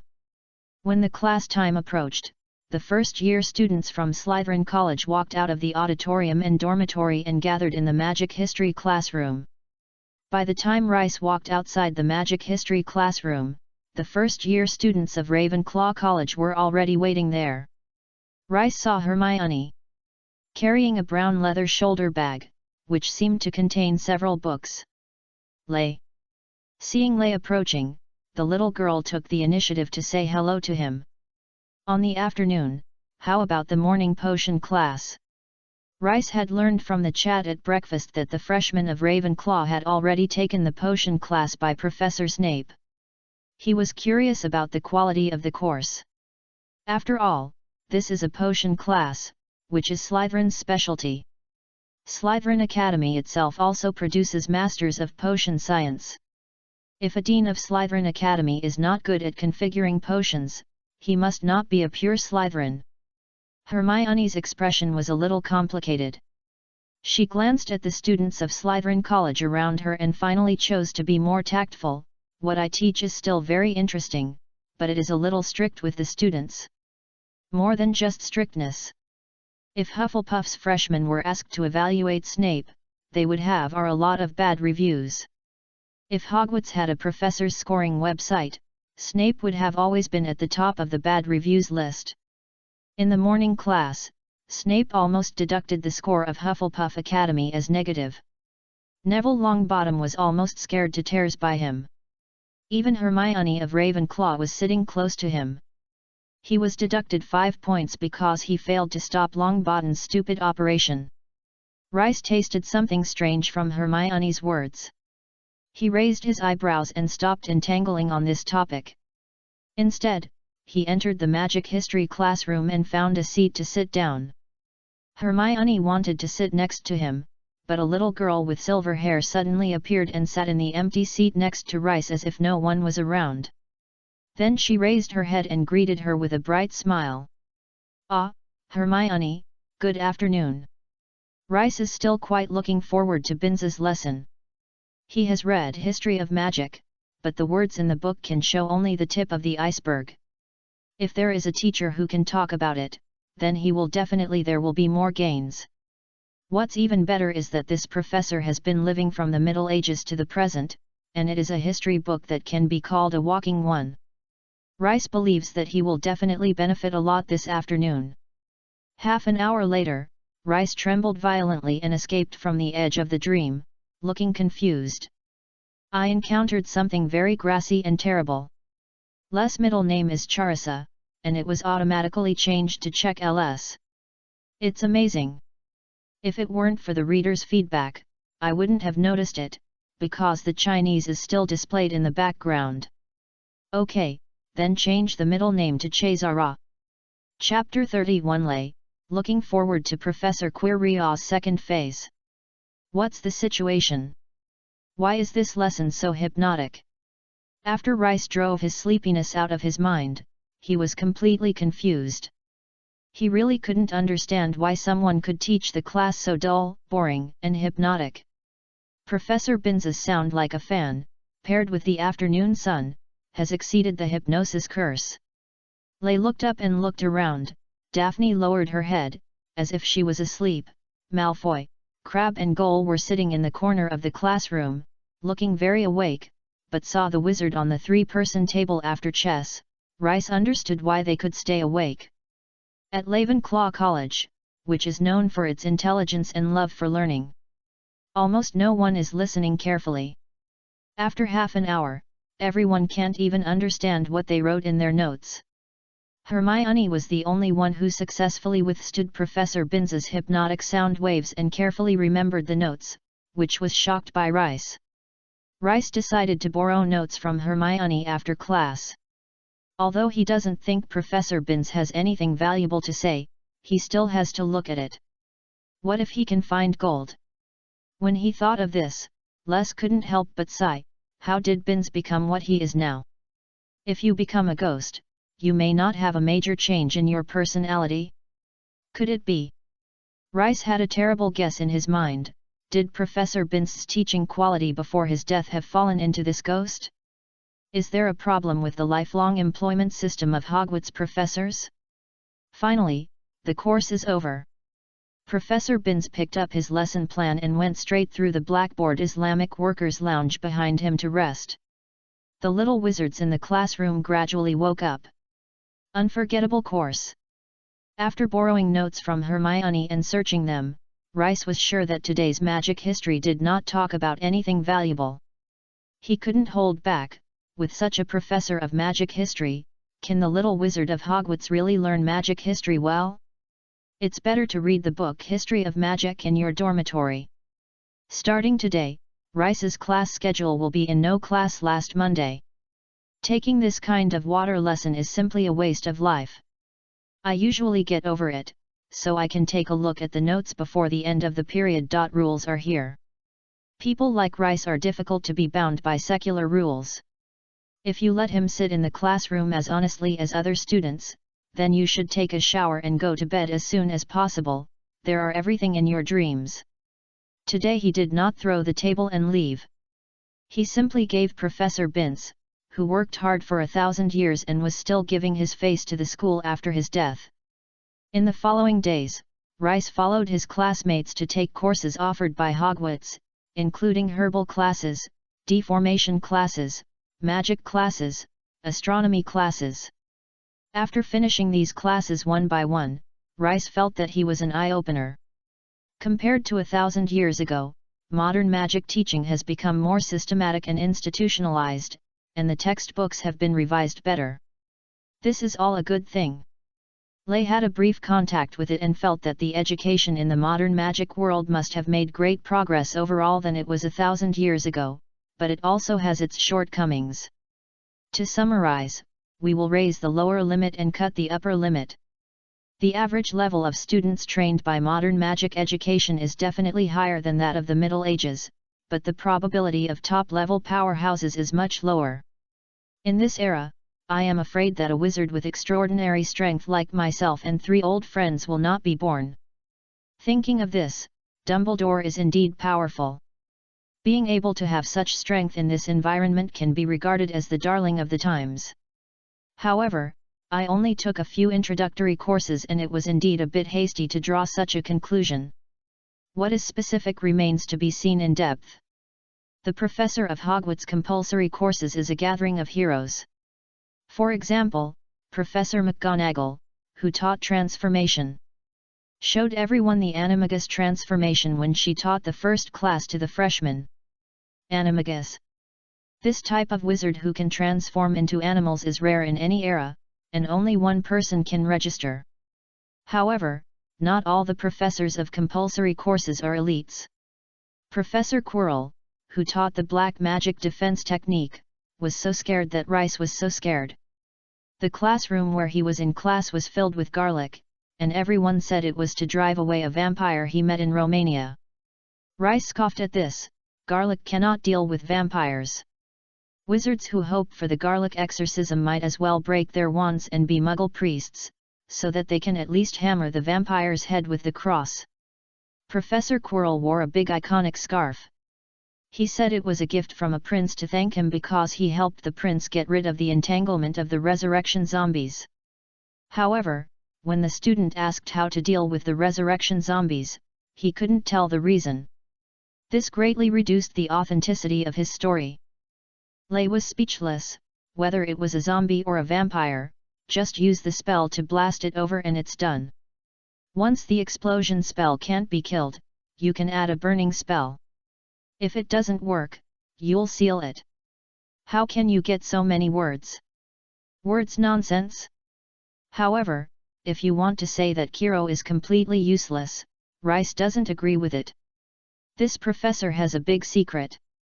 To be more specific, there is something wrong with his headscarf.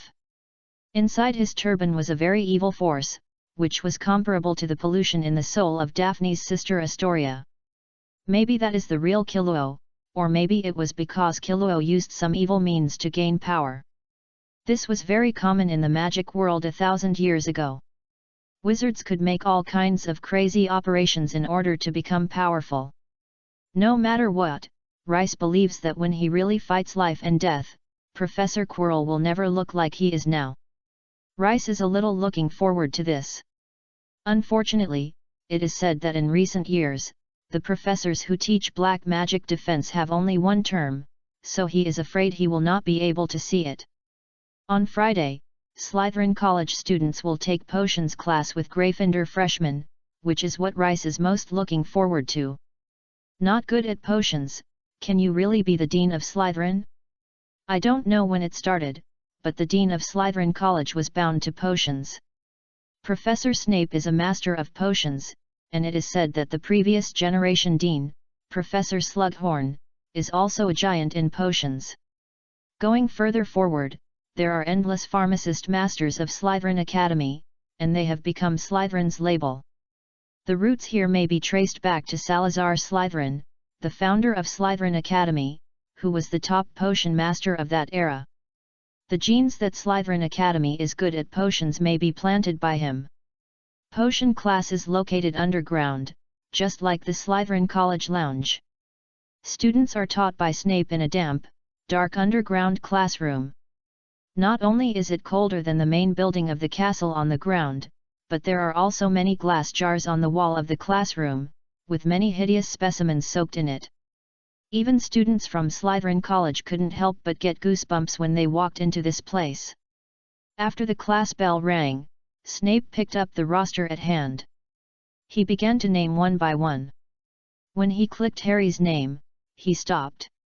Chapter 32 Snape, this answer is a foul. Harry Potter, the boy who survived the disaster, a famous figure. Snape stopped at Harry's table and stared at him. Malfoy, Crabbe, and Goyle, who were sitting next to him, covered their mouths and laughed with a wink. However, Snape did not attack immediately, but continued to call.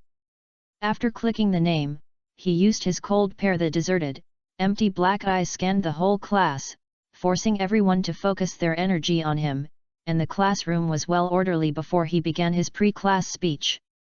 You are here to learn the precise science and strict craftsmanship of potions. Since we don't need to silly swing our wands, many people don't believe it is magic. I don't expect you to truly understand the smoke. The beauty of the crucible that drifts out from the fragrance is that few people really understand the magical powers of the liquid that are scattered and confused. I can teach you how to increase reputation, make glory, and even stop death, but there must be one. It's just the kind of fools that the sister often meets when she sends the emperor to bow. This is a master who understands potions. Rice sincerely acknowledged what Snape said. Potions are an accurate, precise, and exquisite subject, and it is impossible for people who are careless and miserable to learn this course well.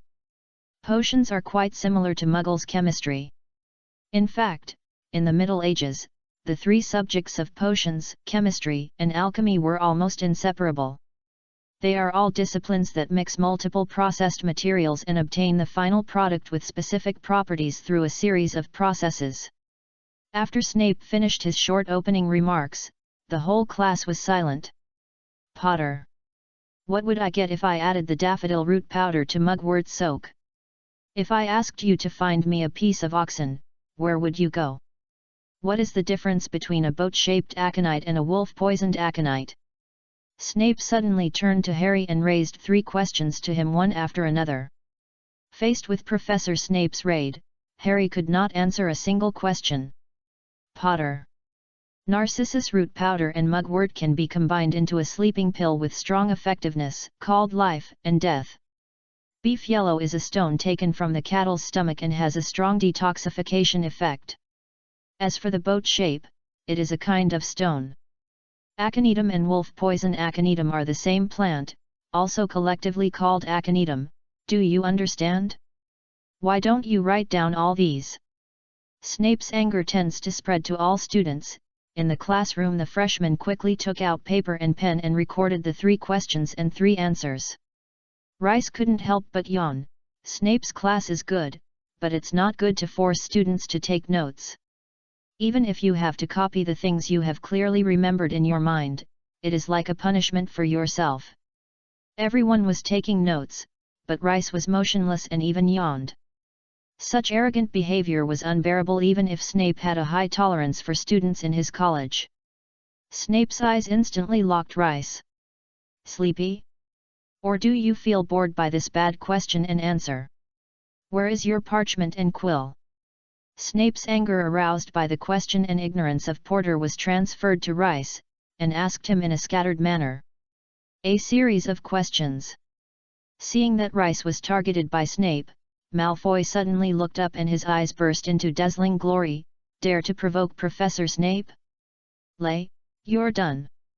He put down the quill in his hand and watched the drama staged in the classroom with relish. At this time, Lay took out parchment and took notes to calm down. However, he was not such a person.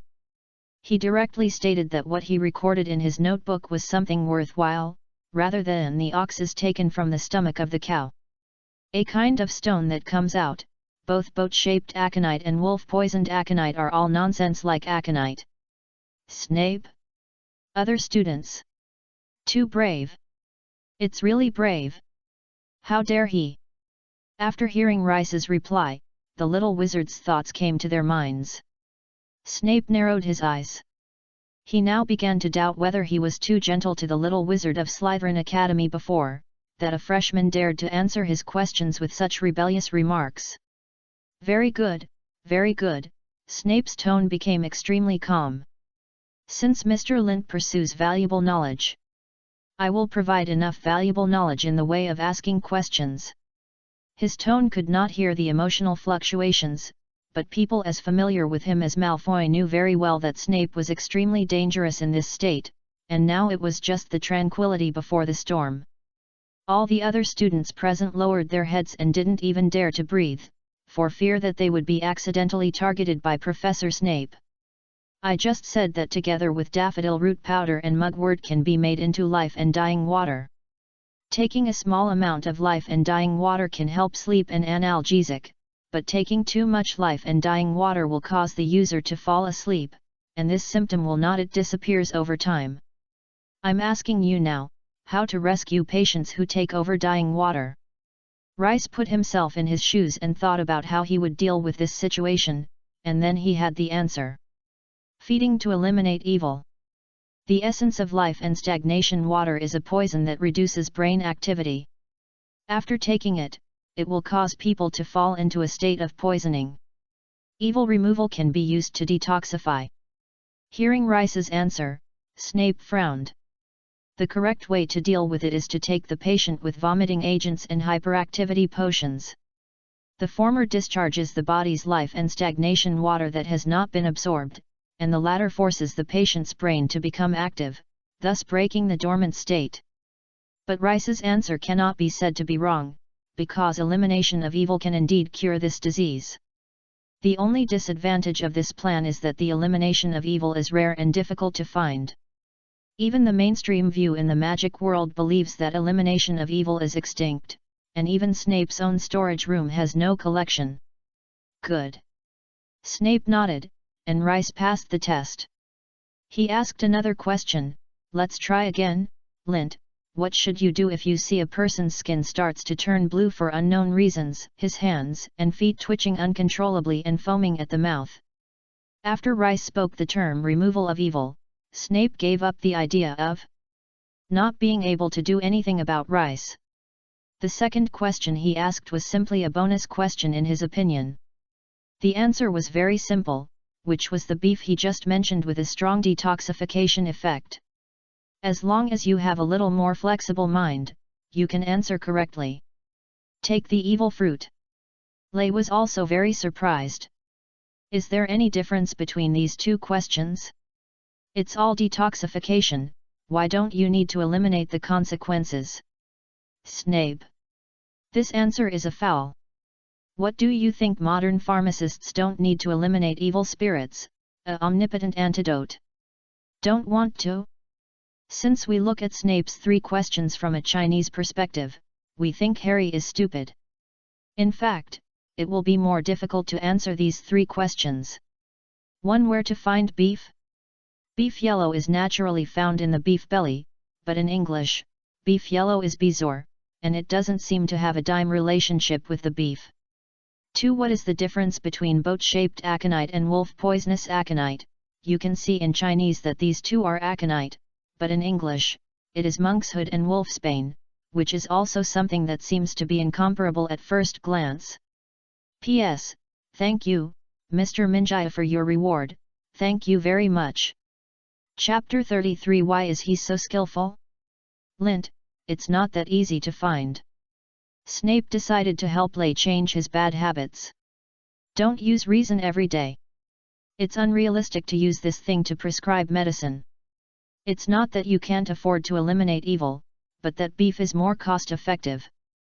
Just like someone is sick, a doctor prescribes a medicine for a small fruit in Pantao Garden, take it after a meal. If you get the peaches in the Heavenly Palace, you can really cure the disease, but the problem is, can you get it? Can do it. Professor Snape, Lay sold a cow to my father during the summer vacation, so he still found it. Daphne raised her hand and said loudly. Snape's body showed an invisible stiffness. He believed Daphne didn't tell lies because he had heard of the situation at Greengrass's house. Her father, Henry Greengrass, had also found himself, hoping to prepare an extremely complex potion for his daughter. So this kid Les really has the consequences of eliminating evil. The moment he heard the news, Snape was a little moved. This is an extremely rare disaster. If he could find a study, he might be able to develop several new potions. Unfortunately, he couldn't help but ask Lay for the seeds of evil fruit. Okay, it's time to go to class now.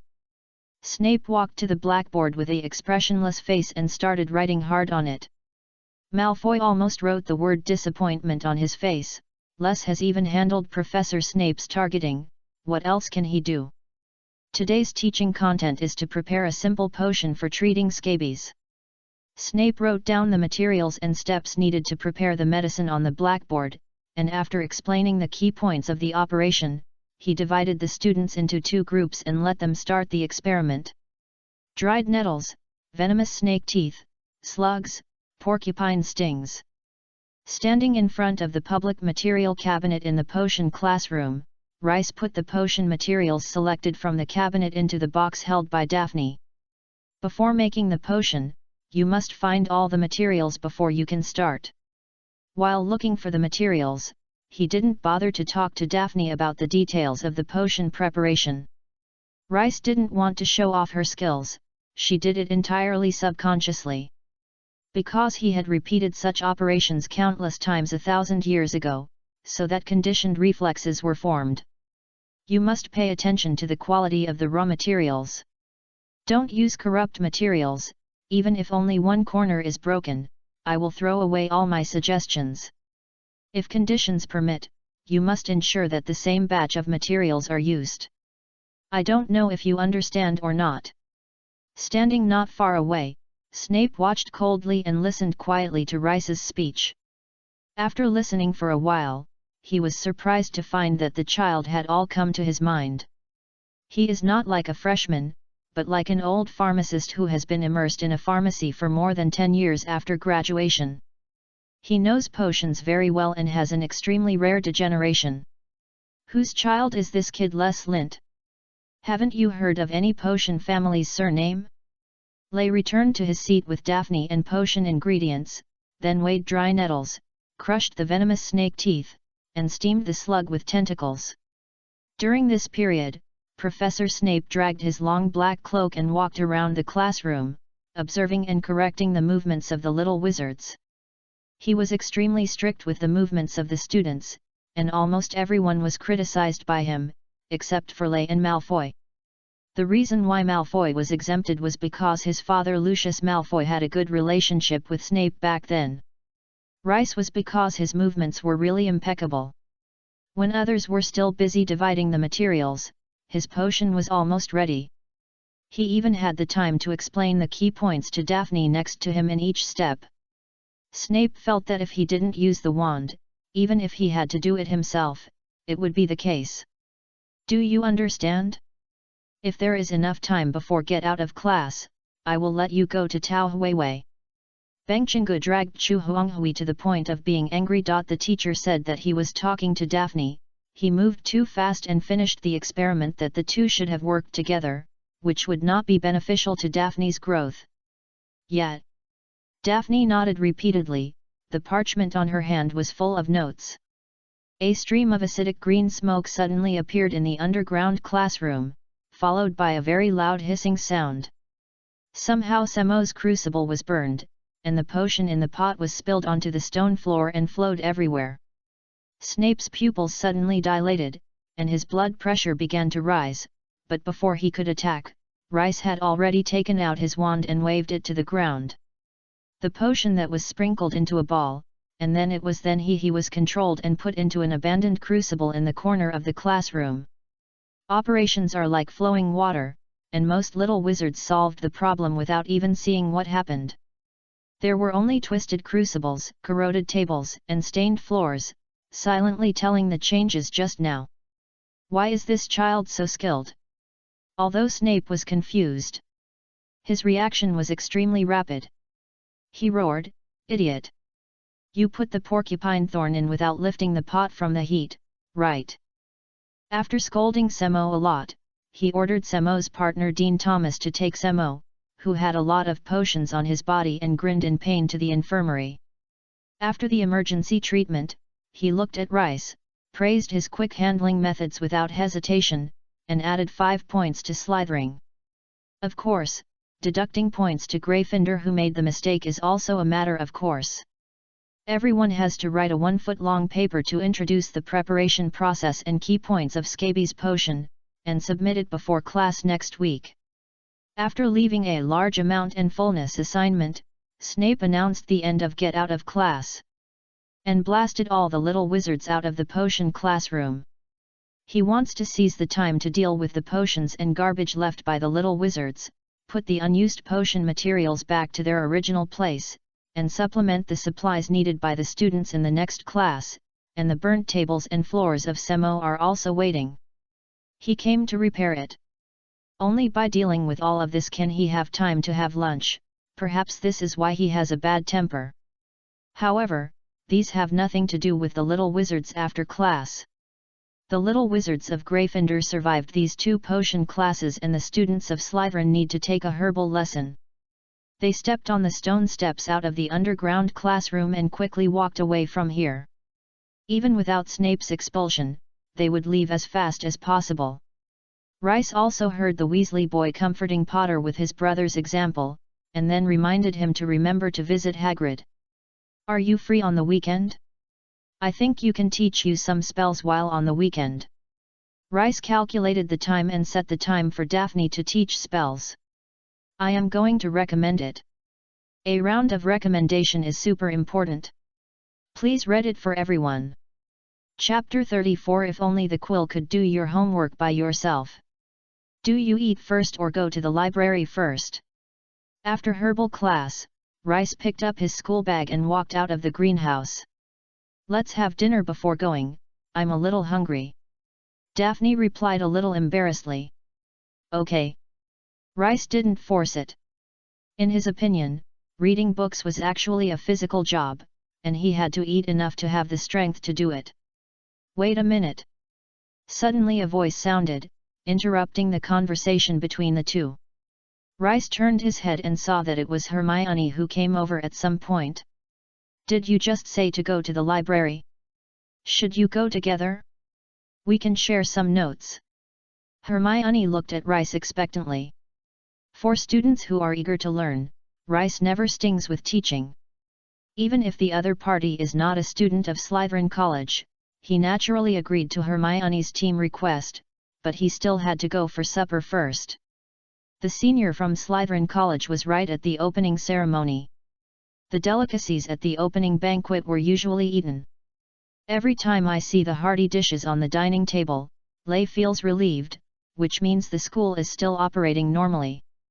Tell me, you're really skillful in dealing with the sprinkled potions. How did you do it?" Daphne remembered less skillful trick in potion class, and even the steak on the plate was unattractive. "Now. It's nothing, I'll get used to it after I've been a few more times." Rice sighed, and a trace of indelible vicissitudes floated in her eyes. Snape may not know that the person who empathizes with him the most in Hogwarts is Rice. During his time as Dean of Slytherin College and Professor of Potions, Rice felt that his psychological tolerance had been greatly enhanced. The situation encountered in potion class today is really a small scene. Those little wizards who are suspected of having the blood of giant monsters can really make a fortune in everything. What is it that burns the crucible? After seeing the entire underground classroom filled with the poisonous potion steam that could go back and forth with just a breath, Rice felt that there was no difficulty that he could not overcome.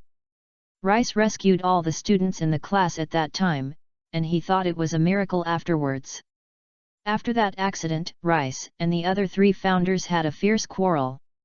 The other 3 couldn't figure out why Slytherin wanted to abolish Hogwarts so much. The reverse shadow change curse on Watts campus was until he showed the grand occasion of the underground classroom to the other 3. However, in the end, everyone retained this spell, making it impossible for the phantom transformation spell to be used in Hogwarts Castle. In contrast, the four of them modified the potion textbook together, eliminating some too dangerous potion formulas. After shook his head and shook those unpleasant memories from his mind, Rice began to fight against the food on the plate. After eating, Lay and the other two came to the library in Hogwarts and sat down at an uninhabited table. Daphne and Hermione took out the homework assigned by the professors from their school bags, and Rice went to the bookshelf to get a book back. Hermione couldn't help but ask, holding the book and reading it with relish. Homework. Rice couldn't help but glance at Daphne. He really doesn't want to waste his energy on these slightly childish things. What's the point of studying werewolf codes of conduct? As for the paper Snape left behind, it was even more nonsense. The formula for scabies potion was improved by him back then, and it would be outrageous to write a paper on this topic. In comparison, the homework of transforming and spell learning is much more friendly. I can teach Daphne various curses, and Daphne can also be said to be his own student. Isn't it natural for students to do something for the teacher? After feeling Rice's gaze, a trace of bad premonition flashed through Daphne's heart. There are so many homework, she leaned on the table, I wish I could do my homework by myself. If there is a choice, Daphne naturally doesn't want to write two homework, so it is necessary to sell miserable things. Don't say it, don't say it. This sentence touched Lay at once. The idea of letting the quill pen do his homework by himself is indeed feasible. He had previously invented a quill that automatically writes admission notices, and it is not nonsense to do another pen that can automatically do homework according to it. But after thinking about it carefully, Rice found that it was still a bit difficult to realize this idea, because unlike the admission letter with basically unchanged content, the content of the homework is ever-changing. Sometimes, the answers will be completely different when changing a word to the question. The recognition ability of quill pens is very high. If you want to make a quill to do your homework, it is no less difficult than making a branch hat, but you can really challenge yourself.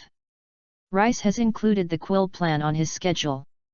After a brief chat, the three of them went to do their own things.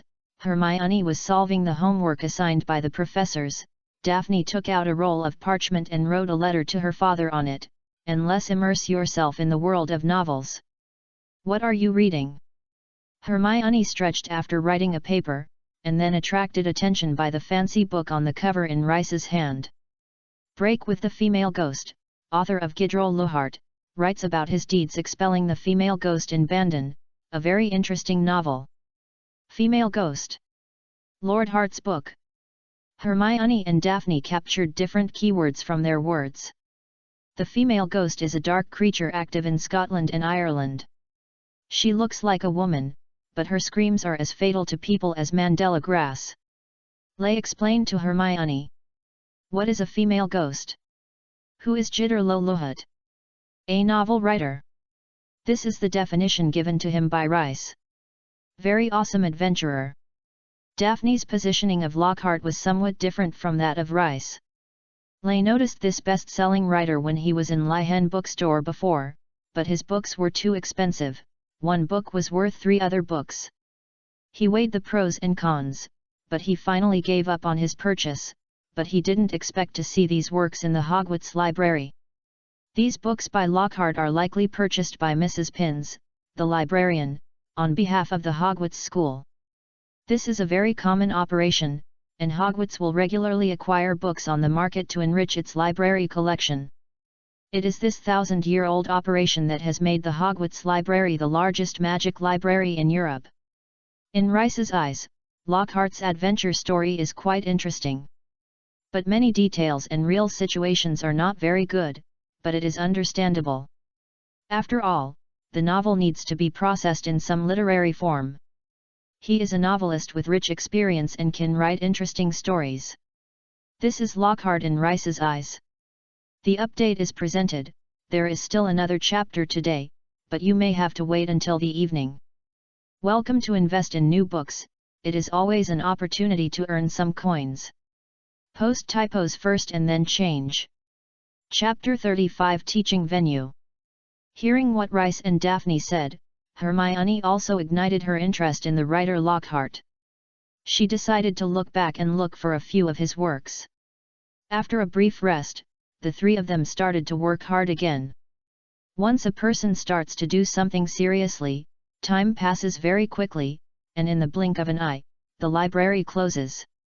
It was not until the librarian Mrs. Pins passed by the three-person table with a stack of books in her arms and told them that the house was closed for a quarter of an hour, that they were shocked to find that it was so late. Hermione put the ink bottle, parchment paper, and textbook on the desk into her school bag. When she looked up, she saw Daphne handing her written essay on the potion class to Rice. Hermione. Rice, you have to write your homework by yourself. She lowered her voice and said, staring at Rice angrily. I just asked Rice to help me check it out. Not even needed Rice's response, Daphne jumped out and helped Rice speak. Hermione was speechless. From her perspective, Rice was a lazy student who copied his homework with his friend. But the person who was copied was not in a hurry, so she had no choice. You don't know how powerful Rice's performance in the potion class today, even Professor Snape praised him. Seeing Hermione's disbelief, Daphne gave her a complacent explanation of Rice's amazing beauty today. Performance. Hermione was skeptical when she heard this. It was hard for her to believe that Rice, a peer, was so powerful. But when she thought of the level of spell he showed on the Hogwarts Express, she felt that what Daphne said was true. While the two were chatting, Rice had already helped Daphne to correct the paper. Let's go. Rice stuffed the revised paper into Daphne's hand, then gently tapped the book Walking with the Female Ghost with his magic wand. The thick hardcover book floated up and flew back by himself. The bookshelf went up on the original location. Daphne's essay was really good. If he could fool it, he meant that it would be great to persuade the child to write an article for him. After returning to the dormitory, lay directly on the bed, and when he pulled the curtain, he became isolated from the world, from the outside world. It is really isolated because Rice casts a spell on his bed curtain, which can block noise and can only be opened from the inside by himself. The dormitory atmospheres in different colleges are different, and Slytherin's first-year freshmen feel like they are not interacting with each other when they are old and die. Malfoy and his two younger brothers are always in a group and are hostile to Lay, but because of the strong strength shown by Lay, the three of them dare not act rashly and rarely talk to Lay on weekdays. The other two Slytherin freshmen are quite withdrawn, and they don't want to get involved in the dispute between the four, so they are basically alone in normal times. The atmosphere in the dormitory is quite quiet, but the tranquility reveals a bit of weirdness. But Rice likes this atmosphere very much, and he hopes Malfoy can always be so sensible. The teaching time between Lay and Daphne had agreed on Saturday. But there was still some confusion about where to choose the location. Although the spells he can teach at this stage are all simple spells, and you can make do with it by finding a classroom, as Daphne grows older and matures her own body, the power and momentum of the spell will become more and more powerful. It will be inconvenient to teach in an empty classroom at that time. After a little thought, Rice chose a location, which was the place where he taught graduates in Hogwarts 1,000 years ago, and it was his exclusive classroom. When Hogwarts was founded, the four founders had a discussion on the purpose of running a school. At first they just wanted to recruit a group of disciples to inherit their knowledge and will. Later, they found that the foundations of the wizards who came here were uneven, so they started teaching from the little wizard who had just revealed their magical talent. A little wizard who has not learned magic is like a piece of white paper, which is more convenient for the founders to draw on it. However, 7 years is still a bit short. Compared with the vast knowledge reserves of the four people, what the little wizard can learn is just a little bit of fur. So some students will stay in Hogwarts for a while after graduation to assist professors in teaching and learn some extremely advanced magic. The four founders, each of them has an exclusive classroom for teaching advanced spells, and Lay is no exception. On Saturday morning, Rice left the dormitory early, and then saw Daphne sitting quietly in the common room. Good morning. After a brief greeting, he took Daphne to his exclusive classroom. I remember the entrance is on the second floor. Lay took Daphne to walk around the second floor of the castle twice, and then he felt a little confused. Why is the entrance to his exclusive classroom missing? Lay judged that it should have been several major renovations in the castle over the past 1,000 years, covering the entrance, and he needed to look for it carefully. Finally, Rice came outside a girl's bathroom. Rice? According to the direction in memory, it should be here. But this is the women's toilet. No, he wants to search again. A moment later, Rice returned to the girl's bathroom. He stared at the nameplate on the bathroom, his face gradually became red and warm. Which dog was it that built a women's toilet in my sacred exclusive classroom? This was his most angry moment since he woke up. But there is no good news. This bathroom seems to have been abandoned for a long time, otherwise he would really be unable to bear it. Daphne looked at Lay, and her confusion was so intense that she couldn't dissolve. Lay said she wanted to take her to a secret base to teach her magic, but she turned around on the second floor of the castle. Why is this? The confusion in her heart reached its peak when Rice took her to an abandoned girl's bathroom twice. He wouldn't have to teach me magic in the abandoned women's bathroom, right? Daphne was startled by the thoughts that popped up in her mind. This is really a bit. If someone else discovers it, the honor of the green grass family will be completely over with his own face. Then she saw Lay step into the bathroom with a serious expression. Daphne. She seemed to be struck by lightning. After a moment of entanglement, she walked in with Lay pale face. Actually, we might as well change the place, it's quite small and there's not much space. Daphne stammered and persuaded Rice, but Rice only returned silent. Do you think I want to? Miss Greengrass. At this time, Rice hated the person who was working on the toilet in his own classroom, but he had no choice but to do anything about it, because according to the time of completion, this person had long been buried. Lay ignored what Daphne said and carefully observed every corner of the bathroom. Finally, on the side of a copper faucet, he discovered a small snake-shaped carving with a faint magic fluctuation. Finally found it. Rice couldn't help but breathe a sigh of relief. Seeing this mark, he understood what to do next. Open it, he said in a snake-like voice. The update is provided, and the next update is in the early morning, the bosses can wake up and watch it. Chapter 36. Yes, I want to restart the secret room. Today is the most ups and downs of Daphne's life. The steady and mysterious student Rice agreed to teach his powerful spell, but the class was at the school's women's toilet.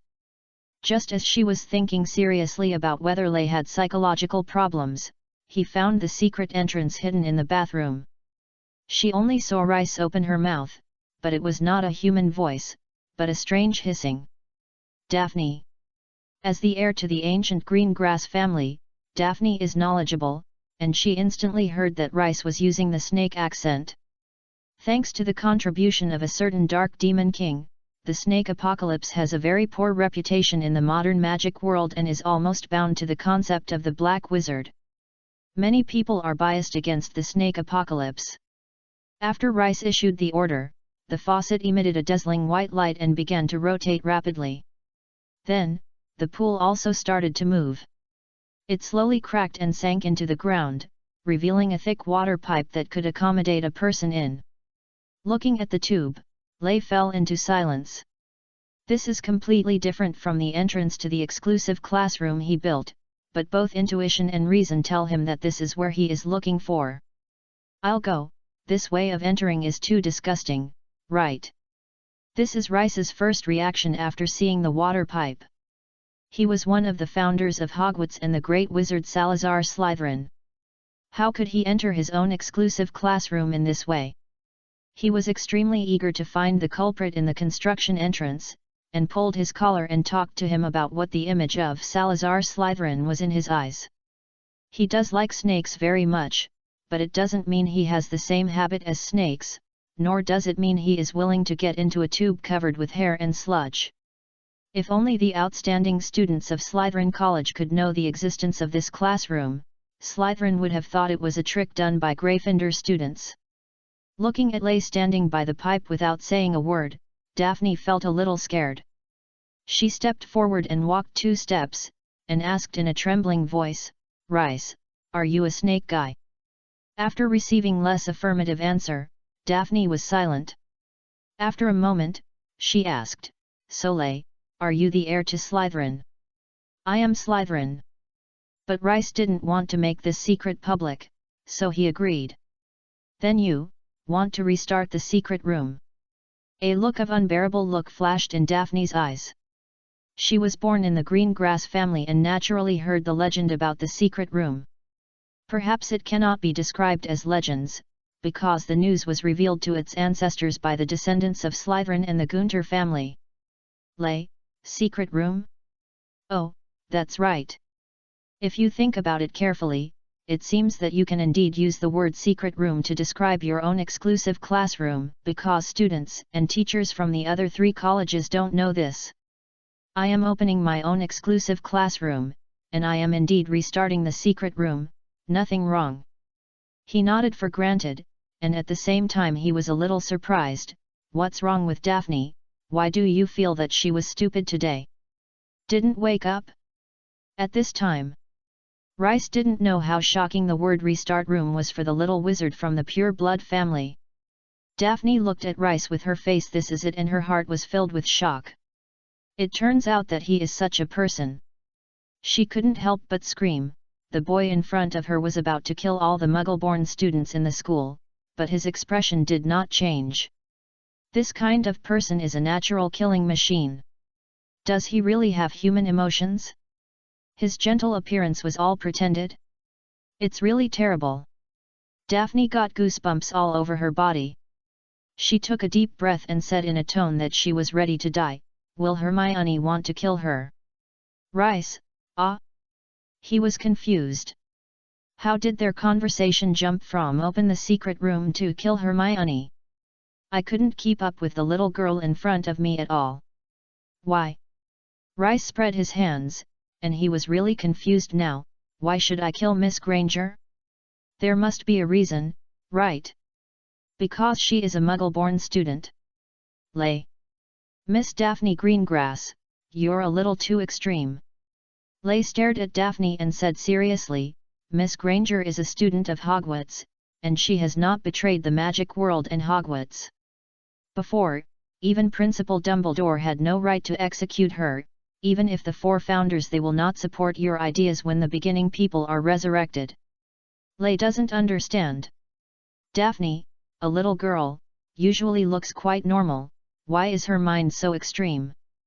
Because a student is from a Muggle and wants to kill him? What a crazy delusion! He couldn't help but want to use the god surveillance to look at what was in her mind.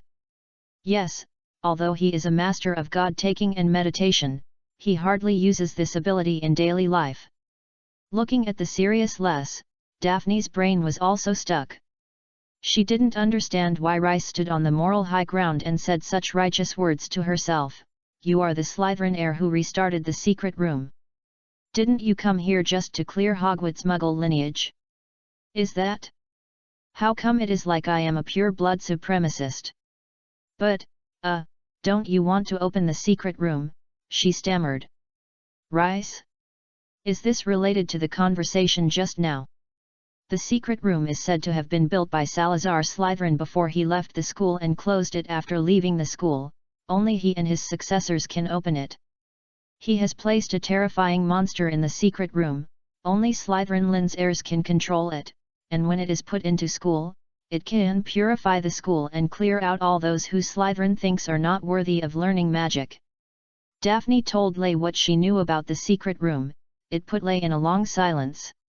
He now understands why Slytherin Academy is like a big villain in its reputation. How can it not be like a villain when promoting this broken thing every day? This rumor is half true and half false. If you want to say it is nonsense, Lay really built a secret room and raised a monster inside. But if you want to say that the rumor is true, Lay really wants it beat someone. This is slander. Rice said firmly, there is no such thing as a purification school. Slytherin didn't do it when he was in school. Can a beast left after he left? Absurd. What's more, let alone a little bit of it, Slytherin has no idea of purifying the school. At the end, Rice did not forget to add to avoid misunderstandings. Welcome to invest in new books. The number of times has been refreshed at the beginning of the month, and I directly got some coins. I invested myself and I have already earned 300 points. Chapter 37 Daphne would rather die than obey. Daphne was stunned. What Rice said conflicted with the legends her ancestors said. One side believes that after the secret room is opened, Slytherin's heirs will clean up people in the school who are not worthy of learning magic, while the other side says that this is not the case at all. The novel view impacted the old cognition and made her speechless for a moment. Daphne, listen to me. Rice wanted to break the whole thing and break it up and analyze it with Daphne. You are also from the green grass family, the quality of the so-called pure blood families in the modern magic world. I believe that according to that statement, how many people have to be killed to purify the school? Is Draco Malfoy qualified to not be cleaned? Ernie Macmillan has his pure bloodline only traceable to 9 generations. If you enlarge your vision, what about the professors? Should Professor Flivy be purified? The legend of the secret room is untenable from the root. What's more, what can Slytherin leave behind? Which monster can do such a difficult operation, and is willing to be left in the dark room by him? Lay said earnestly, this legend is completely a rumor. Daphne nodded silently, she felt that what Rice said made sense. Don't think so much, even if the news left by your ancestors is true, now I am the successor of Slytherin. Lay was a little overwhelmed. He was really speechless. He was obviously one of the founders of Hogwarts, but how could he become the villain behind the scenes in the eyes of future generations? It seems that he did all the bad things. I shouldn't have left back then, God knows how those people arranged themselves after they left. It's over, I'm a villain. Rice had to accept this cruel reality. After Rice's earnest persuasion, Daphne gradually believed what he said. In her opinion, this is a good thing, and no one will be hurt by the opening of the secret room. Compared with other pure-blooded holy people, the people of the green grass family are much Buddhist. They do not have common problems with those pure-blooded families and do not discriminate against wizards from Muggle families. Perhaps this is the confidence that truly pure bloodline brings them. In Rice's view, the legend of the secret room is likely to be compiled by a certain family to intimidate others and gild their own family.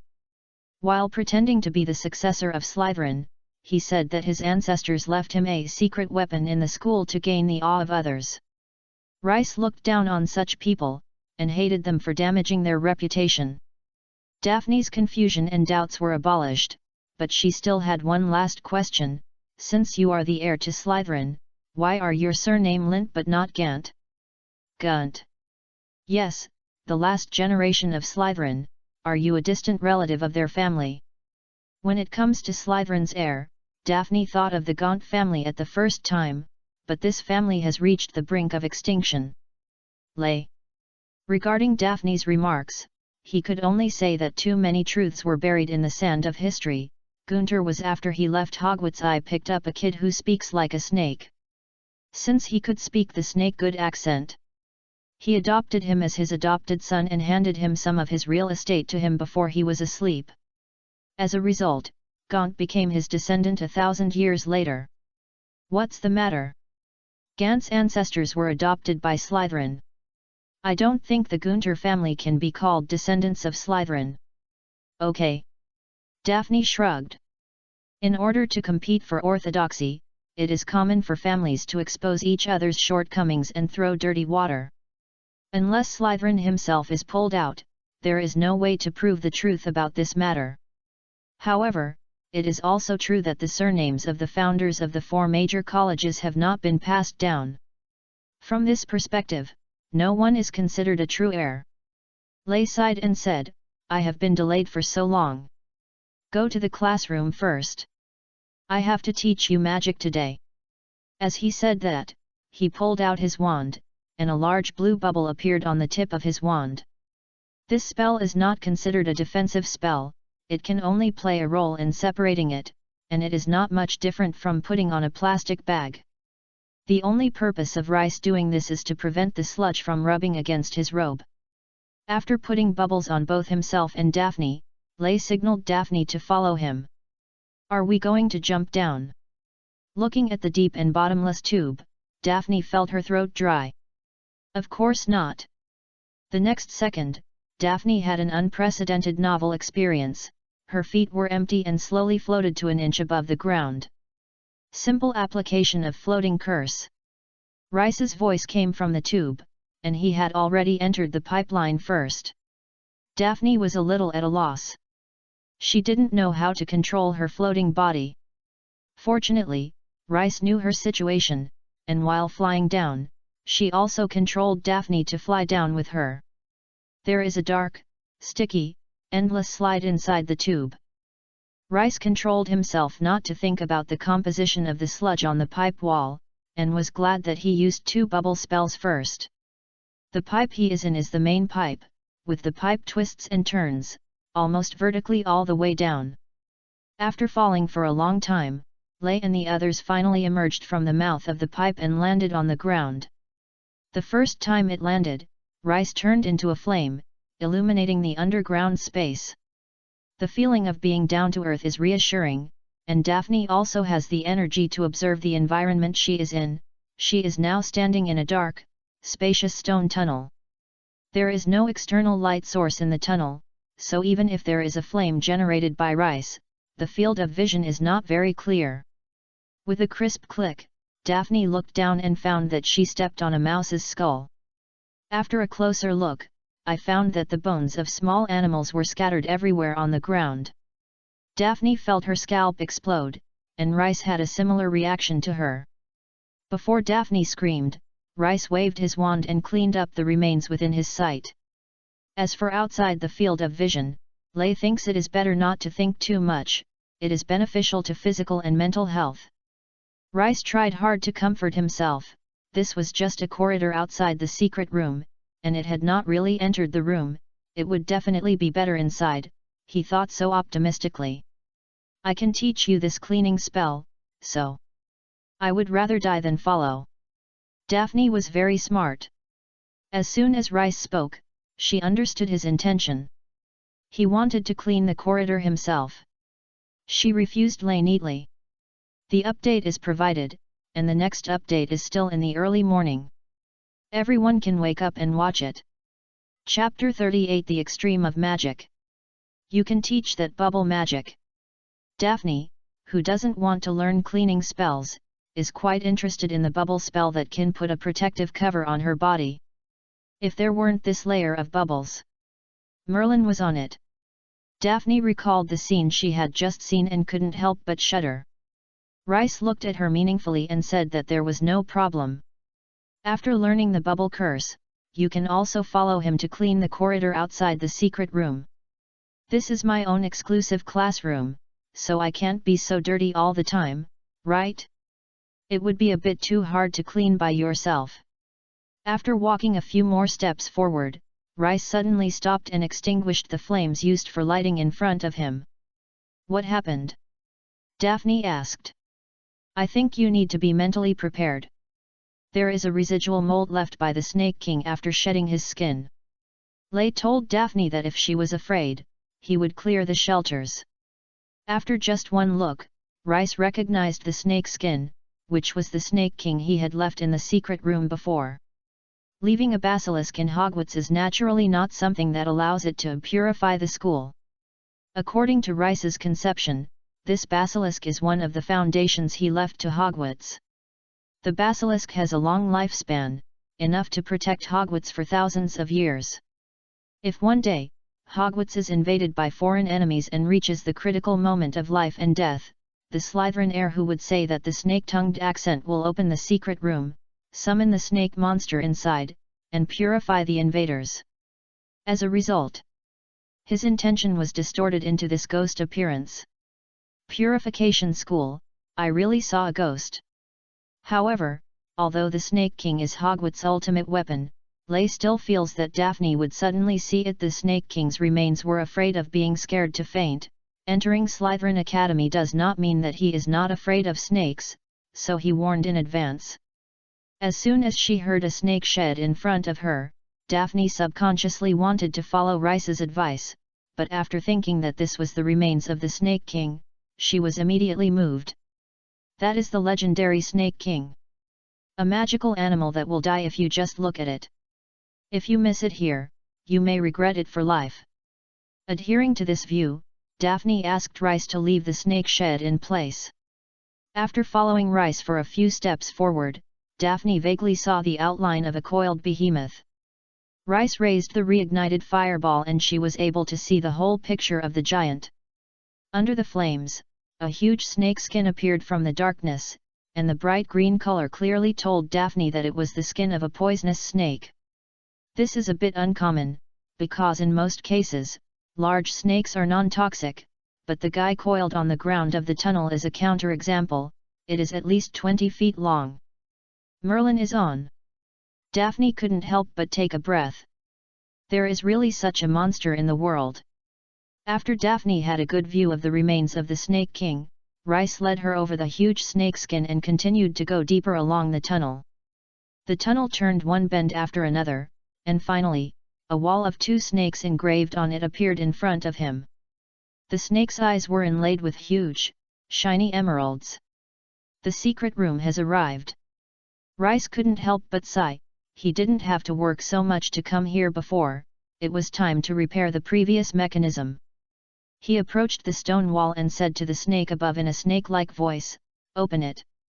The 2 snakes separated, the stone wall cracked from the middle, slowly slid to both sides and disappeared.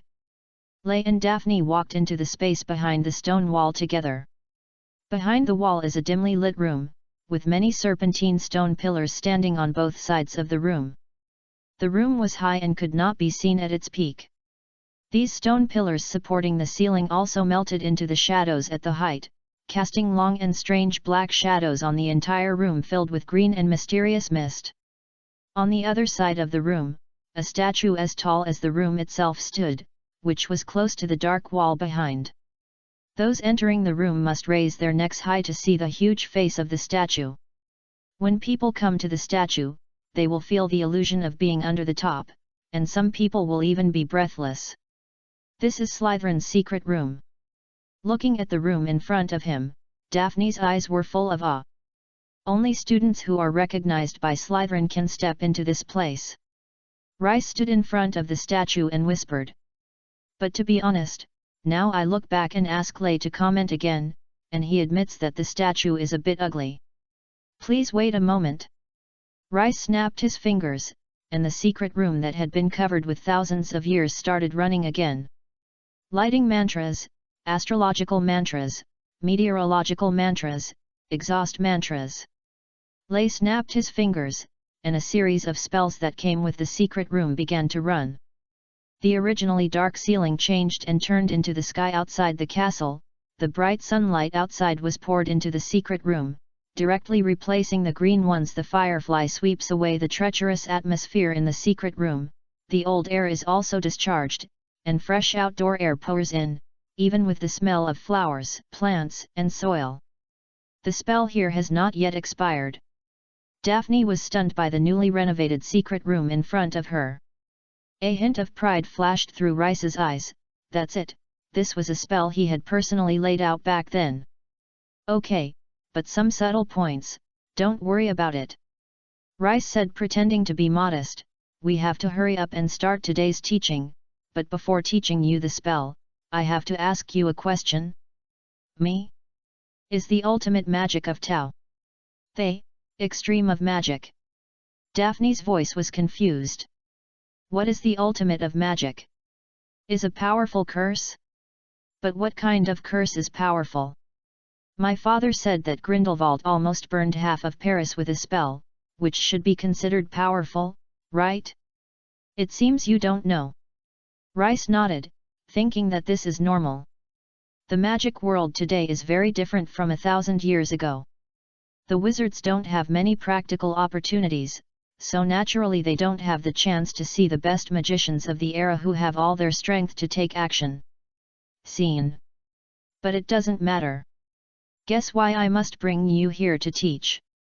Rice showed a slightly mysterious smile. In the past, in order to better teach, Rice worked hard on this secret room. Here, based on his memory, the scenes in the memory can be restored as realistically as possible, giving people an immersive feeling. The entire secret room can be regarded as a meditation basin.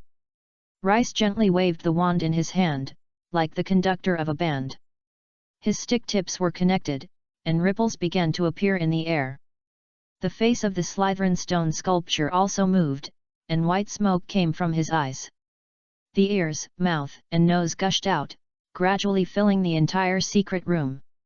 In an instant, Daphne was shrouded in white smoke, but the smoke quickly dissipated.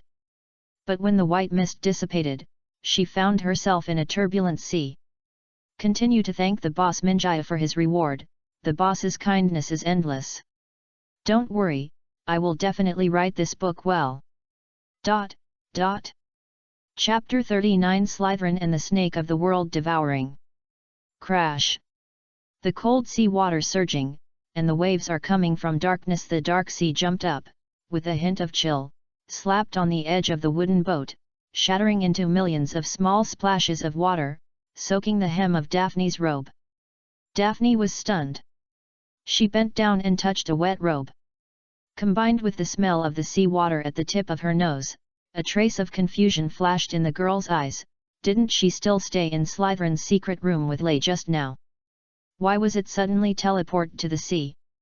The feeling of being too realistic made Daphne unable to distinguish between illusion and reality. It was not until Rice patted her on the shoulder that she calmed down. It won't be a problem. Rice's voice seemed to have magic, soothing Daphne's anxious heart as if it were the sea. She observed the surrounding environment, and then a man standing at the bow attracted her attention. It was a middle-aged wizard wearing a green silver-edged robe, holding a piece of it that was about the same height as his body in his hand. Snake-shaped staff. The middle-aged wizard's face had a bit of a shadow of Rice, and it was somewhat similar to the statue in the Slytherin secret room before. The ship slowly sailed forward under the guidance of the waves. Boom! A blood-red lightning flashed across the horizon in the distance, and then a dense raindrop thunder sounded like thunder. The lightning briefly illuminated the dark sea. Daphne noticed that there was a small island not far ahead. The island is not big, with a diameter of only more than 100 meters. The entire island is covered with pitch-black rocks, with no grass growing on it, only a little mottled green moss. The thunder and lightning in the distance indicates that the storm is coming. In this case, it is undoubtedly unlucky to sail on the vast sea with a small boat, but it is also lucky to meet an island. As the only living person on the boat except Rice and Daphne, the middle-aged wizard is naturally the helm of the boat. After seeing the island in the sea, the corners of his mouth curled up slightly, looking quite relieved. Instead of sailing to the island, he stopped to shelter from the rain, but knocked on the deck of the boat with his staff. The boat under him immediately stopped moving forward, letting the wind and clouds surge. It was like glued to the sea. Even motionless. Little raindrops floated in the sky. Perhaps because of the sea, there was a slight smell of fishy smell in the rain. Rice raised his hand and a transparent barrier appeared above him and Daphne's heads, covering them with the wind and rain. Lay would use spells to help block the rain, but the middle-aged wizard let the rain wet his robe like a magical muggle. As time passed by minute, the thunder sounded in the distance became more and more intense, and the raindrops falling from the sky became more and more dense. Finally, when a red lightning flashed through the sky, and a roaring thunder exploded in the sky, things changed. The island in front of the boat suddenly trembled, and the next moment, the sea surface cracked in a deafening loud noise. Time seemed to stagnate for a moment, and then the fragments of these seas turned into boundless huge waves. In front of such a huge wave, even a 10,000-ton giant ship would capsize. However, the small wooden boat, which was only 2 or 3 meters wide and 10 meters long, was as stable as a rock in the huge waves. Stick to the sea. That island! Daphne suddenly screamed in horror, without any ladylike demeanor. You can't blame her, because the scene in front of you is too terrifying. The island is rising, and as it emerges from the sea little by little, its true appearance is also revealed.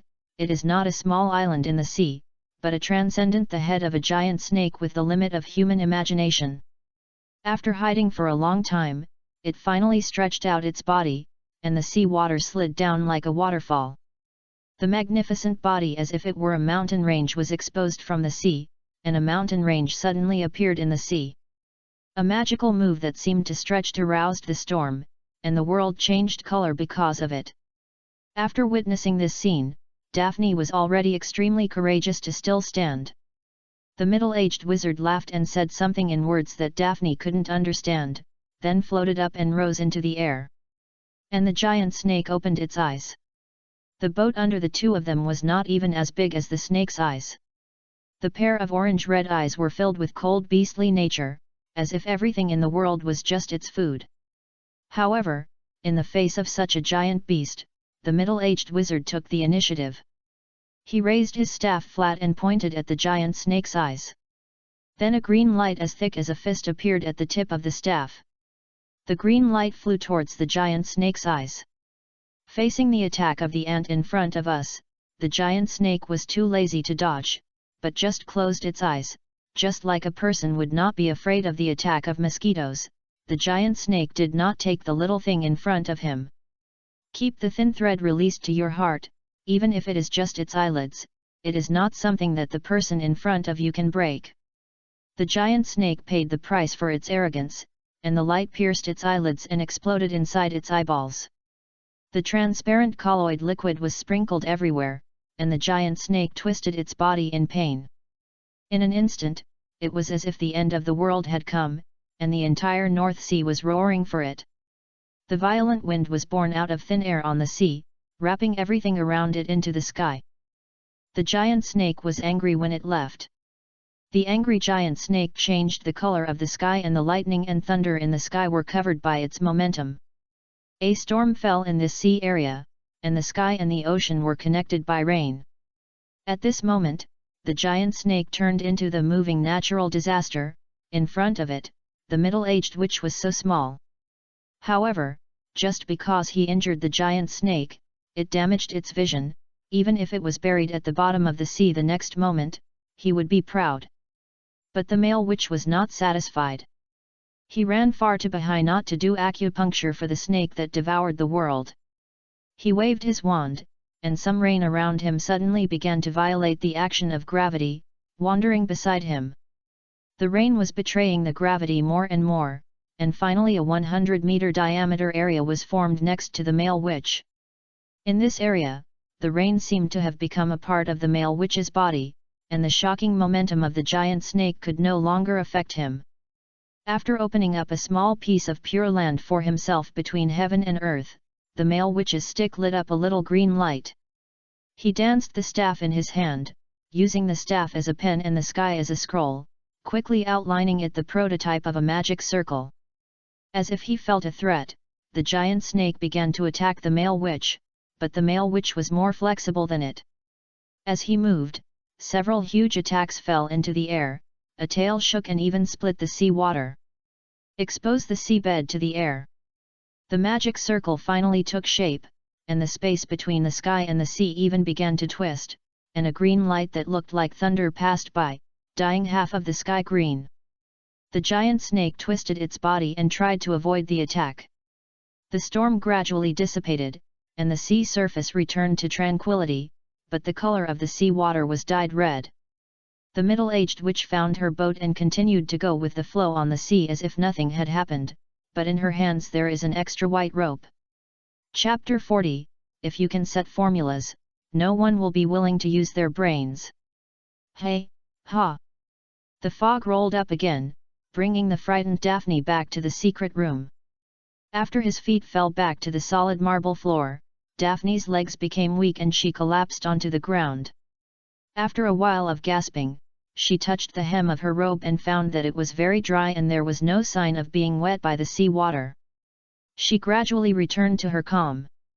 What happened just now was Slytherin's memory. What monster was he fighting against back then? At this moment, Daphne's respect for the founder of the Academy Slytherin reached its peak. According to the last clip in my memory, Slytherin won, which is outrageous. Anyway, Daphne felt that if she changed herself, she could play with her life even if she could run out alive. What are the other three founders doing? Didn't Slytherin know them at that time?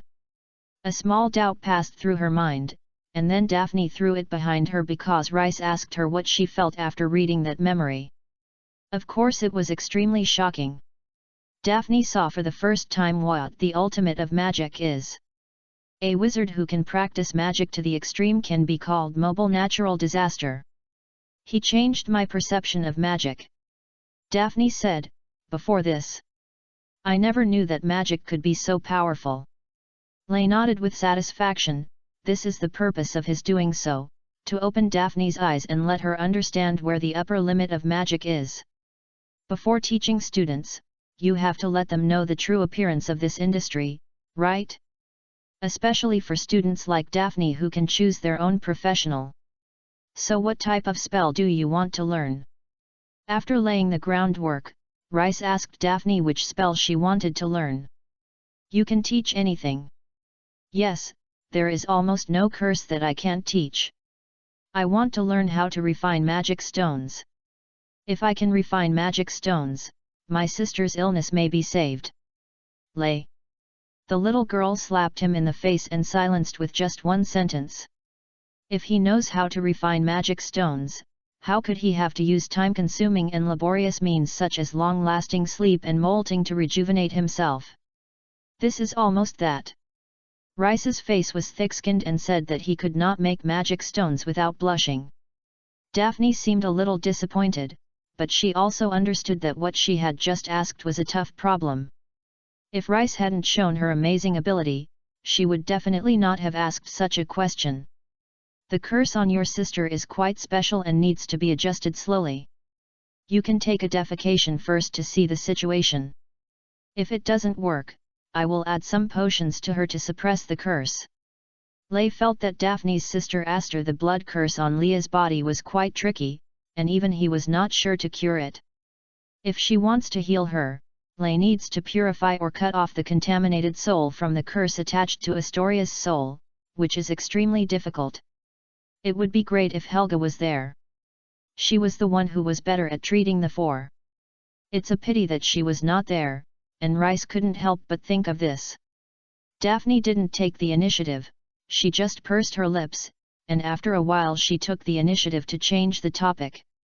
I want to learn how to fly. Lord Slytherin floated in the air when he fought with the snake.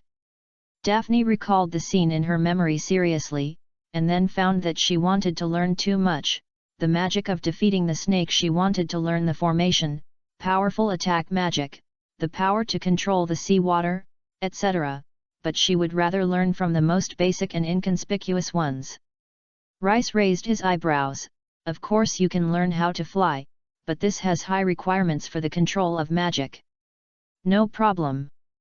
In fact, the way we enter here is to fly. Its principle is not difficult. Gather magic power on your feet, generate upward thrust and float, and then change the direction of magic power and follow it. Flying as you wish. How about it? Isn't it very simple? Just practice hard to learn. A look of confusion flashed across Daphne's face. Control magic? This is the first time she has heard of this concept. Rice suddenly noticed something was wrong, and there was a sense that when the Muggle teacher talked about the changes in chemical bonds and redox reactions on the podium, the students asked in the audience what is the same as oxidation reaction. Meng sent the Emperor to criticize him and talked about the control of magic, he asked carefully. After receiving a positive answer, Rice's eyes turned dark. He understood the problem in the modern magic world. In the previous week's course, the professors never mentioned this concept. He thought it was basic common sense, so the professors were too lazy to talk about it. It turned out that there was no concept at all. Compared with 1,000 years ago, the modern magic world has made great progress in wand making and spells, so that some seemingly outdated concepts have been eliminated. For example, magic control. Just as the emergence of calculators in the non-magic world swept the calculation sheets and abacus into the garbage dump of history, the improvement of magic wands and spells has made magic control no longer a compulsory course for wizards, and to the end of the new generation of Small the wizard hasn't even heard of this concept. Why use your brain if you can make formulas? You only need to use specific gestures, tone, and sentences to cast the spell. After a long time, no one will think deeply, why do I wave my hand and tremble my mouth and say Yugia dim leviosa can make the feathers float? Knowing the truth but not the reason is this common problem in the modern magic world, and it is also the reason why there are almost no wizards flying in such a huge modern magic world. The one who is best at flying is actually the Dark Demon King Voldemort. Wizards, think more. After thinking about this, Rice sighed, I think we should start practicing with controlling the magic. Afraid that Daphne was impatient, he also explained, if you don't understand magic control and the principle of spells, you can't become a wizard like Slytherin even if you master 10,000 spells. Then he began to explain to Daphne how to mobilize the magic power in his body and release it. Because the content of the lecture was too basic, Rice was quite awkward to speak. He really didn't expect that one day he would tell the little wizard from the pure blood family about this content. Fortunately, he had heard several enlightenment classes from Helga Hufflepuff, otherwise it would have been a bit troublesome. Under the guidance of Rice, Daphne tried it several times and succeeded. A numb warm current flowed in her left arm, and finally gathered on the fingertips of her palms and fingers, and then... puff! A small cyclone was born from Daphne's palm and then dissipated. Congratulations, you have learned to release your magic. Rice praised her from the side. The update will be presented, and the second update will be tomorrow morning. Thanks to Tom Yuman for the reward. Chapter 41 Who Changed My Password? Learning to release magic is only the first step, and Daphne will also learn to control magic. Rice set her goal to keep the small cyclone formed by magic for a long time before dinner today. After talking about the key points, he left Daphne aside and let her practice on her own. Practice more vegetables, and diligence can make up for your shortcomings. This principle is common even in the magic world. Daphne has good talent and progress is much faster than Rice expected. Before lunchtime was ready, she could control the magic power output, allowing the cyclone in her palm to maintain a stable existence. It's very good. Next, you try to change the magic to the soles of your feet. It's very simple, and it's actually no different from releasing it in the palm of your hand. Lay recalled Helga's teaching method and taught step by step. Daphne nodded and began to try further. In order to better control the magic output, she simply took off her boots and socks that were in the way and stood on the marble floor with barefoot. The stimulation brought by the cold ground made her unable to help curl up her toes, but the coolness also made her mind clearer. Under her control, the magic power gathered in the soles of the feet, forming two stable magic groups. Under the influence of magic, Daphne floated up and floated 1 inch above the ground. Is this still possible? Looking at Daphne, who was making rapid progress, Rice was stunned. After a moment of silence, he continued to guide the next step. He split the flying magic into more than a dozen independent links. As long as Daphne masters these links skillfully and releases them in one go, she will be able to fly successfully. In the following time, Daphne was completely immersed in her own world, and even the lunch was packed by Rice in the auditorium and brought her back to eat in the secret room. During the learning process, she showed a very superb talent and only took 1 day to roughly master the flying magic. When you fly for the first time, please pay attention to controlling the output of magic power. Don't fly too fast or too high. Looking at Daphne floating in the air, Rice spoke out to guide her so as not to waste all her previous efforts because she was eager to achieve success. At this time, Daphne took Rice's words as a wind in her ears because she was experiencing an unprecedented experience. Humans never hide their desire to control the sky, including wizards. In order to fly into the sky, the Muggles invented the plane, and the wizard's choice was to fly broom. These methods all rely on external forces.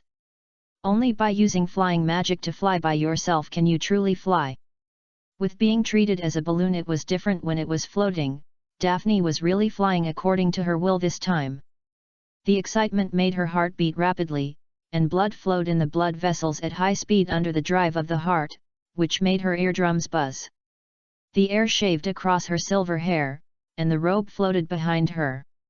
The feeling of flying was so wonderful that the mood of joy occupied her brain. She learned from her own knowledge and soared freely in the air like a bird. It was not until the evening that she reluctantly fell back to the ground from the secret room. The consumption brought by flight was huge, and there was no trace of blood left on the girl's face. Looking at Daphne with a tired face, Lay thought to himself, I have to go to the public potion storage cabinet in Hogwarts to get some potion ingredients and give her some potions to replenish her physical strength and energy. If there isn't a storage cabinet, send a letter to Lupette and ask her to buy some for her. Hogwarts public potion storage cabinet is not strictly under the supervision. Rice only needs to take more raw materials during the potion class and put them in his school bag before get out of class. However, the common raw materials that can be easily accessed are common raw materials. The rarest ones need to be purchased by yourself or searched for them in Professor Snape's private storage room. Very great, I've never seen such a good start. Potions are a future, and now he needs to praise the girl. In just one day, he went from not even magic control to mastering flying magic. This talent of magic control is truly the only one among the wizards he has ever seen. Fortunately, I met a traditional teacher like myself, otherwise this talent would have been ruined under the modern magic education system.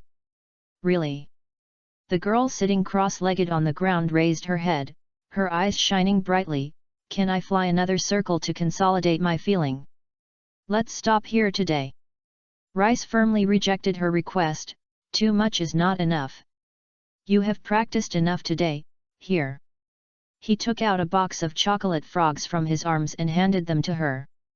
First eat some chocolate to replenish your energy, and then we will go back to the auditorium to have a meal. What about tomorrow? Daphne looked at Rice with longing eyes, afraid that Rice would not want to start classes tomorrow. Don't you rest on Sundays? Only Muggles will rest on Sundays, we wizards won't talk about these. Daphne found a very clever answer, which made Lay laugh. Since the students are so studious, it is hard for teachers to refuse. Rice agreed to her request. No, let's change the way out. Lay stopped Daphne, who wanted to walk out of the secret room. After flying along the pipe at noon, Lay vowed not to fly up through the sewer pipe even if he starved to death in the secret room. Now, the pipe had been blocked by him. How could Slytherin and Slytherin's favorite heirs enter the secret room through the sewer? Too obsolete. Too undecent. Is there any other way out?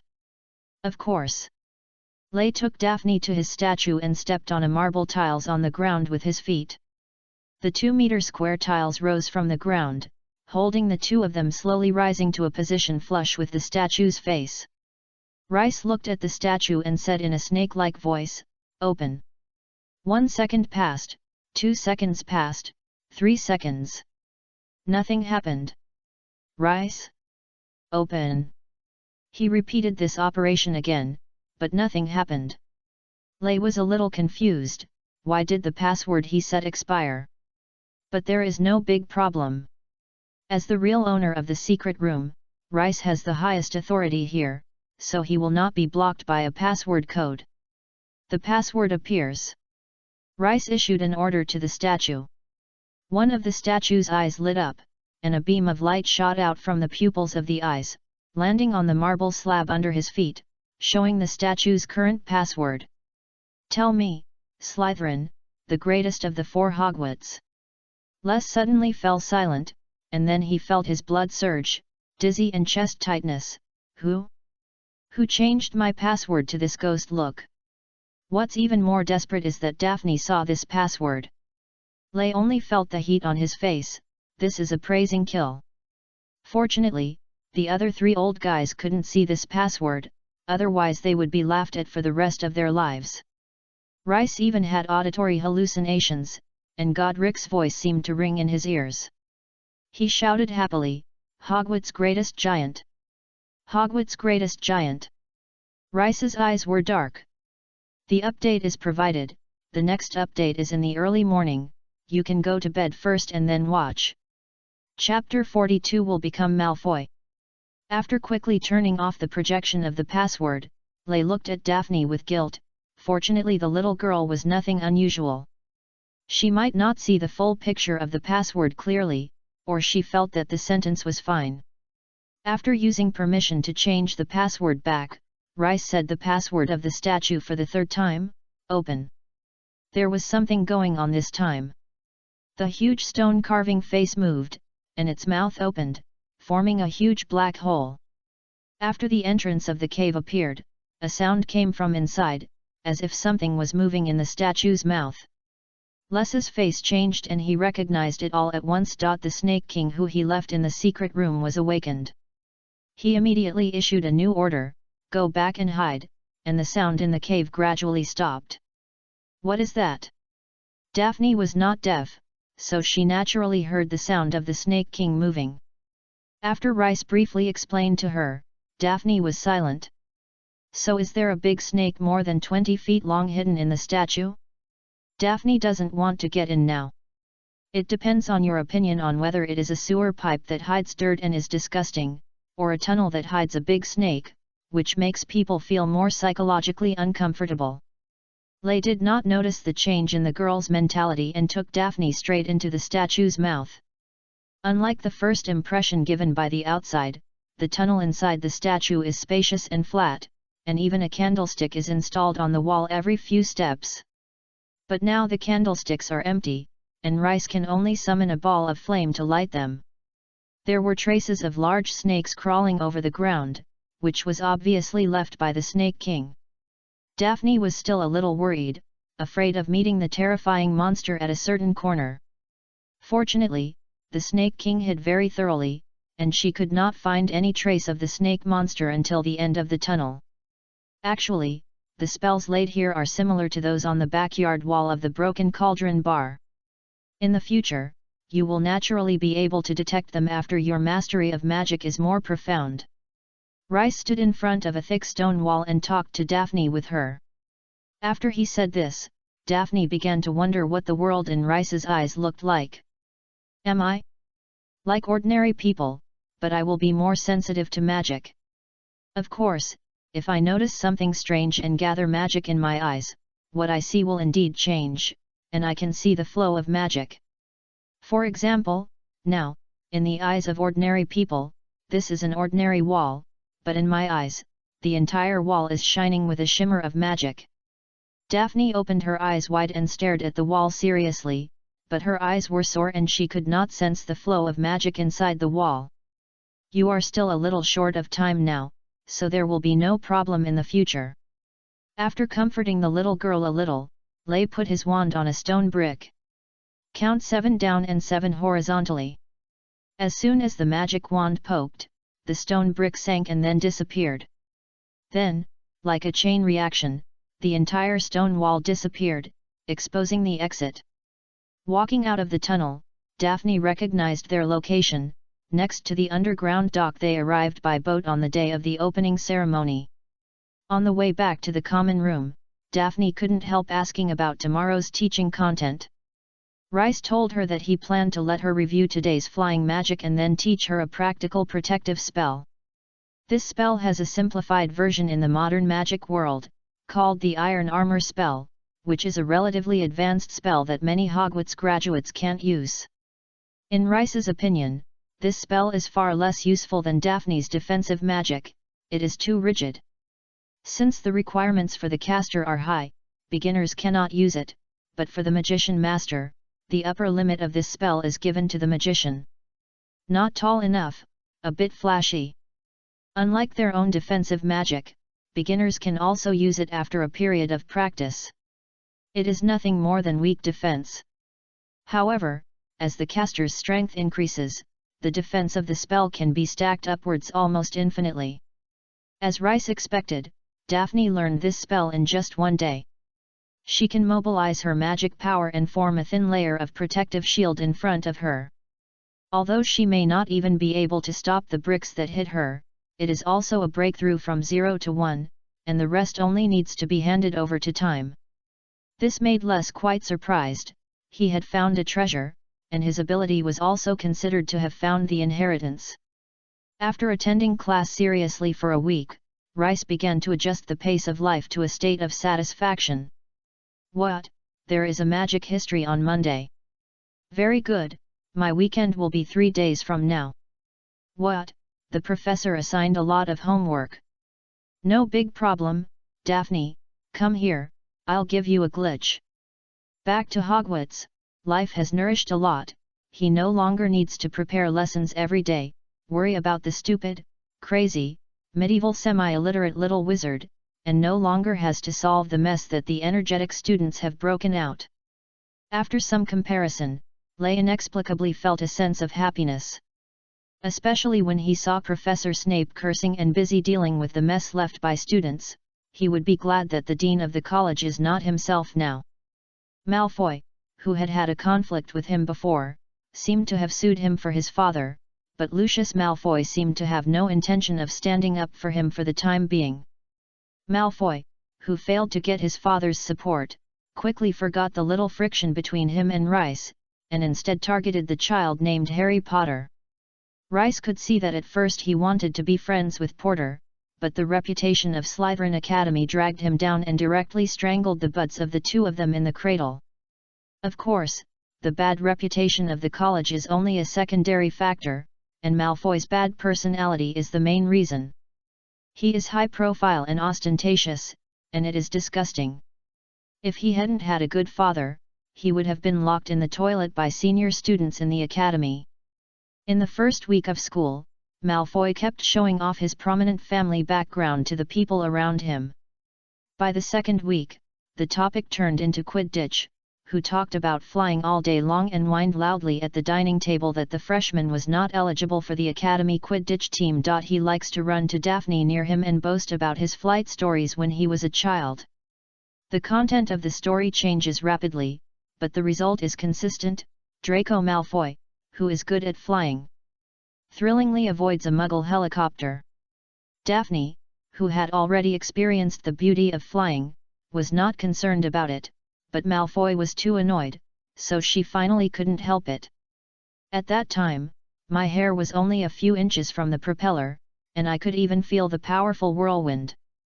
Malfoy's story came to an end as usual, but was interrupted by the voice of a girl. Are you sure it's only a few inches? Daphne glanced at him.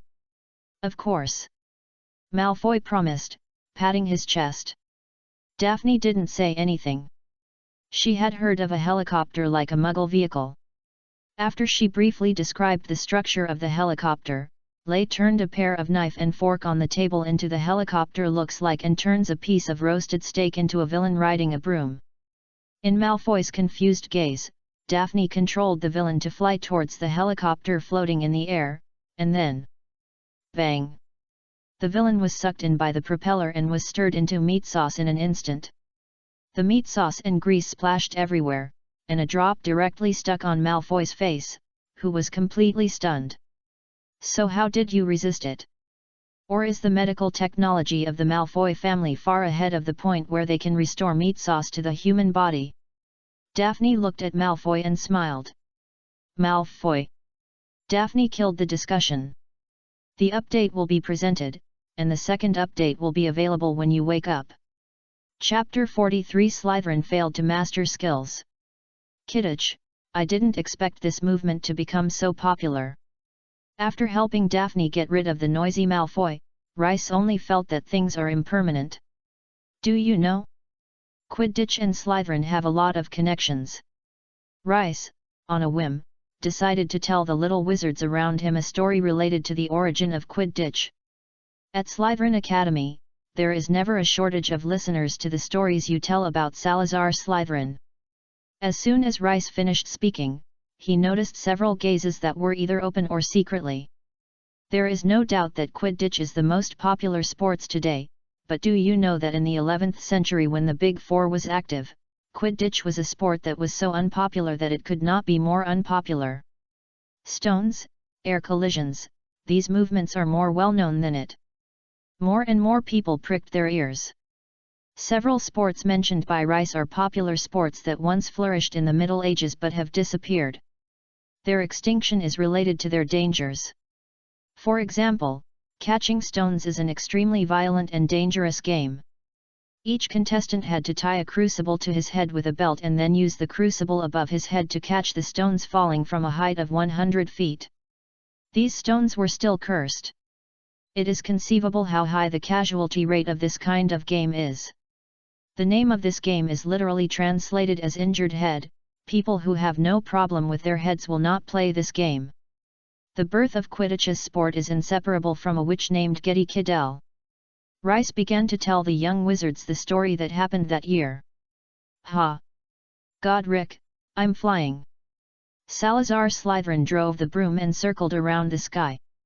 The mysterious man throws the ball over the horse. You really have you when you put an ordinary broom on the fly. Godric Gryffindor took off his old friend's underwear without hesitation. Sarah Cha suddenly drove the flying broom to no longer move. As a last resort, he had to cast a floating curse on an ordinary broom and let it float up with him. You just say you didn't fly up. Slytherin was a little angry for some reason. He just didn't deal with the flying broom and could hardly resonate with it. Although there is flying magic to help you fly, it is really embarrassing after all. How can there be a wizard who can't ride a flying broom? Okay, do you want to catch the stones together? Godric was eager to try. Slytherin was silent. He felt that a positive feedback loop seemed to appear in front of him. Only a person with a brain problem would play with stones. After playing with stones, his mind would be worse, and he would want to play with stones even more. Slytherin decided to fulfill his friend's obligations and save Gryffindor's precarious head, so he composed a game on the spot. This game is a bit similar to the duck hitting that Muggle children often play. Two people throw balls at each other and lose points if they are hit. What's the problem with this? Watch the ball. Godric was very excited and turned a ball directly and smashed it into Slytherin's face. The two had a great time until the ball Godric had accidentally landed in Gaudy Kiddle's vegetable field. Gaudy confiscated the ball and fired several evil curses at the two. Lay and Godric, who were conscious of their injustice, left in shame. But the two's game was not over, and they haven't had enough fun yet. So the next day, they came again. Godric made a new ball, and Rice changed the game rules. In order to prevent what happened yesterday from happening again, he decided to change the scoring method to throw the ball into the woods on the swamp. This is the prototype of the ghost flying ball and the scoring ring. Later, in order to increase the fun of the game, they also used magic on two stones so that they could be in the sky. Flying around, interfering with their pitching. This is the predecessor of the roaming ball. Since that swamp was named Quiddy Swamp, Slytherin named the sport Quiddy. This is the origin of Quidditch. After Rice's story was finished, the little wizards around him began a lively discussion along the topic. So it's normal for us to be good at playing Quidditch. After all, it was a game invented by Slytherin. Slytherin college students are born to play. It seems that the relationship between Lord Slytherin and Gryffindor is pretty good. They were good friends at the beginning. What's going on with the Golden Thief? I know this. Is it recorded in the letters of the medieval wizard? Daphne raised her eyebrows. Rice turned his eyes elsewhere to show that you are really predicting things. When Malfoy was slapped in the face by Daphne in the auditorium, the trend of boasting about his flight skills in the freshmen suddenly stagnated, and the story of Quidditch's origins that Rice told gradually spread. In such an atmosphere, the first flight class for the first freshman of Slytherin has arrived. The weather is clear and the wind is bright, and the most anticipated flight class is about to usher in. For the freshmen of Slytherin, Thursday's life was extremely beautiful, and the only drawback was that they were going to have classes with freshmen of Gryffindor. The one who teaches everyone about flying class is a wife named Huochi. She has short grey hair and yellow eyes like a pair of eagles. It is said that she was once a member of the professional Quidditch team and later taught in Hogwarts after retiring. Compared to other retired players, being able to teach at Hogwarts is undoubtedly an excellent job, so she is also very concerned about her job. "Okay, don't waste time," she said sternly. "Everyone stands next to a flying broom and hurry up." Lay looked down at the flying broom at his feet. It was broken and old, and the branches of the broom were messy. A bad feeling climbed into my heart, and Lay recalled some unpleasant memories, but he was a little lucky. The flying broom was not very smart back then. Could it be the quality of the broom itself? It's been 1,000 years since this, so should the flying broom be more human? Technology is improving. Stretch out your right hand, put it above the broom handle, and say "Get up." Mrs. Huochi shouted in front and made a demonstration in person. "Get up." The little wizards followed suit. "Get up," Rice said to the broom at his feet. The broom lay on the ground and rolled, not looking like he was planning to follow Rice's instructions. Puff! Malfoy, who was standing next to him, laughed out loud. Finally, he found Rice's weakness. That Lay is not good at it. Updates are provided. The next update is at 12 p.m. Chapter 44 Accidents in Flight Class. Hey, Lay, are you okay? Do you need me to share your experience with you? Unlike Lay, Malfoy's broom jumped into his hands immediately with a command. But there were only a few obedient brooms like this. Daphne's broom was the same as Rice's, but she rolled on the ground, and some of the little wizard's brooms didn't move at all. Although it is not as good as the top and more than the bottom, Rice still feels that his blood pressure is gradually rising. After his body becomes younger, his emotions are more likely to fluctuate. This is the instinct brought by the young body, and it is very troublesome to intervene, and Rice does not intend to intervene. "Get up." He tried again, but this time the broom was still trembling. It's not really that Slytherin can't even summon a broom, right? No, right? No. Malfoy's voice sounded in Les's ear. There is no way. It seems that even after 1,000 years, the quality of the flying broom is still quite worrying, so Rice decided to use his own unique means. As for Draco Malfoy's provocation, Rice completely took him as an invisible ear. A real Slytherin must fight with a broomstick. A child like Daphne Greengrass is a real student who meets the Salazar Slytherin admission standards. After seeing Daphne also drives the flying broom, Lay feels relieved. This must be a problem with the broom. This broom is ragged and not easy to use at first glance. Hogwarts is so rich now, why don't you dial more? Click on the budget to update the broom used in the school's flight class. This is why Rice is not considerate. Who are the people in the Hogwarts School Board? As an organization responsible for donating money, most of the members of the school board are from pure blood families, otherwise it would be difficult to deal with expenses like flowing water. This also makes the Slytherin College graduates account for a very high proportion of Hogwarts Board of Directors, and the overall school board of directors is biased towards Slytherin College. In their eyes, it is a welcome thing for Slytherin College to win the Academy Cup and the Quidditch Cup.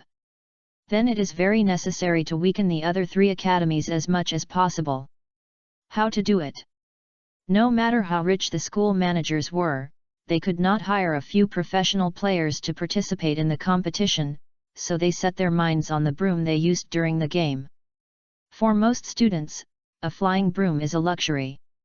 Except for the little tycoons in the Snake House, most students borrow the broom provided by the school during competitions, but the school there is no regulation in the rules that you are not allowed to use your own broom.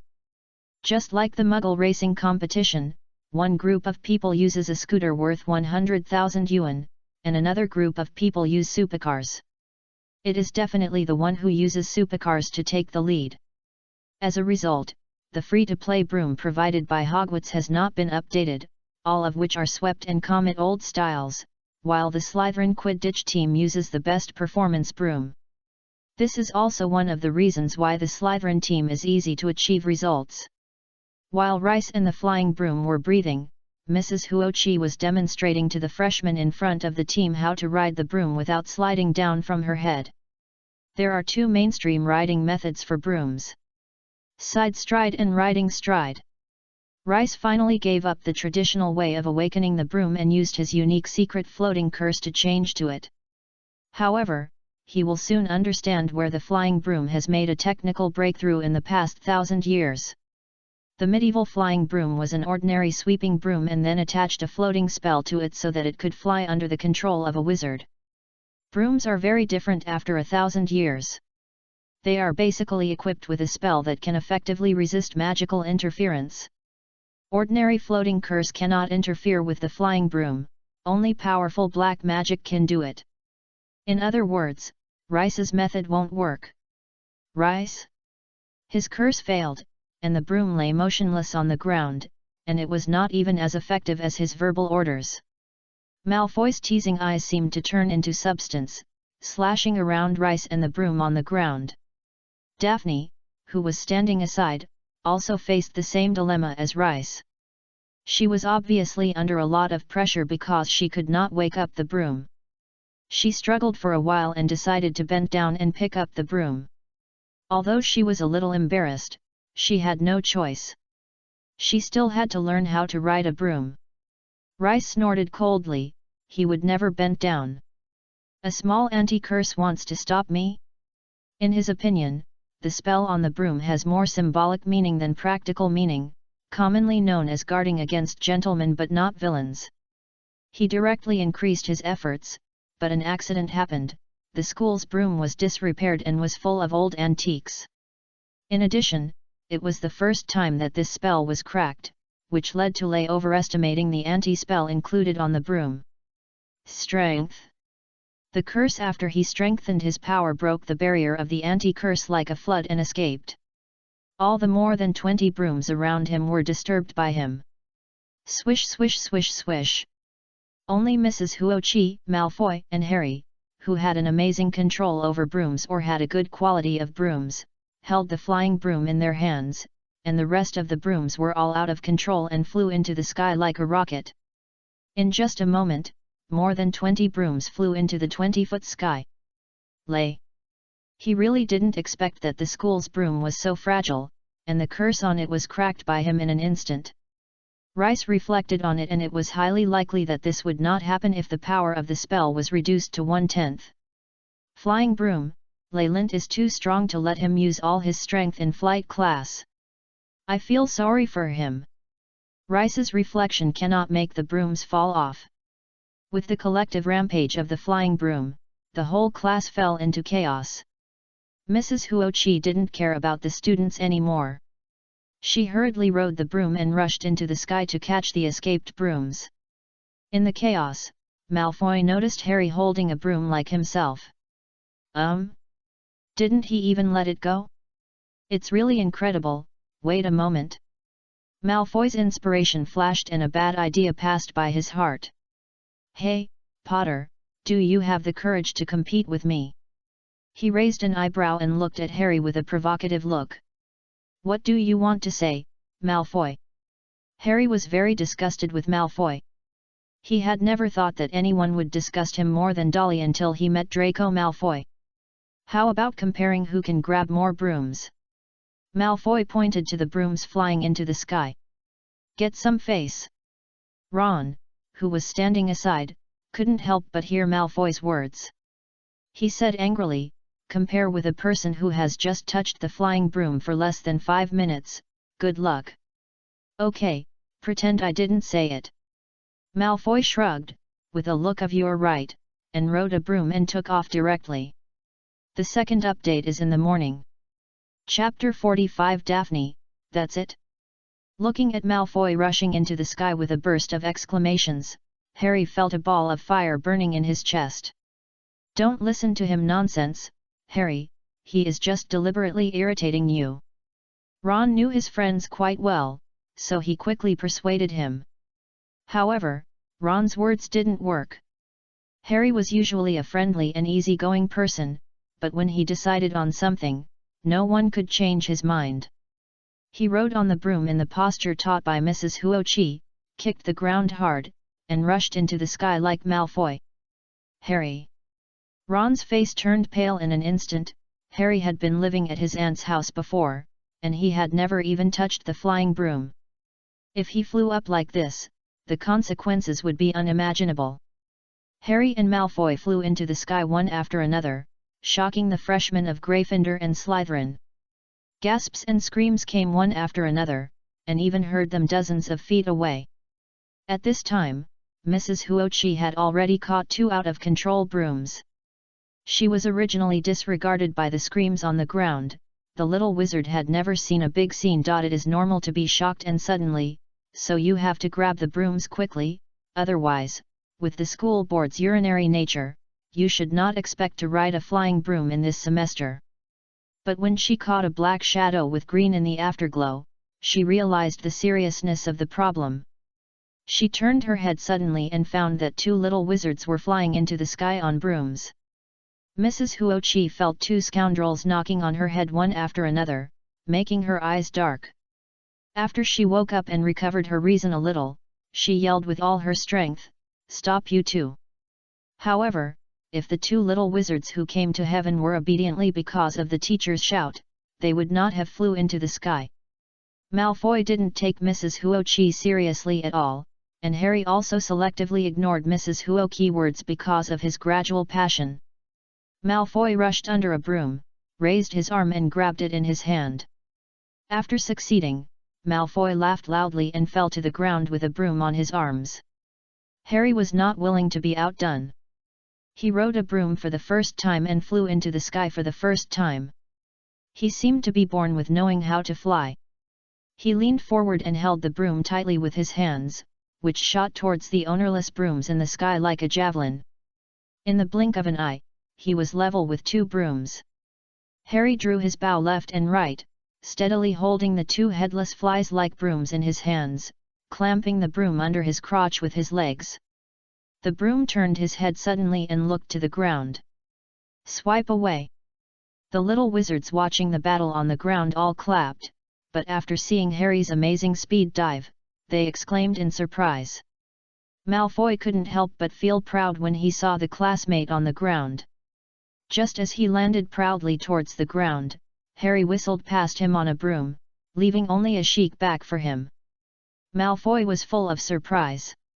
He never dreamed that Harry, who had first come into contact with a flying broom, would fly so well.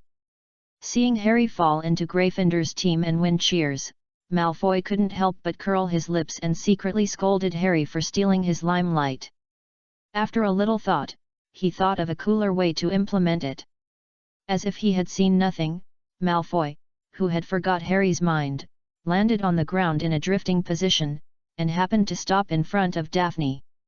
Malfoy, who felt that this hand was very cool, raised the flying broom in his hand and said to Daphne confidently, "Here, your broom, I'll help me to forgive me." In Malfoy's plan, Daphne must have been impressed by her style. She just needs to cooperate with her a little bit and she can completely cover Harry's limelight in an instant. But reality has a little difference with his script. After hearing Malfoy's words, Daphne couldn't help rolling her eyes. No need. She even gave in and distanced Malfoy. The whole part of Malfoy's performance collapsed. Malfoy's face twitched twice. After a few seconds, Malfoy, who had reacted, threw the broom to the standing side.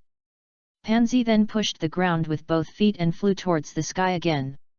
He needed to take this opportunity to resolve his embarrassment, but before he could fly a few feet, a shadow wiped his broom and pushed him over.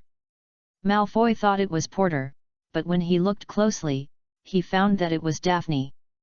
What's even more outrageous is that she didn't ride a flying broom. She held the wand in her right hand, and her left hand drooped beside her, turning her head and looking at him expressionlessly. "I can take it myself." After she said this, she turned around and flew towards the sky.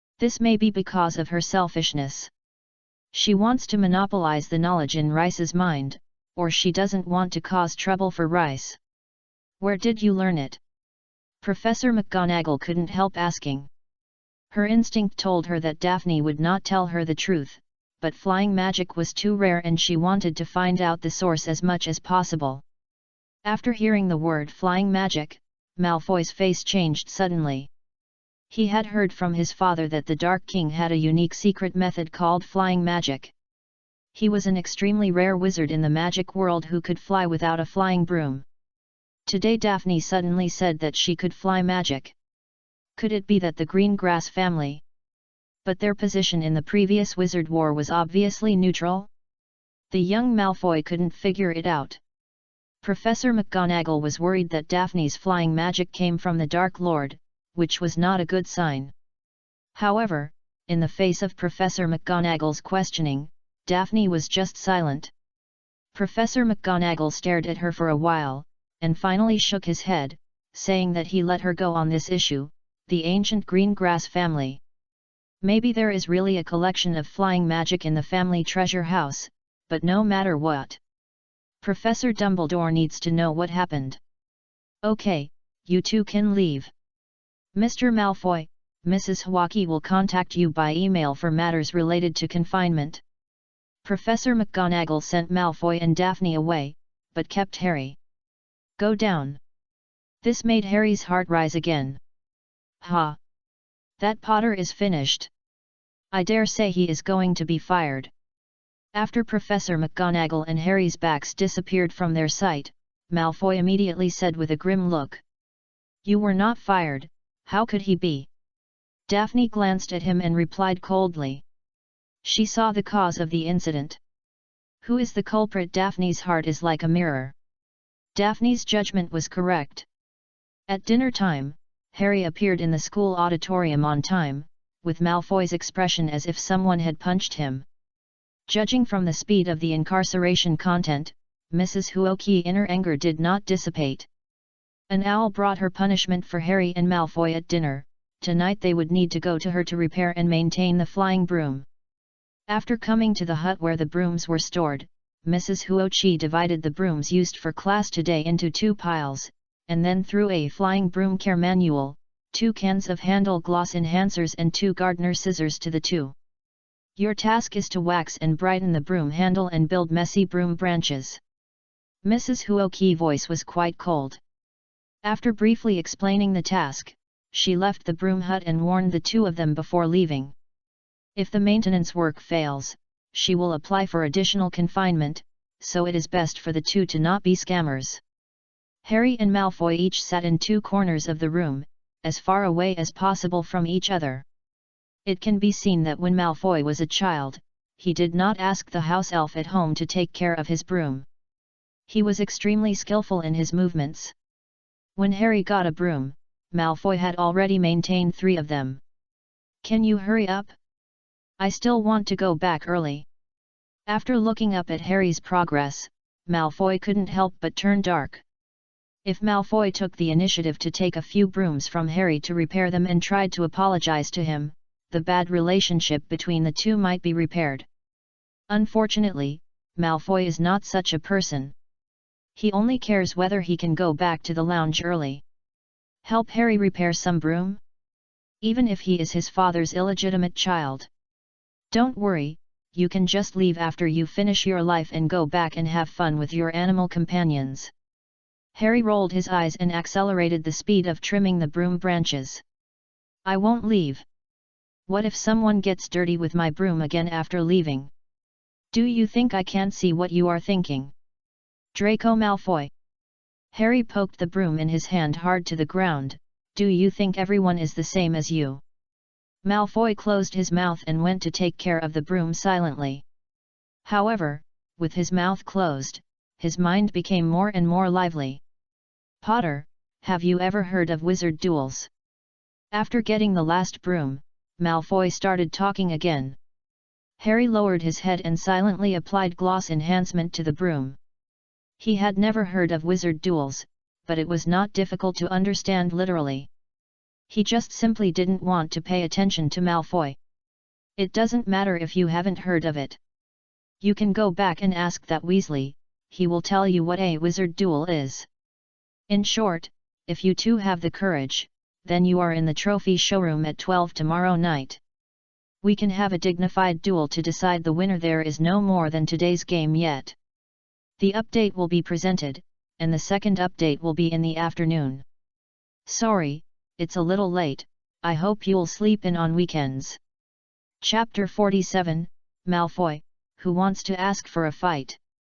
People have different destinies. When Harry and Malfoy accepted Mrs. Huokey's verdict with a depressed look on their faces, Daphne was in a state of great attention. The story of her flying directly into the sky has spread throughout the academy, and everyone wants to know how she did it. I asked from the little girl, maybe I would have the opportunity to learn this spell too? You can fly to the sky with a flying broom, but it is a broom with a root and a height of about the same level, and it is not suitable for carrying it with you. It would be great if you can learn flying magic, astronomy classes and divination classes, which are in the tower. You can fly directly up. After parting with Professor McGonagall, Daphne met Lay, who was waiting for her in the corner. Recalling the rhetoric that Rice taught her, Daphne said the spell came from a scroll found in her attic. The magical thing is that after reading the content recorded on the scroll is automatically destroyed, and Daphne also mastered the spell automatically. Because Daphne's bloodline and origin are among the best in Slytherin Academy, everyone will believe it even if she said that this spell was taught to her by Slytherin's portrait. What happened to the ancient magic family that everyone doesn't understand or has never heard of? Isn't this a normal thing? Some students who understand also took the initiative to jump out, saying that in ancient times earlier than the Middle Ages, ancient wizards did use this method to inherit the curse they invented. The scroll Daphne mentioned is probably the flying magic inheritance of an ancient wizard. The ancestors of the green grass family obtained a scroll of inheritance by chance, but they did not use it for various reasons. Later generations forgot its existence, so it was passed down from generation to generation and was finally opened by Daphne, the destined person. Listening to the little wizard's clear and logical analysis, Rice couldn't help scratching his head. The performance of these little guys made him suspect that even if Daphne said that the spell was taught by Slytherin, they could find reasonable things. Explain. It is normal for Slytherin to be able to do these magical magic. Isn't it normal for a pure-blooded family like Greengrass to be favored by Slytherin? Is Slytherin not allowed to leave the spell heritage if Gryffindor is allowed to leave the spell inheritance? That's how it is, Albus. On the side of the staff seat, Professor McGonagall also told Dumbledore in full about everything she witnessed this afternoon. Oh? I didn't expect that Harry's kid is so talented. After hearing Professor McGonagall's words, Dumbledore immediately put down the spoon in his hand and had a serious expression. I think he can be specially recruited to Granfendo Quidditch team. McGonagall was silent. Dumbledore's focus that she didn't expect was so clear, and this serious expression was obviously incompatible with the topic he was discussing. I've decided on this, Albus, Daphne's kid. Everyone has his own secret, including me. I don't think it's necessary to ask everyone's secrets. What's more, isn't it normal for the children of Greengrass to have special magic? Professor McGonagall sighed. Since Dumbledore was willing to think so, she was willing to believe Dumbledore's judgment. As long as he knew this, it would be enough. But there is another last question. Where are those brooms? I don't understand why they are collectively out of control. I tend to be a magic explosion that originated from the little wizard. Minerva, you should know that magic explosions are divided into many kinds. Dumbledore's eyes disappeared for a moment, but then returned to normal. As for McGonagall sitting next to him, he couldn't notice his changes. Thereas the little wizard will cause a lot of noise, and some will only silently let the glass disappear and let the withered flowers bloom. Perhaps the cause of this accident was caused by a child. They have only been in school for less than 2 weeks. This is normal. This is not a bad thing. We can ask the school board to allocate a sum of money to replace the school's broom that has not been replaced for decades. Professor McGonagall curled his lips. This is difficult. I think they are more likely to find a broom expert and then give this batch of brooms a quality certificate to prove that they can be used safely. The accident in the flight class turned over. The culprit of the accident successfully hid himself in the shadow under Daphne, like a snake waiting for an opportunity to make it impossible to detect its traces. Promise him. After hearing Malfoy invite Harry to invite him to fight, Ron made a decision for Harry without even hesitation for a second. A true man cannot refuse duels. I will be your assistant. Harry nodded. Even without Ron's persuasion, he would agree, because he didn't want to miss the opportunity to beat Malfoy. He didn't understand wizard duel, but he knew it very well. What is a wizard duel? Is there any code? After hearing Ron's explanation, Harry frowned. You can only use a magic wand? If I die, do you want to take over and continue fighting? Don't panic, the magic of sledge is too little, and it won't really hurt the other party. Malfoy can only use his small wooden stick to fire sparks or something, and his fists are more effective than your wand. Lowen calmly analyzed Malfoy's sinister intentions for Harry. He must have thought you would refuse, so he could laugh at you everywhere. Ron analyzed Malfoy's thoughts very thoroughly. Fortunately, you don't know much about wizard duels. If it were me, you might have been really taken at that time. He was frightened. Then I'll answer his invitation. Certainly. Ron's analysis is correct. After potion class the next day, when Malfoy knew that Harry had answered the invitation to his decision, he was obviously a little surprised. After 2 seconds, he said, "Very good, that's the prize showroom tonight. See, the door is never locked there." He hurriedly left before he could even confirm the candidate for his assistant with Harry. "I envy you, Harry, you finally got a chance to beat Malfoy openly." Ron showed an envious expression. When Harry thought of that scene, he couldn't suppress the smile at the corner of his mouth. Under the training of his cousin Dudley, he is quite good at fighting. The reason why he has been at a disadvantage is that Dudley has surpassed him by several heavyweights. Malfoy did not turn to his young follower, but found Lay in the library. "Lay, I want you to be my dual assistant." He didn't wait for Daphne next to Lay to speak to drive people, but directly explained his purpose. Updates are provided. The next update is at 12 p.m., and everyone will see it when they wake up. Chapter 48. No one understands school rules better than me. Dual assistant? Me. When Rice heard Malfoy's request, he was in a daze for a moment. The last time someone asked him to be his dual assistant was 1,000 years ago. "Malfoy, you." Daphne wanted to refuse for Rice, but Rice raised her hand and told her not to worry first. "Draco Malfoy, are you sure you want to participate in the duel?" Rice's interest was completely lifted by Malfoy. "Duel, this is a duel. But who did Malfoy have such a big grudge against and have to fight for life and death?" Malfoy swallowed, nodded, and added, "But it's not the kind of duel that has to be divided into life and death. It's just that I plan to resolve some personal grudges with Porter in Gryffindor." Rice nodded. This is in line with his speculation and reasonable. It would be strange if Malfoy had to share with others a life and death relationship with others. Moreover, it is quite difficult for a wizard of this age to kill people with magic. "1 Beijialong, give me 1 Beijialong, I will do a split with my Milu." "Why don't you go and grab it?" Malfoy's eyes were about to pop out. 100 gallon.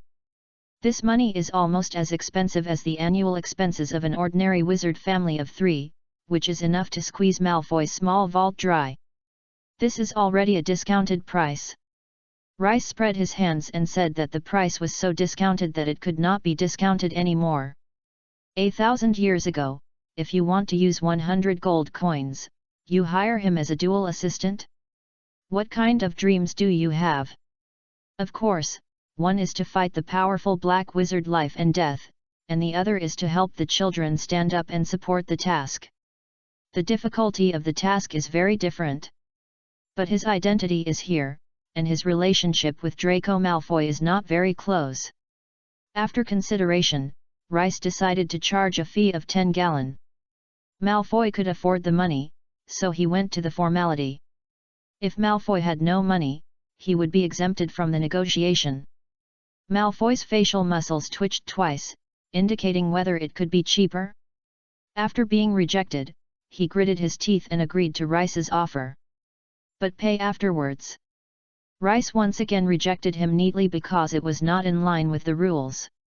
Then, can you pay half of the money first? I'll give the rest after the duel. The money you have left is given to you. Malfoy's voice almost squeezed out from his teeth. Lay thought for a while and suddenly remembered that the ancestors of the Malfoy family paid half of the deposit when they asked him to testify for marriage. He suddenly felt a sense of intertwining fate, so he agreed to Malfoy's request. When 50 golden gallons were placed on the table, Rice could even hear Malfoy's heart dripping blood. Looking at the back of Malfoy, who was staggering away from the library, Rice couldn't help but sigh. 1,000 years ago, the ancestors of the Malfoy family gave him money, and 1,000 years later, the descendants of the Malfoy family were still giving him money. This family is consistent. Looking at Daphne sitting opposite him, Rice smiled and said, "You can earn 100 gallons by spending time with your child once. It's really easy to make money." "No, I just think your peace candle and ejaculation fruit are sold at a cheap price." Daphne shook her head, feeling like she was picking up a bargain. "There is no need to make too much money on life-saving medicinal materials. At that time, those hundreds of gallons were enough for me." "Daphne, Dad is very rich, there is no need to be polite to him. I don't know how much money I have wasted on the quack doctors who treat my sister over the years." Rice said tisk, and he didn't know how to answer this. "Sorry, disturb me." Hermione's voice suddenly came from behind the bookshelf next to her. "Rice, I have no intention of eavesdropping, but I must remind you that you must not wander around school at night. Think about it, if you are caught, how many points will you lose?" Hermione carried a stack of books and blasted her head. "Come out. What is deducted is the Slytherin Academy points. What does it have to do with you, Ravenclaw?" Lay was shocked. "What a broad and versatile mind. I kindly reminded you as a friend that this is a violation of school rules." Hermione looked a little angry. Lay raised 2 fingers and said to her very seriously, "2 things. 1. I won't be caught, they can't catch me. 2. This special situation is allowed by the school rules." "Ha!" Hermione was stunned. She subconsciously ignored the first line Rice said and focused all her energy on the second point. The supplementary regulations of Article 479.3 of the Hogwarts School Rules stipulate that schools guarantee students' right to participate in duel invitations.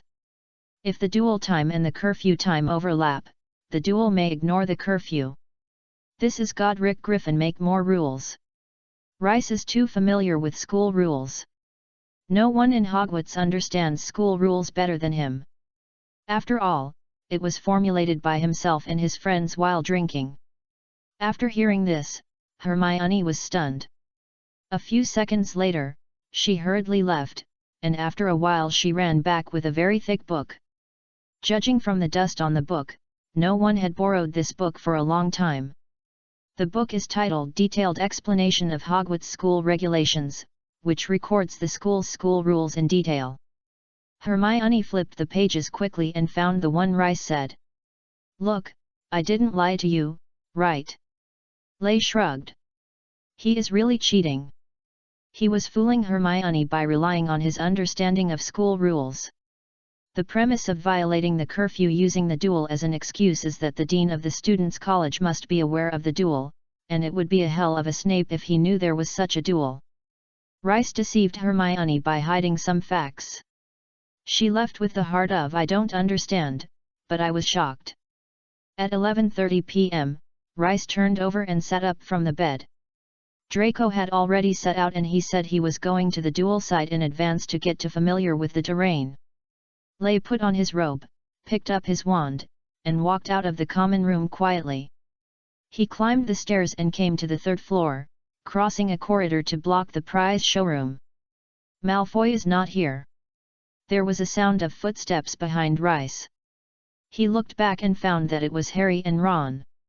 Rice's face suddenly became gloomy, and he probably guessed what was going on. "It's you, Lay. Why is Malfoy not here?" Seeing Rice standing alone in the prize showroom, Harry and Ron were also surprised. The two of them didn't have a deep impression of Rice, they only remember that he was good at potions and had a good level of spells. "Wait for a moment, I hope Mr. Malfoy has diarrhea." Rice took a deep breath and told Harry and Ron to rest assured. Time passed by minute, Malfoy did not appear, but the voice of the castle administrator Filch sounded next door. "Updates are provided, he. There is something going on tomorrow morning, and the update will be postponed until the evening. Thank you to readers 13384596753745633328, Boss Minjiu, for your reward. Love you. Mua, S3, T. Chapter 49. No one is allowed to defile the glory of the wizard. Smell everywhere, my dear, where are they hiding in? It was Filch talking to his cat Mrs. Loris. Harry and Ron were frightened, but before they could react, Rice leaned against them in one step and knocked them on their heads with his magic wand. Harry felt like someone broke an egg in his head, and he couldn't help but shudder. "Shh. Rice said softly, "I have imposed a magical body curse on you too, keep it quiet." As he said that, he suppressed his inner emotions and pulled the two of them to the corner of the prize showroom to stand. Harry looked down at his hands and found that they had become transparent. "This is an extremely mysterious experience. I am clearly standing here, but I can't see my body. They are here, probably hiding." Filch's muttering became clearer. Soon, a light lit up at the door and Filch walked in with his cat. Harry's heart began to beat faster, but Rice's magical body spell was very useful. Filch's eyes passed through him several times, but he did not find his existence at all. Filch carefully inspected every place in the prize showroom where people could be hidden, but the result disappointed him. It was empty, and there was not even a ghost. Unlike those with dull senses, Mrs. Loris noticed the abnormality. She wandered around the corner where the three of them were hiding, looking a little confused. Harry's heart was already in his throat. If Mrs. Loris continued to maintain this appearance, Filch would sooner or later be attracted to her. Even if there was a magical curse, they would probably encounter Filch by accident. And caught. Just as Harry was sweating profusely, Rice took action. He stretched out his wand and turned a metal in the corner into a big rat. The mouse jumped out of the corner with a bang, scaring Filch. "Dead rat, damn it! Hey, my dear, wait a moment." As soon as Filch saw the true face of the black shadow, Mrs. Loris rushed out with it. Filch, who was eager to love cats, ran out without hesitation and stopped searching the prize showroom. In fact, with his years of experience on weekends, he had long seen that there was no one in that small room, and he insisted on searching just to find psychological comfort for himself. After the voices of Filch and Mrs. Loris gradually faded away, Harry and Ron breathed a sigh of relief. At this time, Rice's voice sounded beside the two. "Appointment for a duel," then breaking the appointment, and leaking the matter to the castle administrator. "It's really something that the people of the Malfoy family can do." Les's voice became cold. "The people of the Weasleys and the Porter family are. Everyone came as promised, only the clan of the Malfoy family violated the sacred agreement, and it was indeed a family that was impure from the root. Some people really dare to regard duels as a joke?" At this moment, Rice was shocked and angry. With the efforts of Draco Malfoy, his stereotype of the Malfoy family was deepened. "I'm so sorry for letting you see such a shame. But Malfoy is a Slytherin after all, so I'm going to give him a chance to correct his mistakes. Rice said to Ron and Harry very seriously, so my sister called out that the duel must be held tonight. Harry and Ron hesitated. Malfoy has revealed this to Filch. Although he has left here, who can guarantee that he will not be able to shoot back? It's no longer safe here. Rice saw the concerns in their hearts, and he couldn't help but sigh. Then you go back first. I will try my best to convince Draco Malfoy to complete the duel that you agreed upon with you. By the way, your magical body curse can last for a quarter of an hour. You can go back to the lounge while it can still take effect, no one will notice it. After leaving a few words, Lay hurriedly left the prize showroom and returned to the Slytherin common room. Rice's anger was ignited after he returned to the dormitory. He saw Malfoy lying on his bed, sleeping comfortably. If he were still the Dean of Slytherin, he would have expelled such a person from the academy. Slytherin college students can be shrewd, cunning, and have the desire for power, but they cannot be useless and despicable. In Rice's view, Malfoy's behavior has broken through the wizard's bottom line. Scare the opponent out in the name of duel and report it with your duel assistant. Draco Malfoy really refreshed Rice's perception. The wizards of the medieval ages, even the dark wizards, demons, aliens, and cunning goblins, were honestly duels with their opponents. He walked to Malfoy's bed, waved his wand twice to isolate the space from the outside world, then lifted Malfoy's quilt and pulled him out of the bed. Who? Malfoy woke up suddenly and saw Rice's face. Ah! Lay, it's you. After seeing Lay appear in the dormitory safely, Malfoy immediately knew that he had done something. While cursing Filch in his heart, he squeezed an ugly smile on his face. Thank you so hard, thank you for your hard work, I'll settle the remaining 50 gallons. No need, you don't have to give it. Rice interrupted him directly, putting one hand on Malfoy's shoulder, which scared Malfoy and shivered. The wizard duel is extremely sacred. Since you have started the duel, you must complete it. Now, immediately, write a letter to Porter and Weasley and rearrange the duel time. Malfoy avoided Rice's biting eyes and did not dare to look directly at him, but as time passed, he gradually realized, Rice and I are both Slytherin's first-year freshmen, why should I be afraid of him? After figuring out this joint, Malfoy's courage instantly became stronger.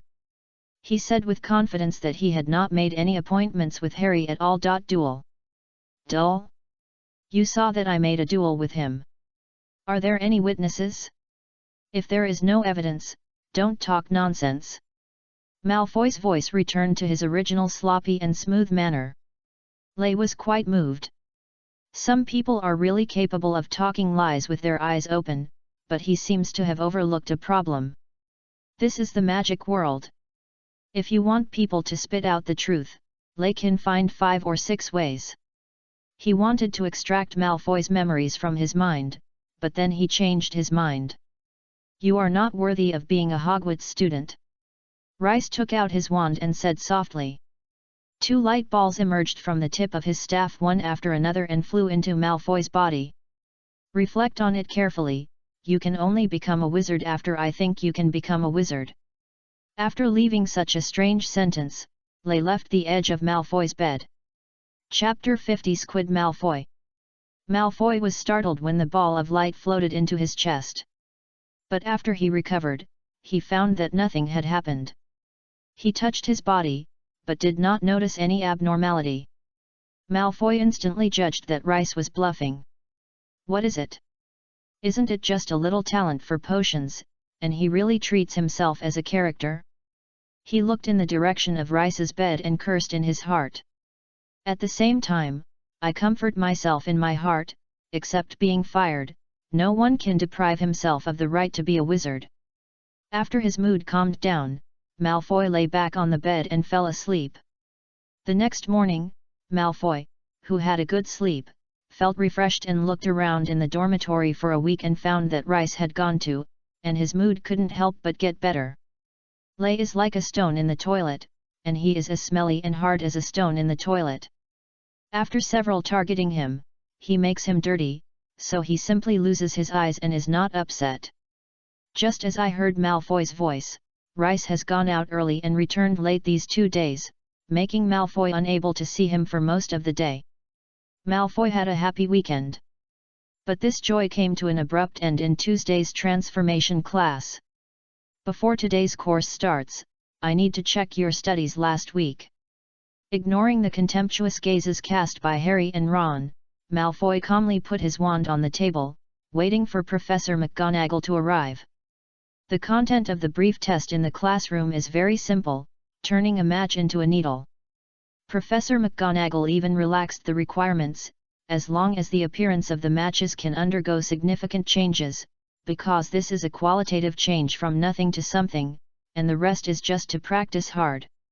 When he walked to Malfoy, Malfoy picked up the wand and looked at the students around him very proudly. "I've seen it, I'll only demonstrate it once." He mastered this deformation technique last week, which can perfectly turn a match into a needle. He just observed it and no one in the class could do it, and that was a great opportunity for him to show off. His wand pointed at the match, and after a moment, the match was still the same match. "Malfoy? What? The spell has expired." Malfoy, who was unbeliever, tried again and twice, and the matches on the desk remained the matches, and there was no trace of metallic luster. Cold sweat oozed out of Malfoy's forehead, and he said in a trembling voice, "Professor, this is not like this, I.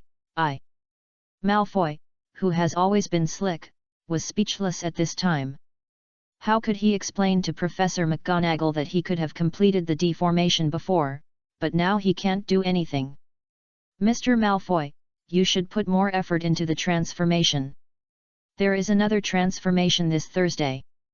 If your transformation spell has not improved by then, I will take further measures." Magga the professor has no time to waste on Malfoy. If she teaches every student for 1 minute, she will not do anything else in this class. After Professor McGonagall left, Malfoy's face turned pale, and big beads of sweat emerged from his forehead and dripped onto the table. Rice's voice suddenly rang in his heart. It is difficult to have a look of a slutty person and a person who is not good at having sex. He looked up suddenly and happened to see the scene where Rice turned the matches on the table into needles perfectly. After the transformation was successful, Rice even yawned, as if he had no interest in what was happening in front of him. Malfoy's breathing suddenly became heavy, and then he forced himself to calm down and said to himself over and over again, "Rice is just bluffing, how could he deprive him of his ability to cast spells? How could such magic exist?" But what made Malfoy fall into an ice cellar was that in the next whole transformation class, he could not make the props in front of him change at all. "Mr. Malfoy, I think you should learn from those students who have made rapid progress, such as Miss Greengrass and Mr. Lint. They have all completed today's transformation teaching perfectly." Professor McGonagall noticed the Malfoy class in Malfoy. She was in a bad state, so she walked over to him after class and gave him some advice. Malfoy opened his mouth, but didn't know how to respond. Draco Malfoy's nightmare was not over, because the magic class was followed by the magic class. In the spell class, he found desperately that he could not let go of any magic. No matter how hard he tried, he could only have a few sparks of Mars at the tip of his wand. Malfoy, who was occupied by fear, blocked Lay, who was explaining the tricks of cutting spells to Neville Longbottom after class. "Is there anything?" Lay asked with a smile. His kind attitude once made Malfoy think last Friday night what happened was his dream. "You understand, there is something wrong with me." With Longbottom present, Malfoy was unwilling to expose his embarrassment. So he could only make hints in a vague way. Lay laughed inwardly and told Malfoy that he should go to his appointment. Maybe after the appointment, the magic power will come back with a swoosh. After hearing Rice's words, Malfoy's face turned red as a pig's liver, and he left the magic classroom angrily. Duel? With his current state, he can't participate in the wizard duel. Even if he is sparking, wouldn't he be beaten unilaterally when he goes to the duel with Harry? Malfoy went straight to the school hospital, and he believed that the school doctor Mrs. Pomfrey would definitely cure his illness. So you said you couldn't do magic suddenly? Have you encountered any changes recently? Mrs. Pomfrey looked at Malfoy with suspicious eyes. The wizard's spell-casting ability is innate, and it is the first time Mrs. Pomfrey has heard of it. Malfoy opened his mouth, trying to tell what Rice did to him that night, and then he found in horror that his tongue seemed to be stuck in his mouth with glue, and he couldn't make any sound. There is unprecedented situation when a wizard suddenly becomes a squib. I'm not a squin. After hearing the word squin, Malfoy protested angrily as if he had been whipped. Okay, you're not a squin. Mrs. Pomfrey's patience, interrupted by her speech, was finally exhausted, and Malfoy was regarded as a prank or a little wizard who wanted to cheat her sick leave note. This is not the first time she has seen this situation. Compared to the symptoms of other magical diseases, it is obviously easier to pretend to lose all mana and does not require any cost. You can go out and have a good class, don't think about those that are there or not. Mrs. Pomfrey began to drive Malfoy out. I'm really sick. Malfoy shouted anxiously. Okay, then I'll prescribe medicine for you. Mrs. Pomfrey took a bottle of digestive and energy-boosting potion from the cabinet and stuffed it into his hand, and then pushed him out of the infirmary. The update will be presented, and the second update will be coming soon. If you have a few times, please continue to invest in new books. You won't lose money. It's also great to earn some coins to subscribe.